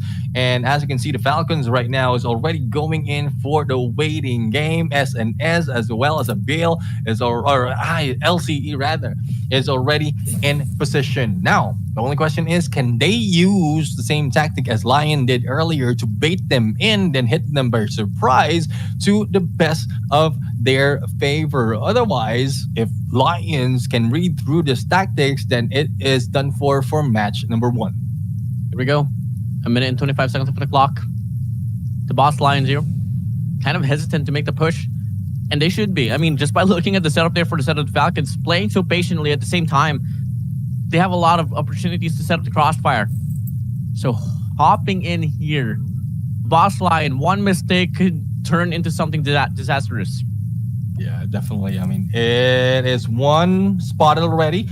by LCE, and I guess the information is being relayed right now. The only question is, where are the rest of the teammates? Drake is already moving into close shot onto Drake and the rest of the team, but the thing is, as he pulls away, he got shot at. No takedown just yet. We're yet to see who is going down in this battle. Drake right now is trying to go up onto that third level. The shield has been brought up, and there goes Kanasai being hit by Ice. And now here we go. Moving in. Last 30 seconds on the clock. Has to find means to go for the commitment. And it's going to be Drake here wrapping around. Whoa. Has this opportunity for the foam bomb. And he does get one player here knocked down. Looking to get some more. Judith up front. Dancing all across the support. Doing so well. Ensuring that Drake will be able to get the impact. But it does go down regardless. But the boss line, they falter. Falcons, they win this map. They fell for the same trap that they have been setting up overall in this game. Boss Lions drew up this tactics that they will hang back to their base, to their spawn, to wherever they are, and then just reel the enemies in. But they fell for the same tactics. Well, there is it. That's the first match between these two teams, and it is the Falcons who grabbed their first point. The only question is, will this be remaining up until that match number 2? Oh yeah, truly, man. I mean, match number 2 here up in the line. I want to see the same old nature here for these two squads, because that was very exciting though. So unpredictable. I thought that the setup there for the side of the Boss Falcon was going to be enough for them to take the very round away. But the Boss Lion, they were able to just shock the defense down, shock the fortress down. And keep in mind, they didn't have to play no defense. It's just that they knew for a fact Falcons, they love to play extensively. And they tried to counter off that. But hey, it was able to counteract the whole intentions there for the Lions. And that was enough for them to get it all through. So GG well played for the Falcons.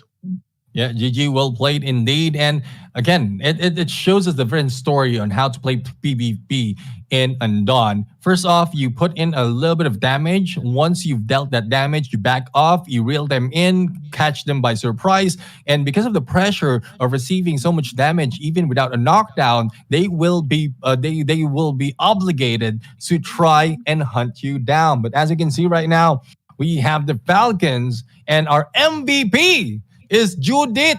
Sabi na, ayoko na sa Judith eh. But anyways, Judith is our MVP. 5 knockdowns, 51k on that damage, followed by Abil with 3, and the same goes for SNS and LCE. Not so much of healing that needs to be done. Even Abil had so much more healing compared to LCE because they had that in the bag.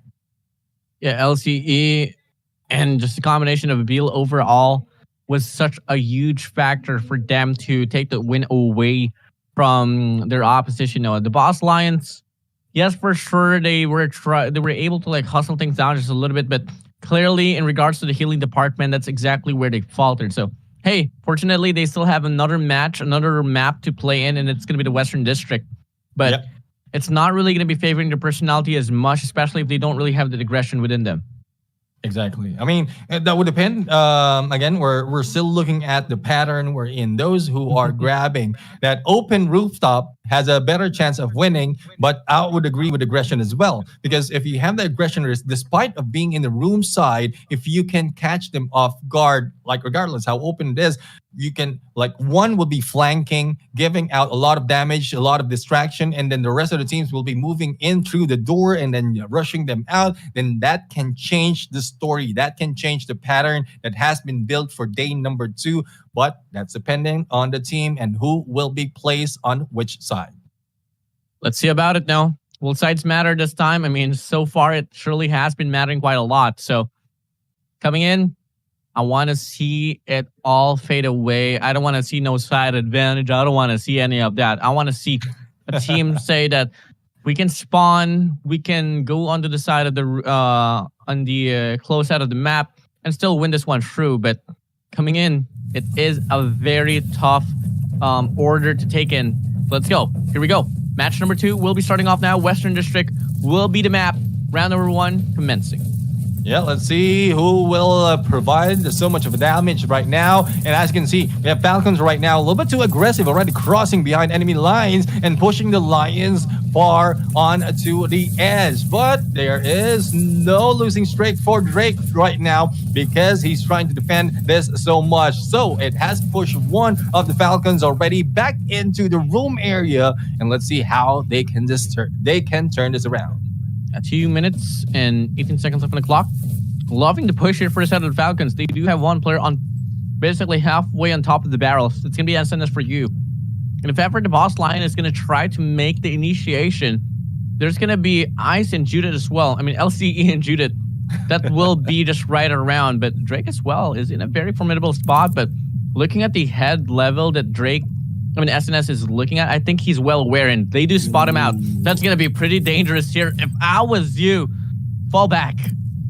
Yeah, I mean, that would depend as well. Like, there's still a good chance that they'll be able to pull out a foam bomb and then rush them in, but they don't have any information as to where the rest of the Lions are. So there is a risk in that gameplay. But 1 minute, 30 seconds, we're already halfway through in this match, and no takedown, no exchange of gunfires just yet, apart from the initial one that didn't do anything. But there you go, Tilty's already being thrown, and this is the initiation of the battle. Big spray down for the side of Drake, taking out SNS. Falcons gonna be on the deficit now, and looking like it's gonna stay the way off because of the cohesion here for the side of the boss Lion. Big mistake. Big old mistake for the side of the Falcons. And they're gonna go for the melee now. Judith from the backside, gonna get taken down. It's gonna be a 4v1 situation here. Make it not perhaps. They're gonna go on a spray. The boss Lions forcing a 2v1 situation, and this should be it. This is looking to be a living testament that the open side is the way to go. Well, we'll still have to see that happen, and there you have it for the final moment. The point goes to Drake. So if I'm not mistaken, this is the team of the Lions right now. Again, the record hasn't been broken just yet. Those in the open rooftop has taken the win overall for day number 2. It needs to be changed by the Falcons right now, but that would be dependent on how they can approach the other side. Here we go. Round number 2. The Falcons. Can they respond back with their own force here? Prove that statement wrong, that the open side is the way to go. The boss line is still going to be on this very defensive format. Looking to be the same all mirror here as well, here for the side of the Falcons. It's looking like we're watching a replay, but this time, the boss line, they do play more passively, and it's looking to be in a very good shape here as Drake does find an angle onto SNS. Whoop. SNS doesn't really get the call that there's going to be a player behind him. The foam bomb gets dropped. He's down to the ground, and now the trade-off copying happening here for the side of the boss line and the Falcons. 1-for-1 trade. Drake here spraying down one player for the side of the Falcons, and this should be another round for them. 2v3 situation here. Let's go.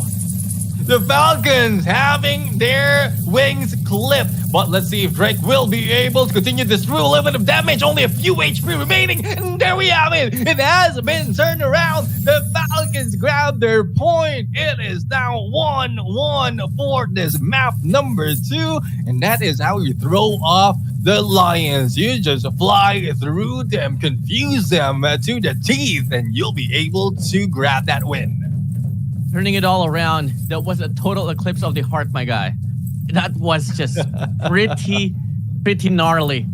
But now, the boss Falcon, they're only 50% through to prove the rooftops wrong. They love the rooftops, and you're gonna hug it on. They're gonna love it big time. They don't want no roofs. They can win it all off here.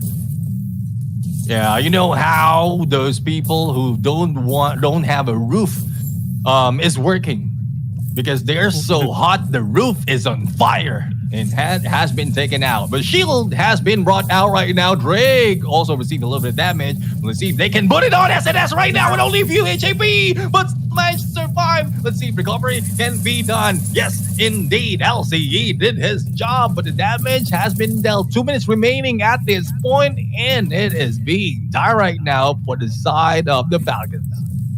No more armor for a set of SNS. Drake gonna be spraying down that shield.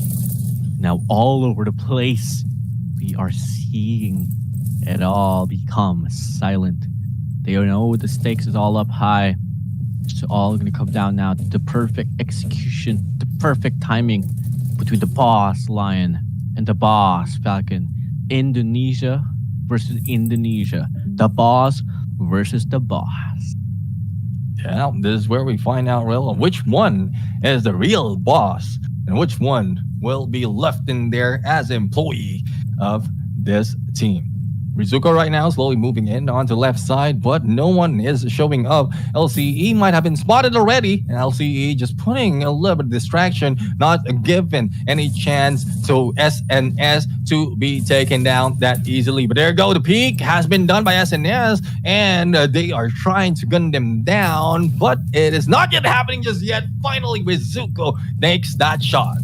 Who will be the boss? Who will be the employee? Who will be the kings of the boss organization? Let's come and find out now. Initiation coming along. Gonna be one player, Judith, here wrapping around. The full mom gets dropped. He's on the middle of the battlefield, and he goes down to the ground. A 3v3 situation here. The trade-off commenced, but they get the pick-off. They get the resurrection, and they're dancing all across the rooftop right now. No clear definition who's gonna be able to win. And one thing for sure, the boss Lion, they're on the deficit. They're on the roll, and the Falcons, they win it all 2-0. The Falcons turned it around. They come from the room area and took down the roof of not only the roof, but also the floor, also the walls from the Lions. And there you have it. We know right now who are the boss in this game. The Falcons just flew high, just like a butterfly, or just like a falcon in that game. And oh my goodness, they just went in swoop out of that fight. You know what we say, bro? Paro G. I don't want to dance. you did it already, bro. You did it already, I don't want to dance, really. I don't want to dance.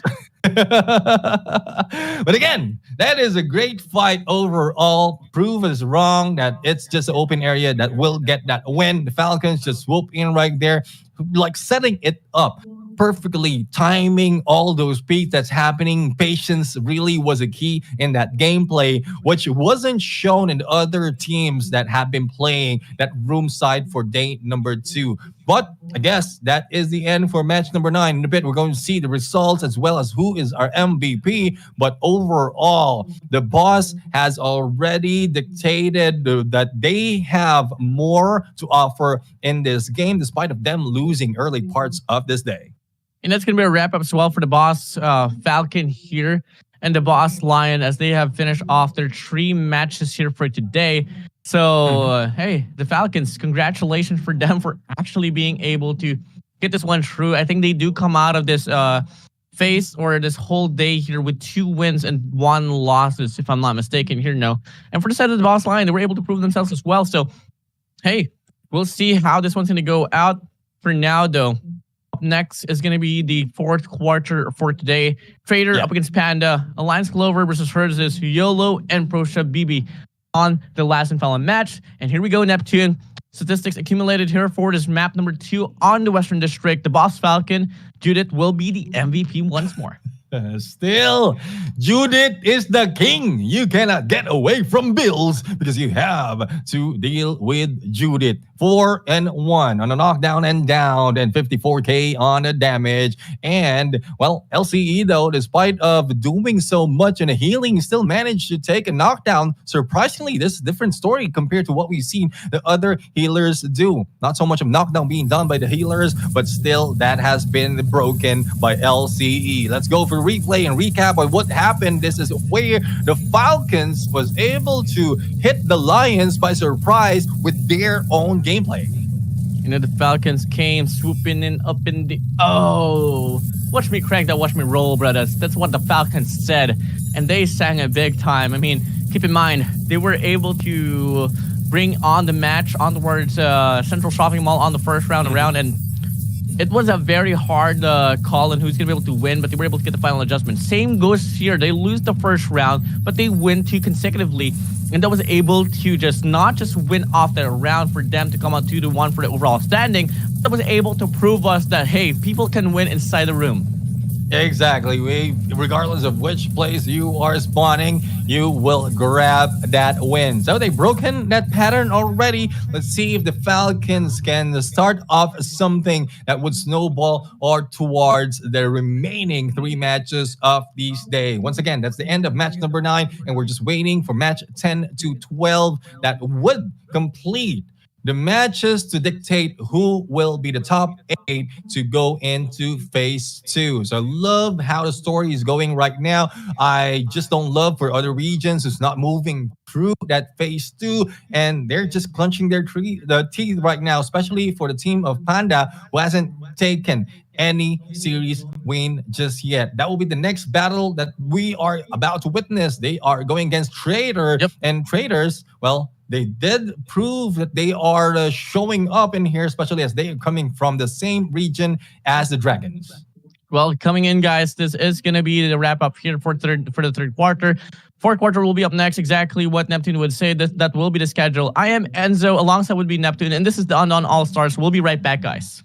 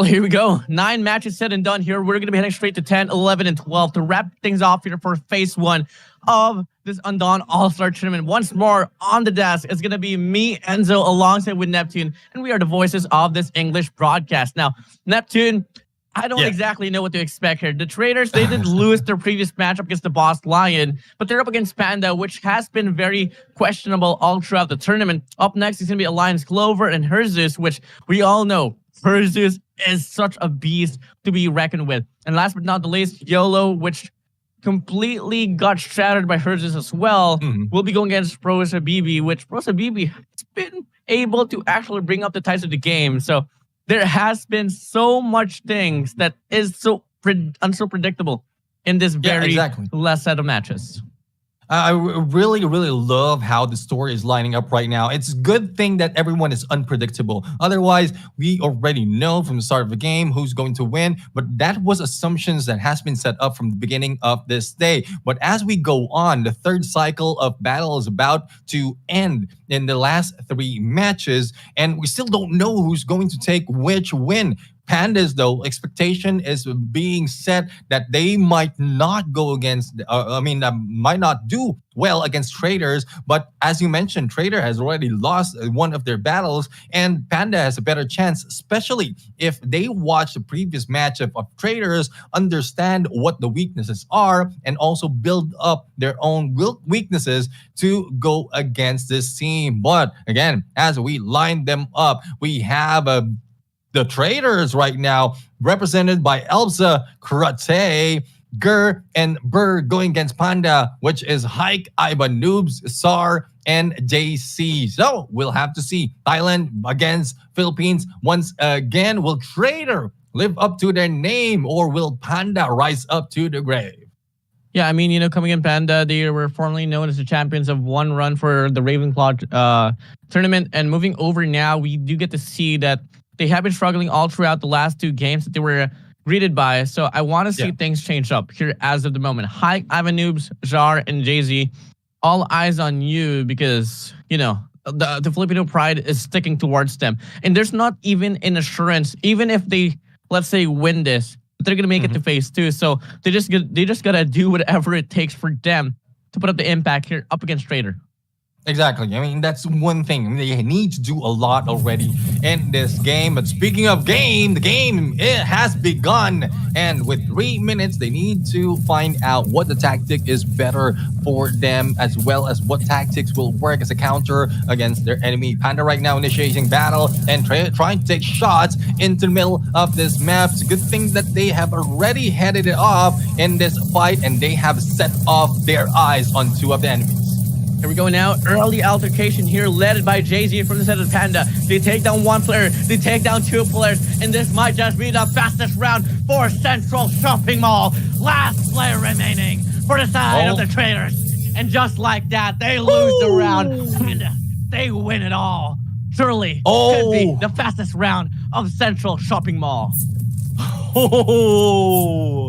Where this side of the Panda being from the early parts of this day. This is what we were asking for. This is what we're looking for. Panda right now has a good chance to break through where they are right now. And if in case they can catch Trader off guard once again, it is a good start for them. But aggression has its risks. So hopefully the risk has been taken out. And there you go. Panda has received a little bit of damage coming from Bird. Bird getting the damage. It exposes information and location as well. There is going to be a big old fight here between him and Jar is going to fall back, hoping for the support to come in, and it comes in at the last and final second. But they do take down 1 player. The rest of the squad of Panda is looking to get the revenge to be on, but unfortunately, as we get to see, they're dropping like flies. 2 to 3 will be the numbers of the game, and so far, once more Traders, they're on the verge of losing the round. Hike right now in the rush, and there goes Gur. Only 1 remains, and let's see if they can bring them down. Hike right now, hiking up and down. Here comes Sara as well as the king of this battle. 1v2 situation with the shield up in play, and there goes another win for Panda. Oh my goodness, a quick game on Central Shopping Mall has been beat by Panda against the Traders. Coming to the point that the caster deck is taking longer than just the game itself. Panda, grabe performance. The performance is insane. Oh, wow. And coming in more, it would be such a bummer if Panda won't make it to phase 2, because there's a sign here that they are really able to perform big time. I don't exactly know what just happened here between Trader. They showed promising performance, but they lost quite big up against the boss line. And moving over now here, Trader on the verge of losing up against Panda. So, Western District might just be the way to go here. And if it's not going to go to any way to the Traders, then, hey, we might just be able to see some some sort of a tiebreaker later on. Oh, I mean, I don't want any tiebreaker. I want Panda to show up similar to what we've seen Central Shopping Mall being played. SAR. If I'm not mistaken, SAR is a different name for King. It came out to me. But together with Hike 31K on the damage, 4 and 3 in the knockdowns, this duo really has done a lot already in this game. And Ivan Noobs, thankful for Ivan Noobs doing all the healing in spite of them going down first. He was able to bring them back and revive them from the play. So this is the composition. This is the gameplay that probably shows us how wild Panda really plays. Hopefully it continues onto the next series. They can return to the play. They could come in here and pull off play probably because they are really infectious here in regards to like how they pace up the game. Once they go for the commitment to play fast, their opposition couldn't really do much at all. So really props here for the side of Panda for being able to get it all done. Now, Western District, a very totally different map, different nature here. Can they do exactly the same thing? I think it's the perfect map for aggression.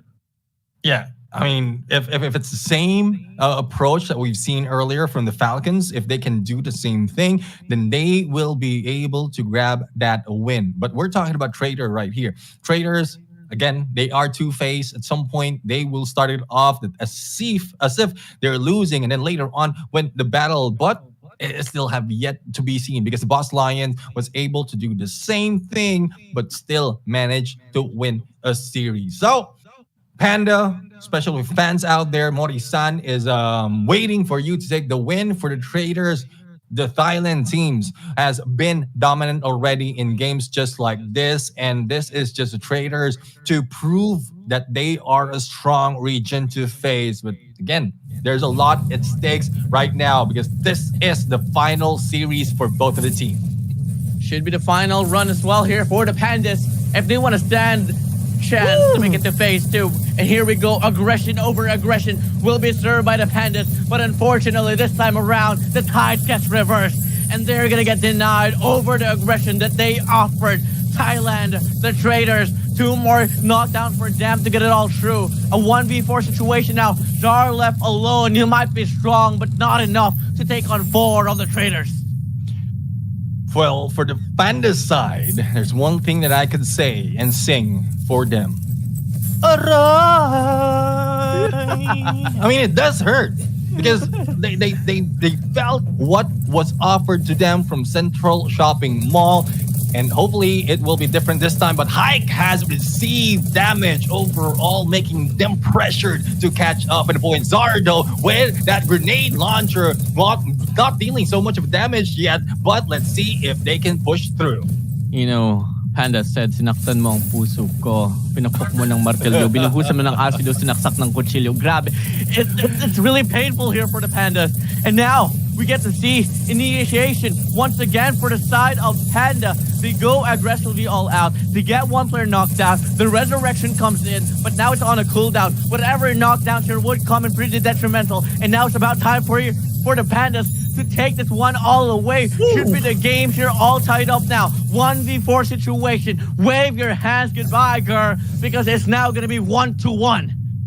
1-1 in game number 2. Everything's on the line right now for the side of Trader. Let's see if they can do the same thing as they did in game number 1. Otherwise, Panda will bring it home for the series. The last chance for them to go in for top 8. But as you can see, a lot of aggression already being shown by the Traders. Panda doing the same thing. Drones has been flying and brought down. But here comes Utilities. Foam bomb all around Pandas. Daisy being able to go in from behind. Hike right now going in for the hit. And Trader lost one of the players. But recovery is being attempted right now. 4v3 situation, Enzo. Just bring it all down. Let it all loose. Panda now. 2 more knockdowns for them to take this win. Last player remaining for the side of the Traders. And looking like they're not going to get betrayed this time around. Traders, hands down. Elzap, what can you do? Absolutely none.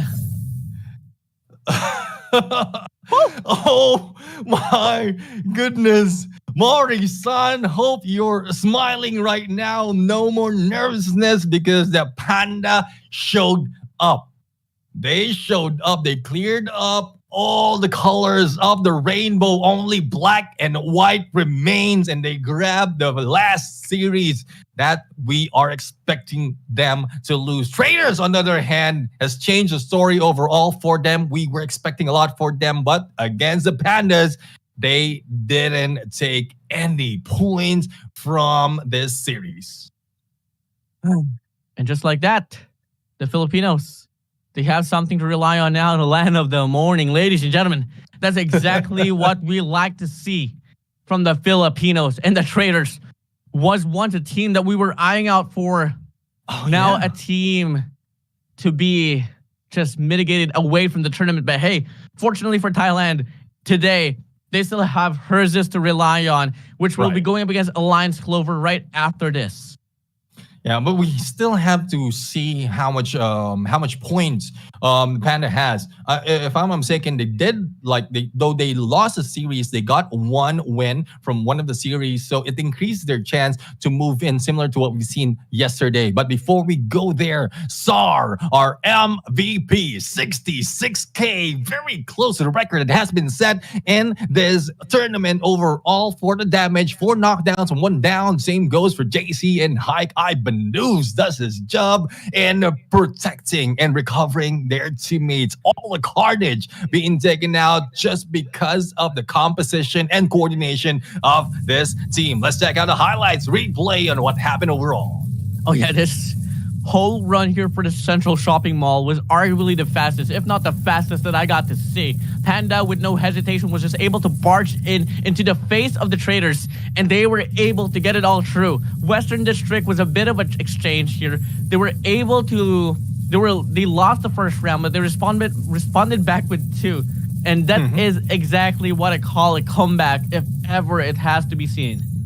Yeah, definitely. That is a good way to take a win. But it really made the fans out there, the Panda, nervous because they did lose after the aggression has been shown. But the way they played it out for the final 2 matches of that Western District, it really shows that Panda can adapt that quickly. And I love how it's turning up. Hopefully the points that they gathered so far all throughout this day is enough to bring them to phase 2, because it will be detrimental if they miss it with only 1 point, but hopefully that is not the case. But it's already done and over. PH side has already completed their run in this battle. We're still about to see Indonesia, Thailand, and SGMY show up in these games.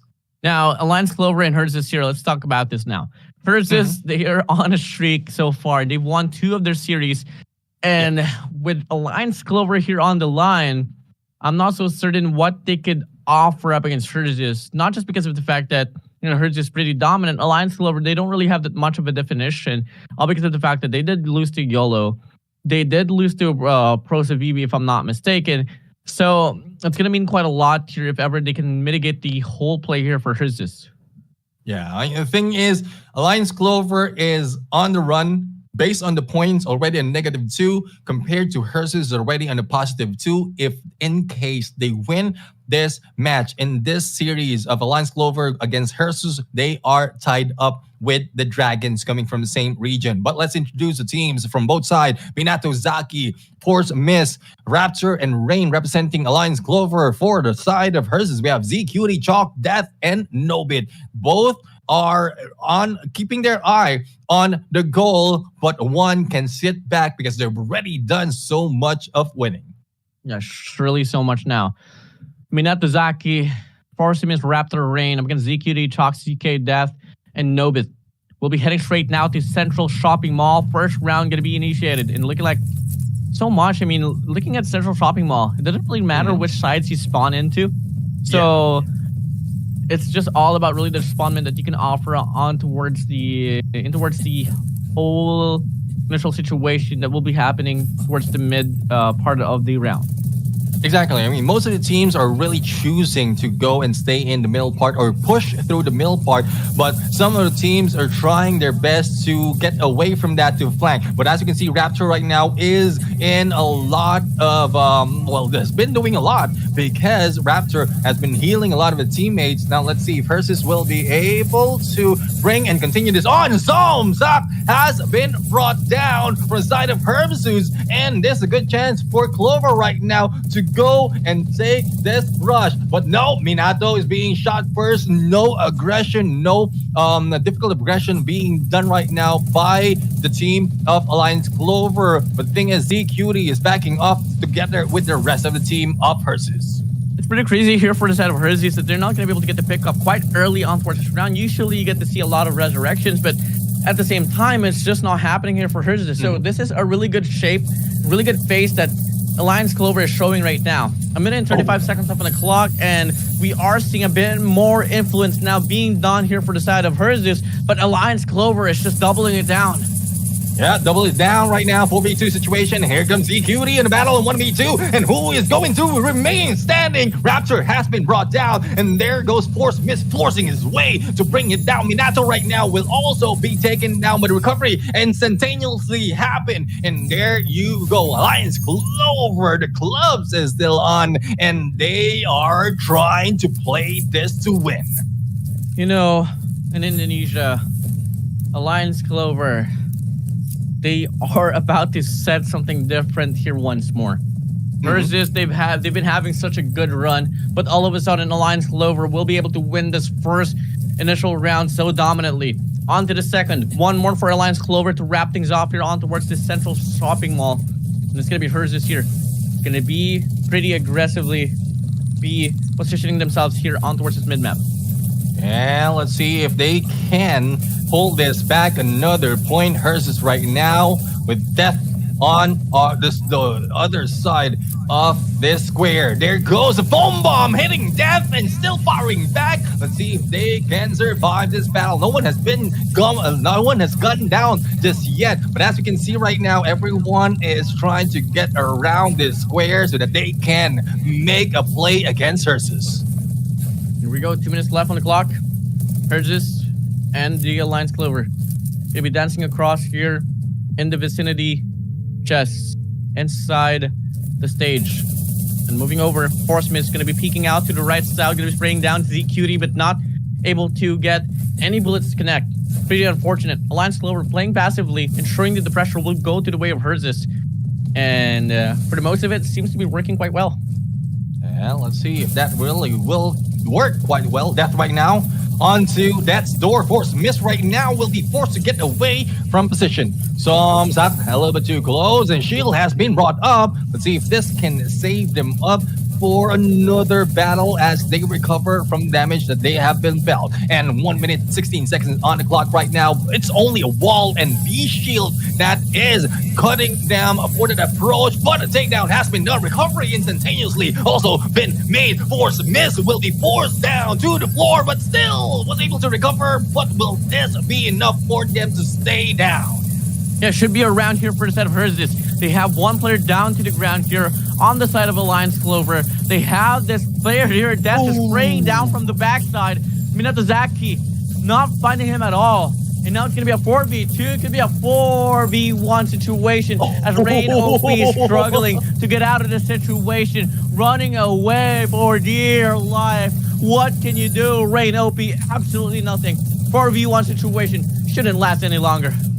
Shouldn't last any longer, and there you have it. Final nail of the coffin has been done in this game number 2. Tied right now, 1-1. We still don't know who's going to take the win, but Hersis just shouted what they have to offer in this game. We are not just going down that easily. Not at all. Not at all. Here we go.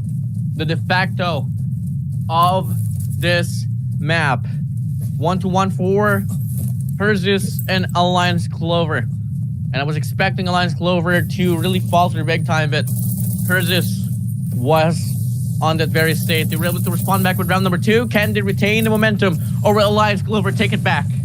Let's see who will be getting the momentum right now. The thing is, it is Hersus who grabbed that win on the previous round, but they need to work with how many can they put down right now. Minato has lost their armor already, and Rain OP is trying to recover that as well. They slowed down a little bit. They don't want to risk that much, but as you can see, Minato is in a gunfight against ZQD, and ZQD is not stopping at all. Shield has been brought up, but as we can see, they were able to take position, and can they reel in the team of Hersus to a trap? Should be the case. Lance Clover right now, the map control is looking to be pretty better compared to Hersus. But at the same time, we've seen teams just surround the perimeter of the building, and they usually get the pick off. Good call here for the player of Hersus to fall away from the corner, play outside the perimeter instead. You don't want to be stuck in the corner if you're against Alliance Clover, because they're so damn well in regards to, prioritizing which players to target.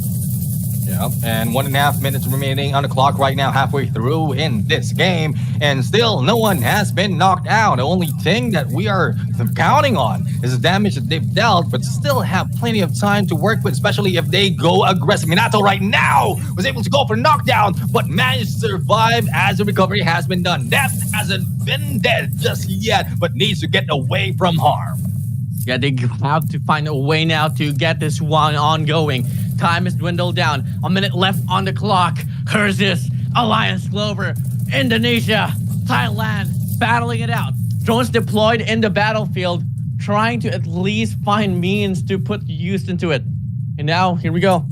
They're still slowing down. But here, another opportunity granted now. ZQD gonna be trying to run away. Forcing me stuck on that foam bomb. He's on the middle of the battlefield, in the middle of the battlefield. And now we get to see the players trample here for the side of the Alliance Clover. Hersus in control of the situation.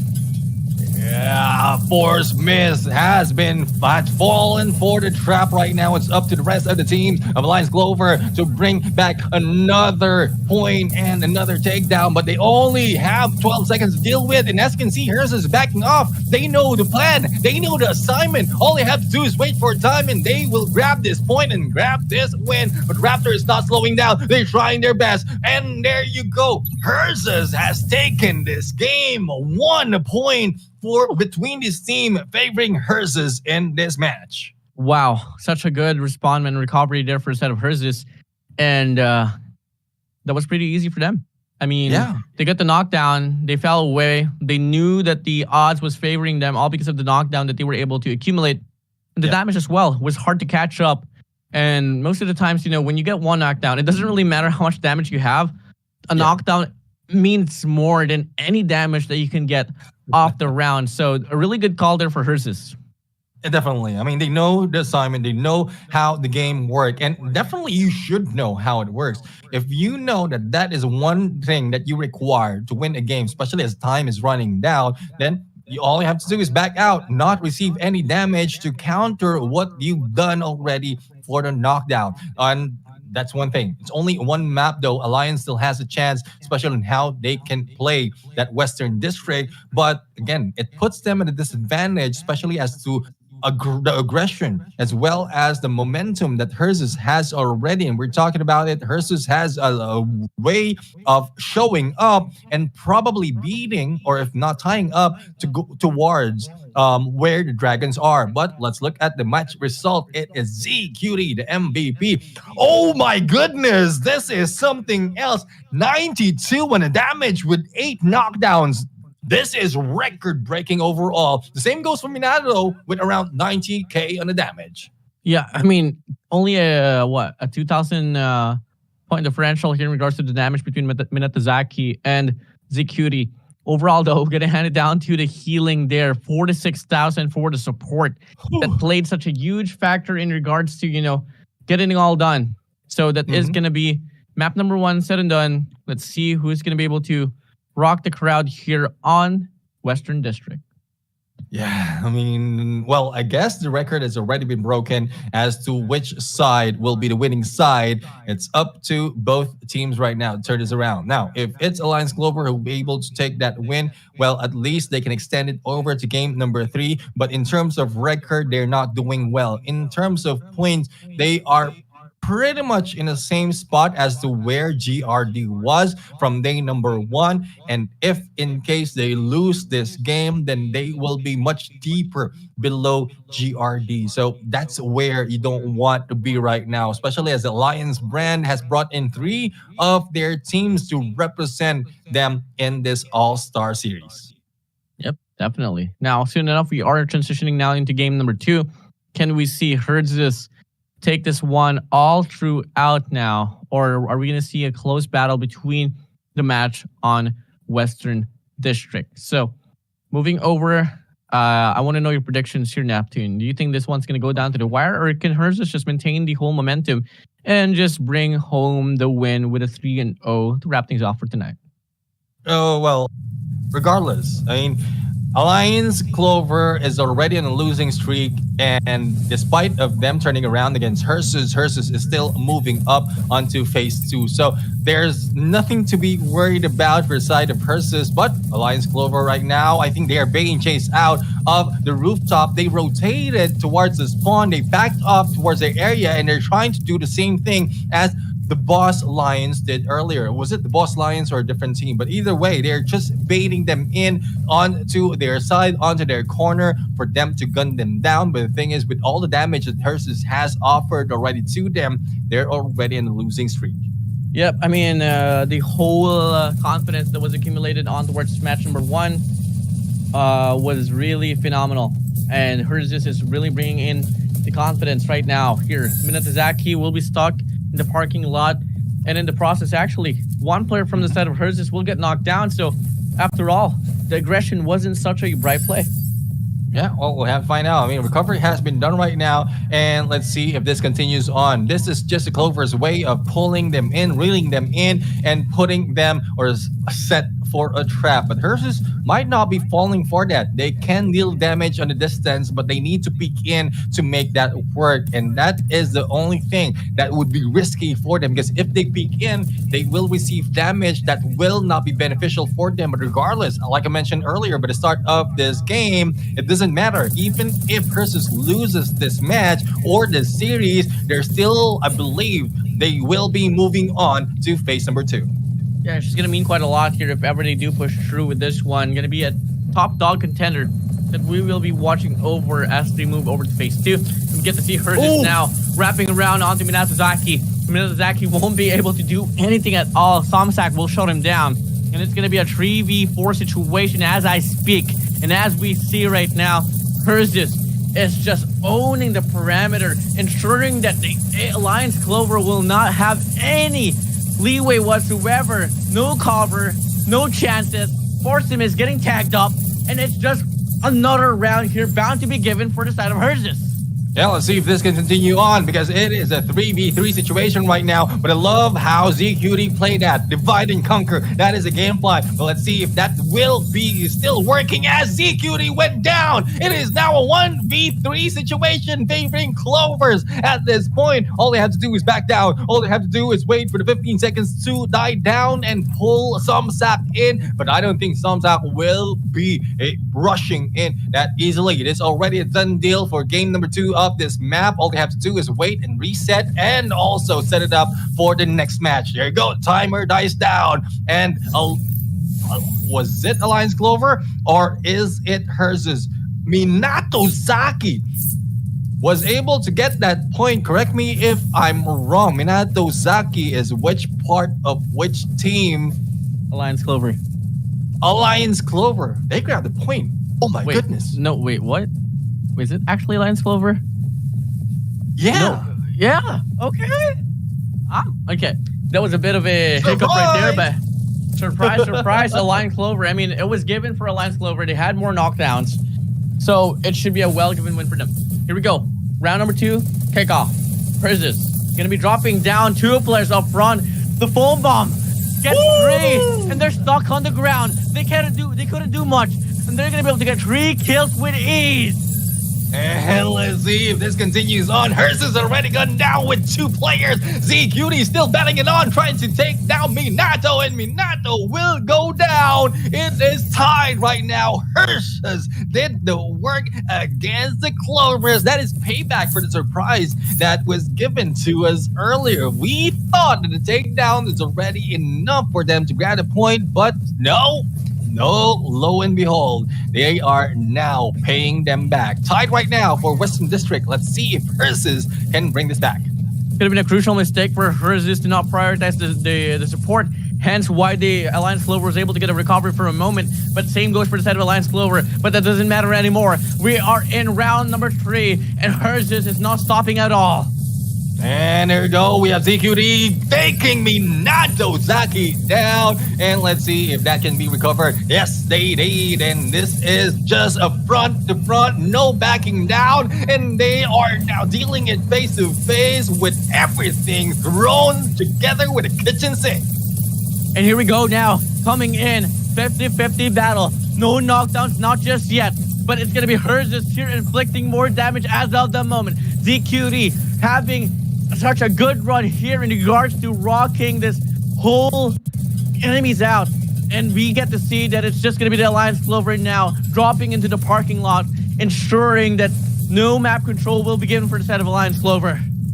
Yeah, let's see if they can still go in for map control. Rain OP together with Raptor, who's stuck in the corner right now. Even with a peek through, he will be hit with a headshot. And this is the risk of being out in the open, outside of the house. But the backstab doesn't work. Help has been given by ZQT with that foam bomb in the hand against Minato. But still, we are blinded. Heaven's Gate has shown its face, but battle is not yet over. As the Clovers has lost one of the players, battle still continues. Minato in trouble of losing another life, and this is 4v2. We head straight to no man's land, but looking like it's gonna be Herses in the middle, waving their hands goodbye to Alliance Clover.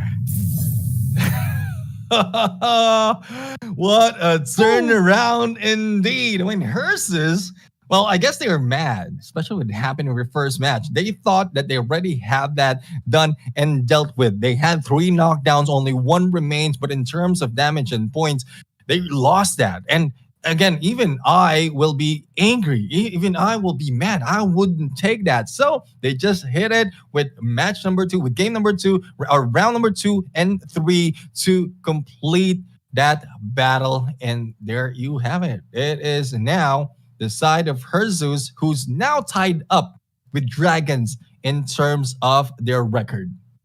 Wow. I mean, 3-0 overall. They did lose a couple of matches, but the series here has been pretty flawless, and you're going to hand it down to them. Herzus, truly a contender for the Dragons. ZQT will be the MVP once more. 7 knockdowns for him. 64,000 damage. That's trailing on 3 with 58,000. Somsak alongside with Nobi goes to show that we are seeing a double support setup here for the side of Herzus, which completely worked so well. Yeah, imagine if ZQT can deal with 90k in the damage, and then 2 supports will be giving him all the healing that he needed, then that is something that Herzus has to offer in this game. It's quite different once you have someone who's bold enough as well as strong enough to withstand all those gunfights up front and personal. I'm talking about the previous round where they have 90 plus on the damage, but this still a record 60 plus, very close to the first record that we have set. But let's check out the replay, how they ended up from the first game up until the last game of this series, Enzo. I mean, if looking at the run here for the set of Herzus is that I think they have found a very efficient system here. Having 2 supports. Having 2 supports is such a big deal, especially when you get a big, reliable player like ZQT. So that is going to be hard to mitigate, especially if ZQT can just get his conditioning up for his aim, because that was so intense. Look at ZQT for a moment now. He was just pushing all across the enemy lines confidently, and just relying on the supports to back himself up. And keep in mind, he was able to get a lot of finishers here all across this series between the Alliance Clover.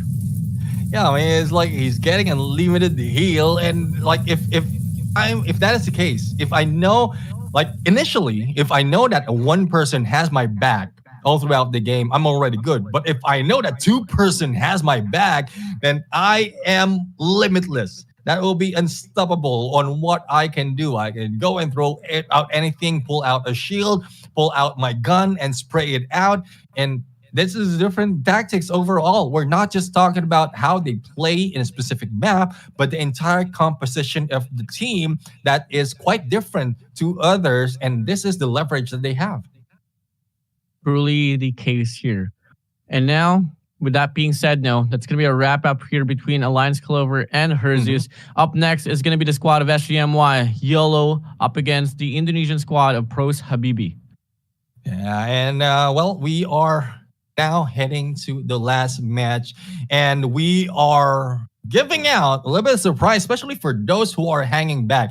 I know a lot have fell off already from the view, especially as a PH team, or some of the PH team has already finished their matches. But we like to thank everyone who has been staying in here on the comment section as well as on the broadcast, because we have something for you. And this is where we are going to give out a little bit of reward for everyone. So we're just have to wait a little bit more, but again, we can't thank you enough. So I guess we have to go signal, and so I'm going to give it over to you to reveal the code for our next reward.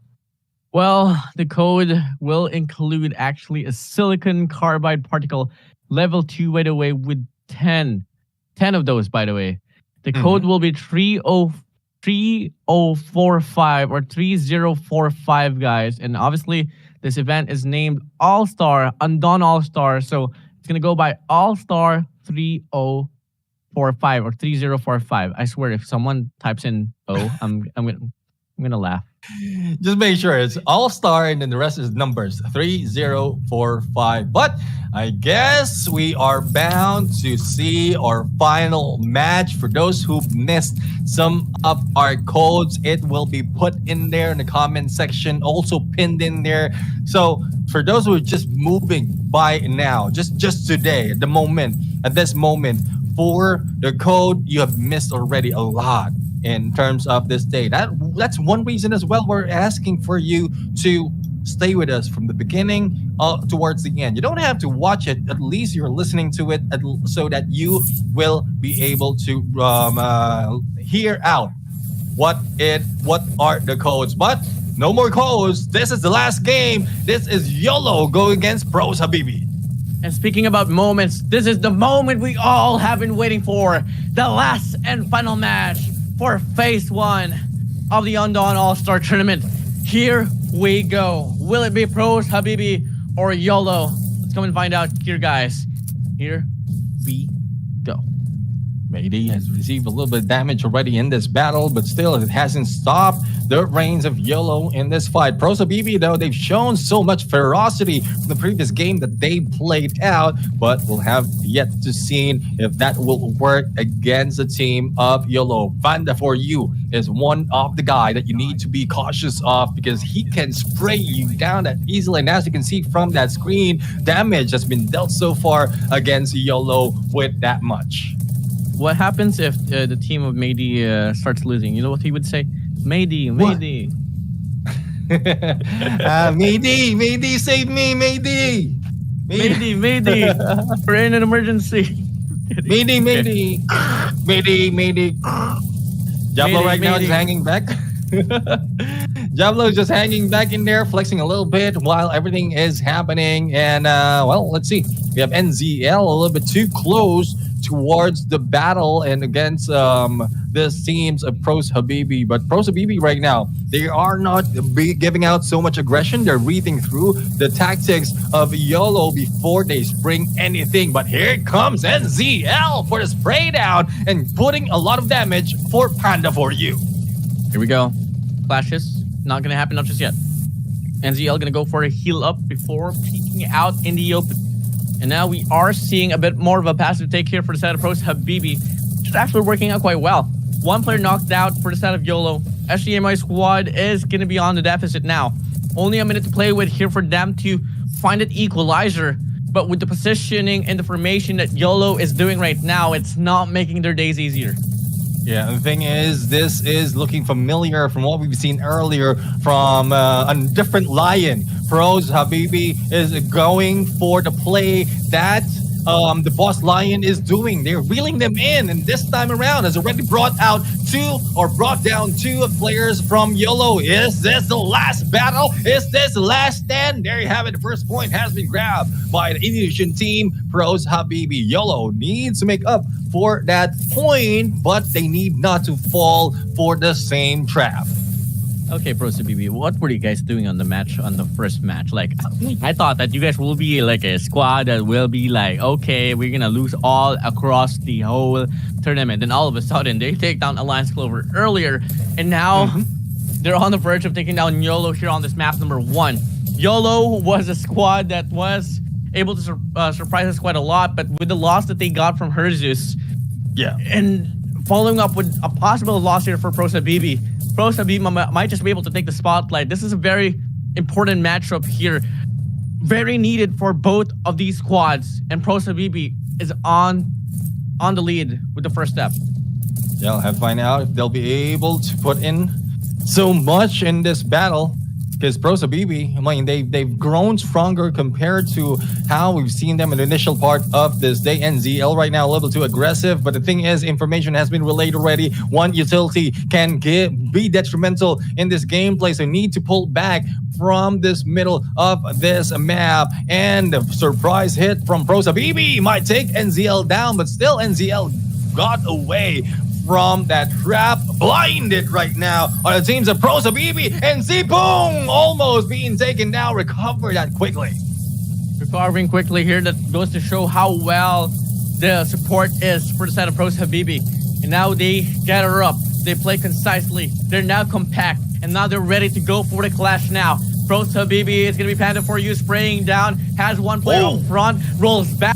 Good play, good movements, backs it up with good aim, and they're on the verge of getting one knocked down, but he pulls away as well. YOLO has lost one of the players already, and here we go. YQ is receiving a lot of damage, cannot heal any of the teammates, and this is the pressure that they can offer. 3v1 situation, YOLO is up to the last, and Mayday, we need some help. There goes Pros Habibi taking the win, and there goes Enzo as well, trying to get back on camera. I am just like, I can't help but stand up, you know. That was a very fast run there for the side of the Pros Habibi. I mean, come on. Come on. They lose the first match up against who? Against Herzus earlier, which is given because Herzus is very strong. They were able to, you know, get the initial start, but it goes to show that at the same time, Pros Habibi, it wasn't because of the fact that we're hiding something. They did really lose up against Herzus big time. But up against a squad like YOLO, for them to win that dominantly in Central Shopping Mall is something that I didn't expect. Thing is, like, Pros Habibi has already shown that, like, the potential for them to grab that win. So if in case YOLO loses another match in here, they will be one down below Pros Habibi. Currently, after this, they're already tied up with Pros Habibi, but YOLO doesn't need to be that contented with the performance. Especially, they need to be even better. Because this is not what we've seen earlier in the day from the side of YOLO. They have so much aggression. Not quite sure what's happening right now. Probably it's the pressure of Pros Habibi, or probably it's just the stamina running out because of the whole day of battle happening. Panda for you is going to be able to accumulate 3 knockdowns, 21,102 damage. Diablo on 2, Travs on 2, Sipong on 2. You know, something is going to be wrong, going to go downhill for your side if the support himself can inflict damage. Yeah, definitely. Definitely. I mean, that is something that you need to watch out for. If support is not just focusing on supporting anymore and just also putting down some of the players, well, that also shows that like your opponent is crossing that line where the support are. And you have no choice. Walang no choice. You need to deal with those going in for the flank. So is what's happening. I believe that is what's happening for this side of Pros Habibi. But again, YOLO needs to step up. YOLO needs to bring themselves back up. Otherwise, they might be set down deep in terms of calculation the points towards the end. You know, if I can extend the name of YOLO right now, it would be YLOHC. You only YOLHO. You only have one chance. Wait, no, that's C. Wait, no. I am losing my mind. YOLO. But yeah, you only leave. Well, YOHO. You only have one chance. But the thing is the same thing. You only live once. You only have one chance. You only have one chance to live. To be honest, I mean, especially at this point in the tournament, we're in the last match of this group stages. You don't want to be laid back. You don't want to be taken easy. You still need to maintain that aggression. And I believe there are some practices that's being done by other teams, especially for those moving in the tournament. Despite of them resting in between matches, they keep on replaying or continuing on the battle that has happened and continues to happen as if they are playing, so that they don't lose that momentum. They don't lose that warm-up. But there's no more warm-up as we start off the next game of the series. Aggression overall. YOLO in the rush. Yeah, YOLO, you only live once. You got to make the most out of it.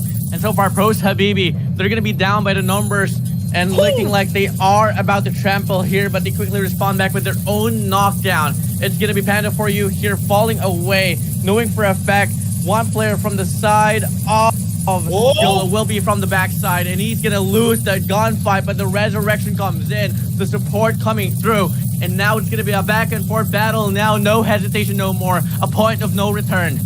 Point of no return, and let's see. There you go. There's no exchange as well in the battle. A 3v3 situation, now 2v2. And let's see if Travs can make it through. 2 minutes remaining in this battle. And we are now left with YOLO losing one. Kanda is still alive though. Can deal a lot of damage. And Panda for you. So it's Kanda against Panda. Who takes the win? The runaway is now being chased. And there goes Panda going down to his knees. And Travs as well. But Panda is still alive, and Kanda is not going away just yet.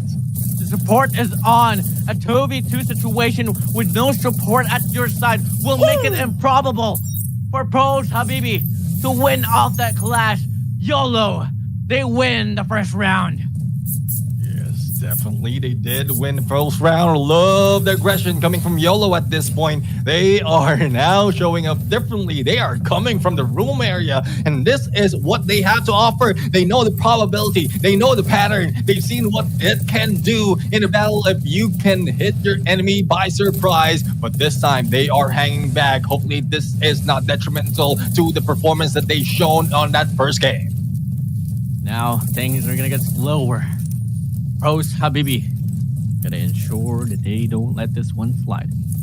At the tip of their fingers was them winning. And now with YOLO responding back with their own sense of force here on Western District, despite the fact that they're on the close room, by the way, they got it all down. Well, let's see if they can continue this on. They are in close room. It has been broken already. I guess that is a curse. It has been broken already right now. And let's see if they will be able to see through this fight. Panda for you is just waiting for anyone to peek in. Sipung is receiving a little bit of damage and dealing a little bit of damage as well from his side. 1 minute and 50 seconds remaining. There's plenty of time to play, but we don't want it to bring to the last or below the last minute of this game. The diversity of the plays here for most of the teams is that they don't really like to play no wraparounds. They don't like to play no flanking. And that's something that I'm kind of questioning here now. Because if ever you're on the side of the rooftops, the open side, you can try to wrap around the parking lot on the left side and possibly find the better angle to make a push And so far, Pros Habibi is not doing that. They're still committing for a 4-man formation here at the front side, which YOLO is pretty much prepared for because they have Matey on the front. They also have NZL and YQT closing it out. But actually, they want to go for the push. They are going for the push right now, and we saw one switching over to Bison, and this is initiating a close range encounter. Now, as you can see, Pros Habibi right now dealing with a shield gun that has been brought in by NZL, and one goes down instantaneously, has been recovered. Diablo right now released a little bit of cluster, and still was able to recover, though, is YQT 4v3 situation as one goes down for the side of YOLO. Let's see if they can bring another one down to pass it off. Diablo on the verge of getting taken down. Pong as well, but the support is doing his job remarkably well. And now we get to see an exchange, a back and forth battle, and looking like it might just be Pros Habibi taking this round away. 24 seconds left on the clock, but it doesn't have to go to that way. It's about time for Pros Habibi to take back the spotlight and force a round number 3. Round number 3 indeed in Western District. This is something else. Pros Habibi has shown up in here. Even some who are trying to take down those players from Pros Habibi is not spotting those close to them. Kanda earlier was being preoccupied and is being gunned down from the side. So hopefully this can be turned around by YOLO, giving them that chance for another point to be grabbed for the later series or for later match. But there you go, a little bit of damage being dealt with. Sipo halfway through recovering, when Matey also lost half of that armor. Now may it be the last and final map here between the battle of Pros Habibi of Indonesia and YOLO of SGMY. Or can we see YOLO win this round and force a match number 3 between this series? Come again. Pros Habibi outside, YOLO inside the building. And it's just them testing the waters out once more, taking their time. Still 2 minutes to be played with. Yep, they have spent so many time in the initiation of this game to waste so much of resources. They need to replenish them, but we are down to the final 2 minutes of this game, and I guess the shield is prepared for the side of NZL if in case they plan to go in for the rush. Hopefully it will be a winning game for them. Otherwise, Pros Habibi will continue and close this match to a T. Now, Diablo closing the gap between them, a little bit of grenade launcher gameplay right here to burn them down as well, and the damage has been dealt. They need to get away. Kanda has been spotted. And has been spotted now, and with the damage here from the grenade launcher, that should be giving them the win here as of this condition. 1 minute and 10 seconds left on the clock. YOLO has to respond back with a better take on the offensive side. Here we go. Pros Habibi closing in the distance. NZL well aware, drops the shield onto the left side. On the right, there's a shield as well. And they have the better angle as of the moment. No break should come true here for Pros Habibi with the setup that YOLO has to offer. Ooh. NZL has been knocked down. It's a 4v3. Recovery has been made, but still no push being done that easily.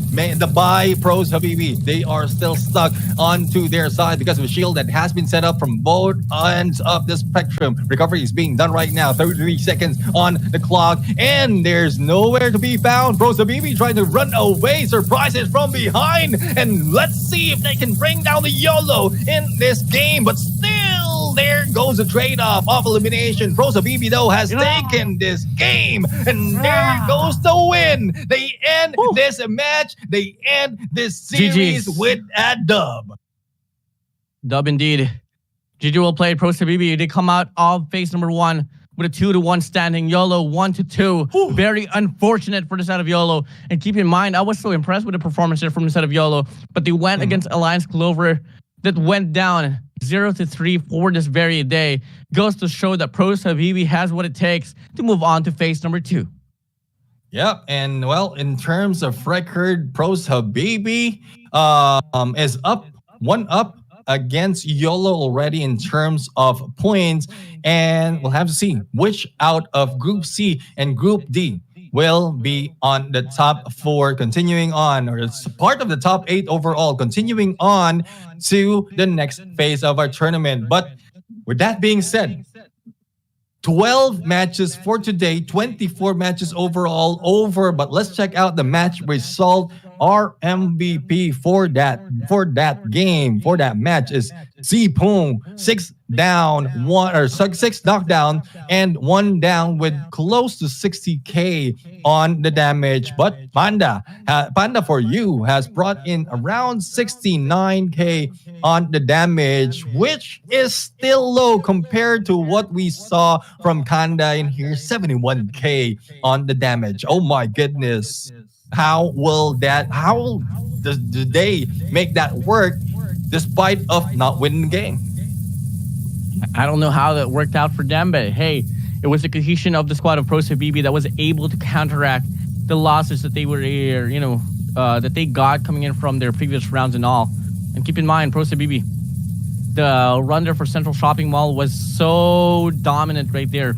Despite the fact that YOLO was the one initiating the gunfight, Pros Habibi, they stepped back just a little bit and went 2 steps ahead right after when they found the perfect time. Yeah, definitely. I mean, perfect timing. That is what Pros Habibi had set in this game. I mean, they know when to back off. They know how to place themselves so that they will not be thrown to the mixer once the team of YOLO has jumped in against them. And even in the final moment, they did not back off, and that gave them a good chance to really bring the game to their side. So Pros Habibi has won that game against YOLO. It is now time to check the fate of the teams in this Group C and D.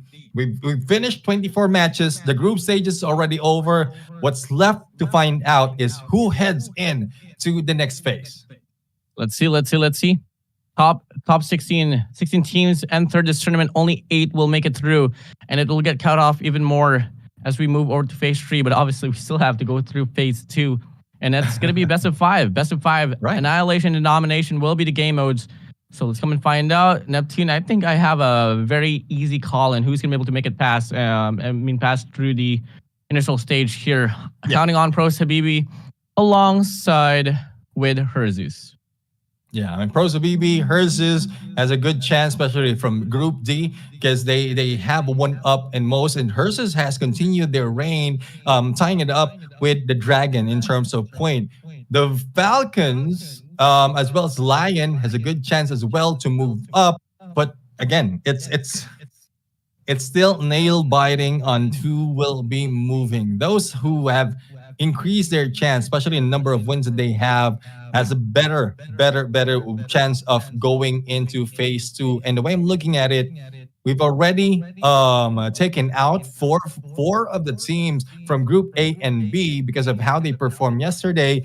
This time around, I guess, based on what we're looking at in terms of our reference, we have already counted out 4 teams as well. It's up to what will be the final result that will be shown on the production side. So we're just waiting for that to show up. And before that happens, we'd like to thank everyone on this feed who's watching up until this moment. This is the end. Whoever you are, wherever you are, we thank you for staying with us. We appreciate that effort because it's quite a long day, Enzo, to be hanging back in here. And that is how much we love doing this job. Oh, yeah, definitely. I mean, at some point as well, it doesn't even feel like a job anymore. It just feels like entertainment here. It's such an honor casting and hyping these players up. At the same time, appreciating how much efforts they put in regards to like preparing to inside the matches. But here we go. Group A and B was said and done yesterday. Group C and D.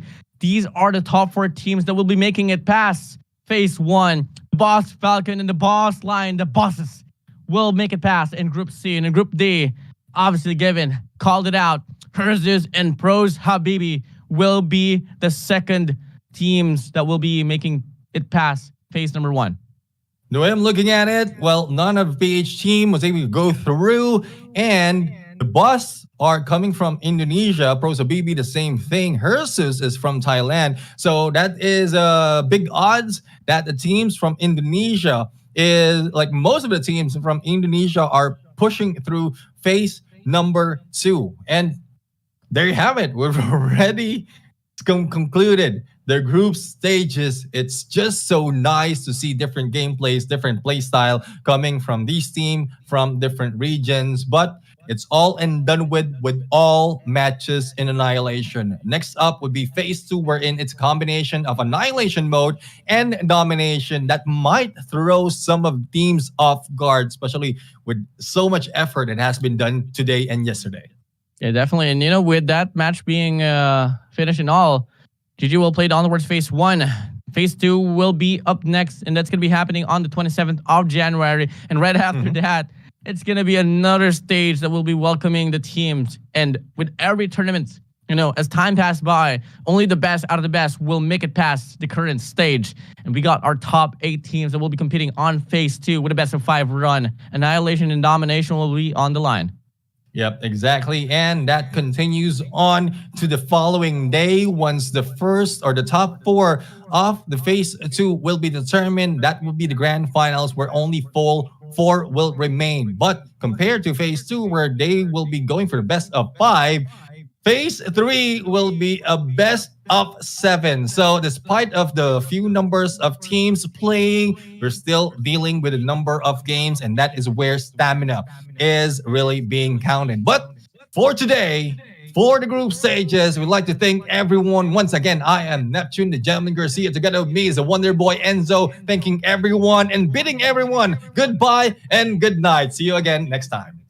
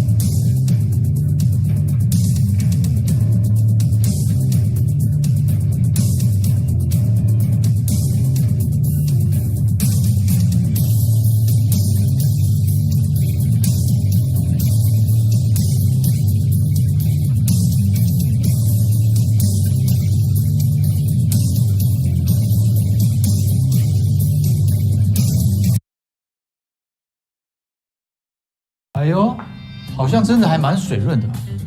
那当然，